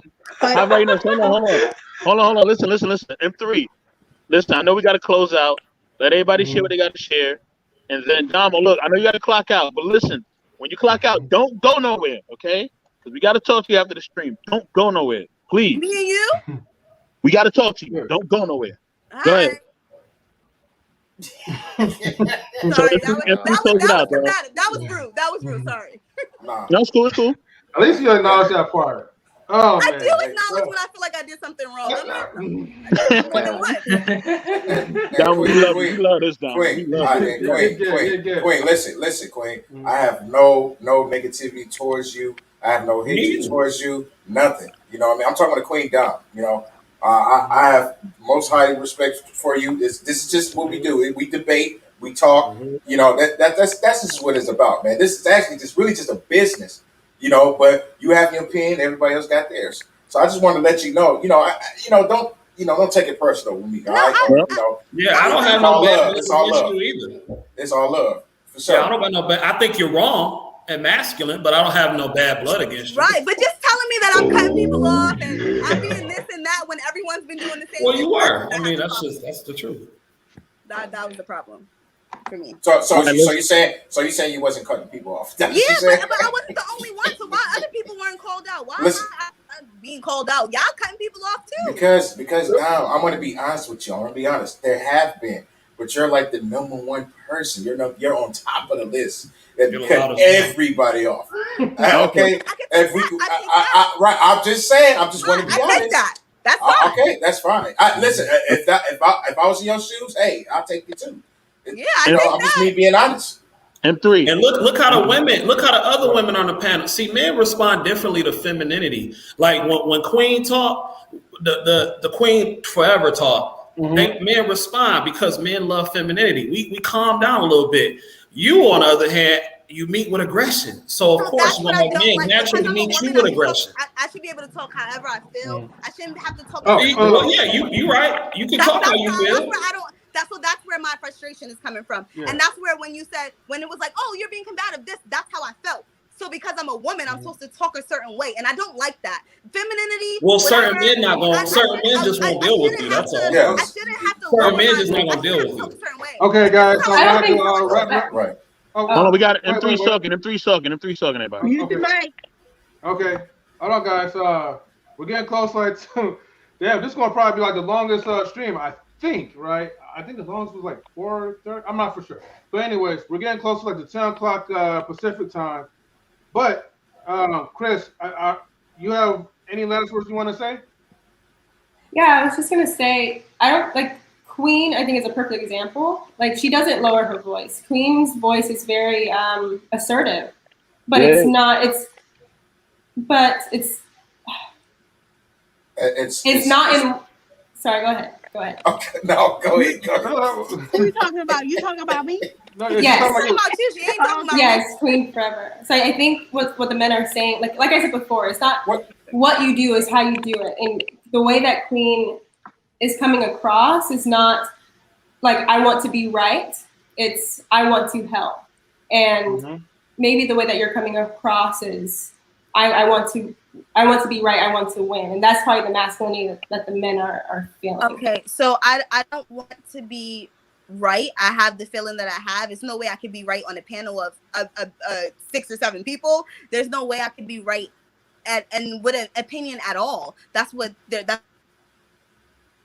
To be right. We've all had disagreements. The way I'm talking, if this is how I speak, it shouldn't matter, because if we're on a stream and we're all talking, like, for example, Kris, let me ask you this. Would you ever tell the men on the stream that they're being whatever you're saying to me, would you say that to the men? Because the way that I'm talking, I feel like I'm not the only person talking with this much maybe aggression or passion or whatever. Maybe I might be the only female talking with this much aggression or passion, but that shouldn't matter.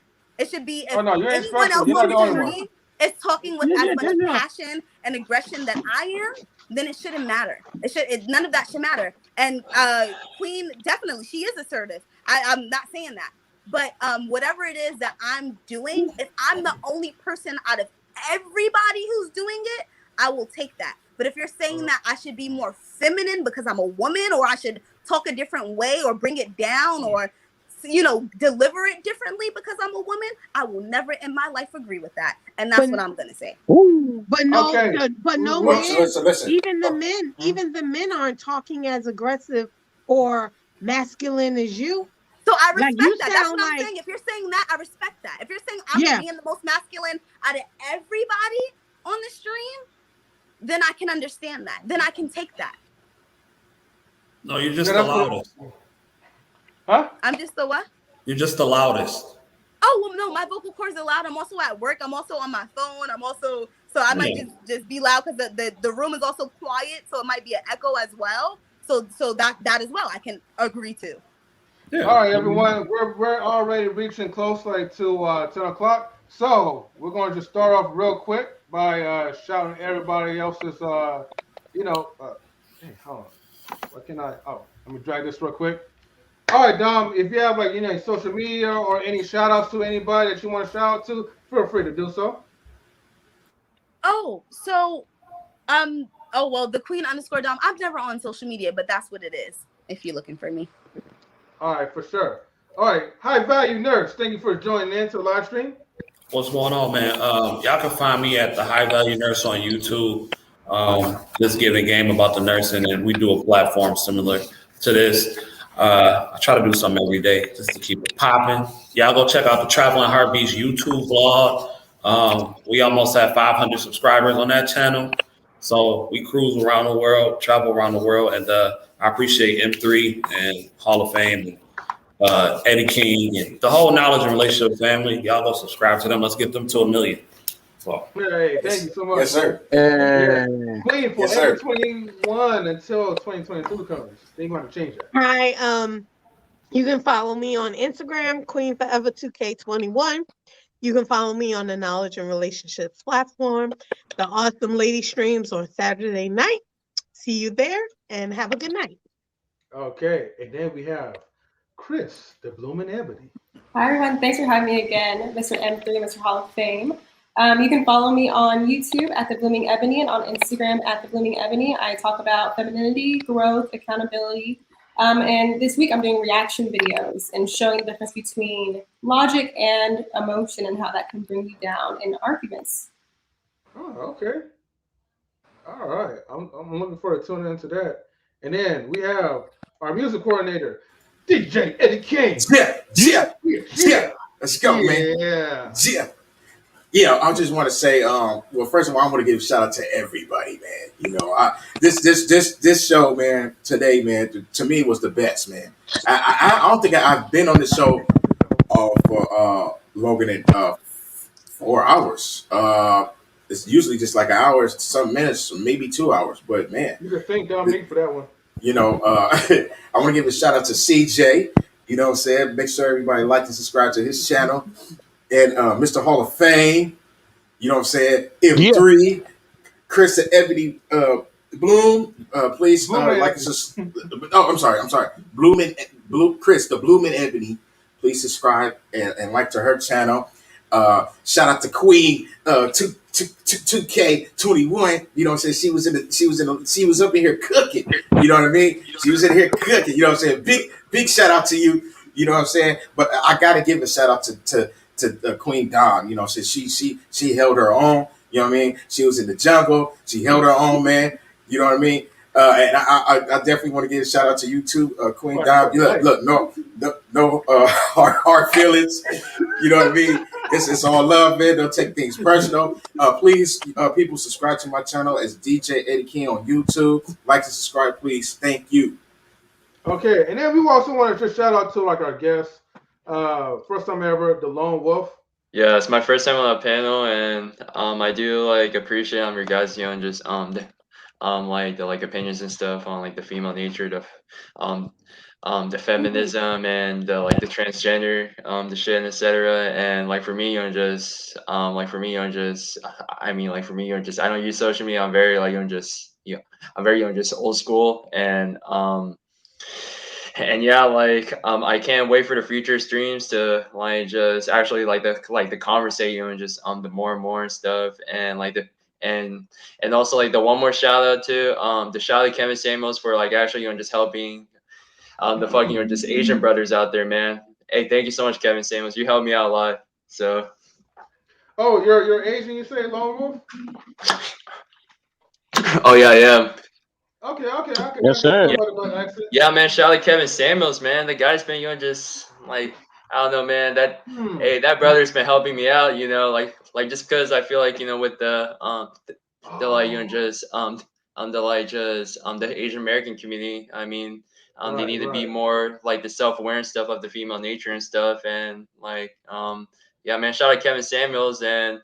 I can't wait to watch, just more of his content in the future and just to support you guys' channel too in the future also. So no problem. Yeah. Lone Wolf, that's where I knew when I saw that name, Lone Wolf, I was thinking to myself, I was like, I recognized that name before. I don't know, maybe I was thinking maybe you probably was a gamer or something, but I've seen you chatting in a Kevin Samuels live stream. Yeah, I did actually. Yeah, that's me right there. Yeah, okay. But Lone Wolf, what was you? Do you know anybody named H Money Boxing? Because I could have sworn I seen you up in there too. No, I don't know. Not just H Money Boxing. Just. But I don't watch boxing that much. Okay, do you follow the Lapeef Network? No, I don't know what's that, sir. I don't know what's that. No. Okay. Don't worry about it. I was just but yeah, I definitely saw you on Kevin Samuels a few times, with the comments. So. I remember things visually, so okay. I support his channel and stuff. I do sports channel and stuff, and I feel I'm a you know, like a lot of brothers should follow him and stuff. You know, like the freaking just Asian American community.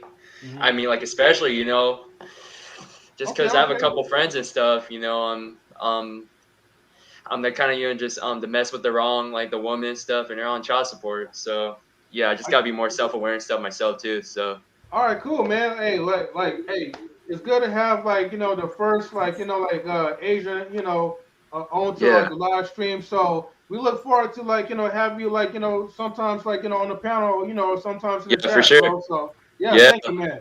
We'll switch yeah, over Chef. to my network manager, Mr. Oh,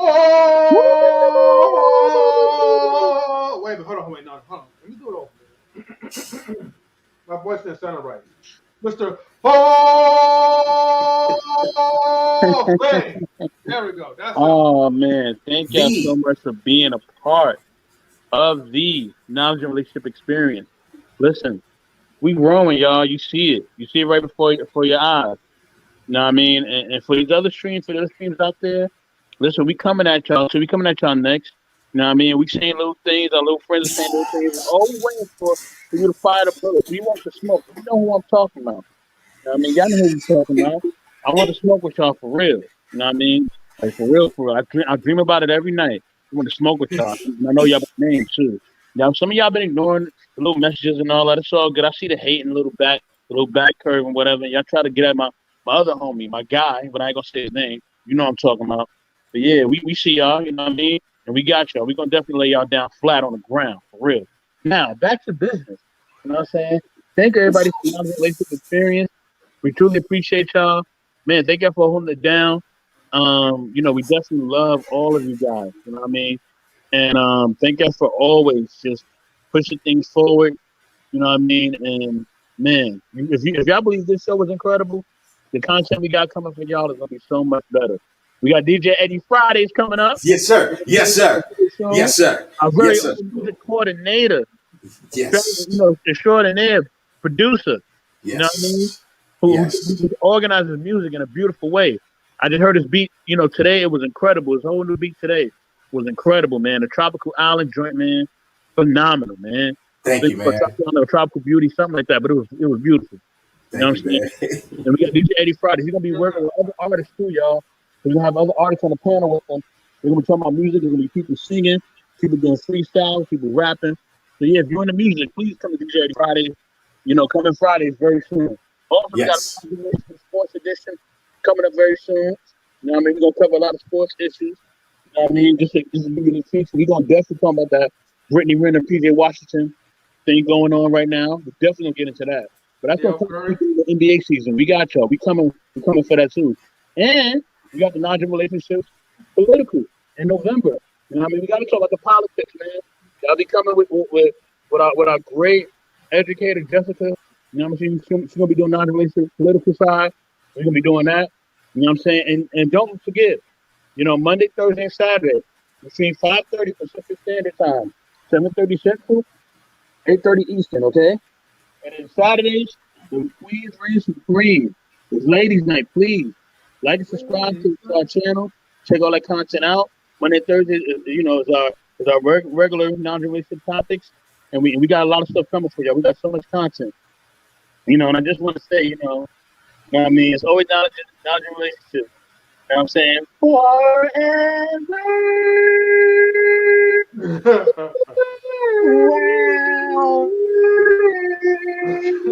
Yeah. And three. Yeah. All right. Yeah. Thank you, everyone. So, you know who this is. This is none other than your boy, M3. Thank you for tuning in to Knowledge and Relationships. Always feel free to like, comment, subscribe, and goddamn it, share our channels too, please. You know, y'all know what to do. But anyways, I want to give personal shout outs to, let's see, we'll go from the bottom up. Well, first of all, personal shout outs to my wife, Mrs. M3, who's always supporting chatting on the live streams. Let's see. Yep. Let me go ahead and read this one. Guys. I hope it was helpful. Thank you. And then catch us like Saturday, 5:30 Pacific time. Okay. But anyways, shout outs to CKQ. shout outs to CJ Kyles. Also, shout outs to the King Gene. You know, he had like a lot of things to say. And hold on, and I call him CJ Kyles, but his channel, he's also known as the High Value Nurse. Just to let you guys know. Yes, sir. Who else? Shout outs to, oh yeah, shout outs to Master Duck, man. Master Duck, man. He's a funny one, man. I don't know, man. I gotta find some way to bring him, or have him subscribe to YouTube or something. But anyway, shout outs to all those people who've been watching us and giving advice. Shout outs to, like I said, DJ Eddie King, Queen, both Queens, Queen 2K1, Queen Dawn, and also shout outs to Kris, the Blooming Ebony. Thank you everyone for joining into the panel. And yeah, Dom, definitely stick around. Kris Hall of Fame, everyone else, like if you want to stick around or whatever. But anyways, always make sure that before you get into the live stream, because we're surrounded by the wolves, you gotta make sure you get your minds right. Okay. Dominique didn't get her mind right that night, but she'll be all right. She'll be all right. I'm messing with you, Dom. I gotta pick on you a little bit. But anyways, like, comment, subscribe. Hold on. You got wait. Donation. Your donation. Oh, the donations, right? Oh yeah. Thank you. Donation. Donation. Let me go up to the banners real quick. So we have many different options for you guys to donate. If you'd like to donate to the Nonsense Relationships live stream, that will go to a beautiful cause to help improve the longevity of the live stream. I'm so sorry. Feel free to donate to Cash App, $MarioMarion, Venmo at Mario-Marion, and the PayPal, which is, www.paypal.me/MarioMarion. Anyways, thank you guys for your time. Thank you, ladies, for your time. And we are out. Peace, everyone. Later. Peace. All right. Bye. Yeah.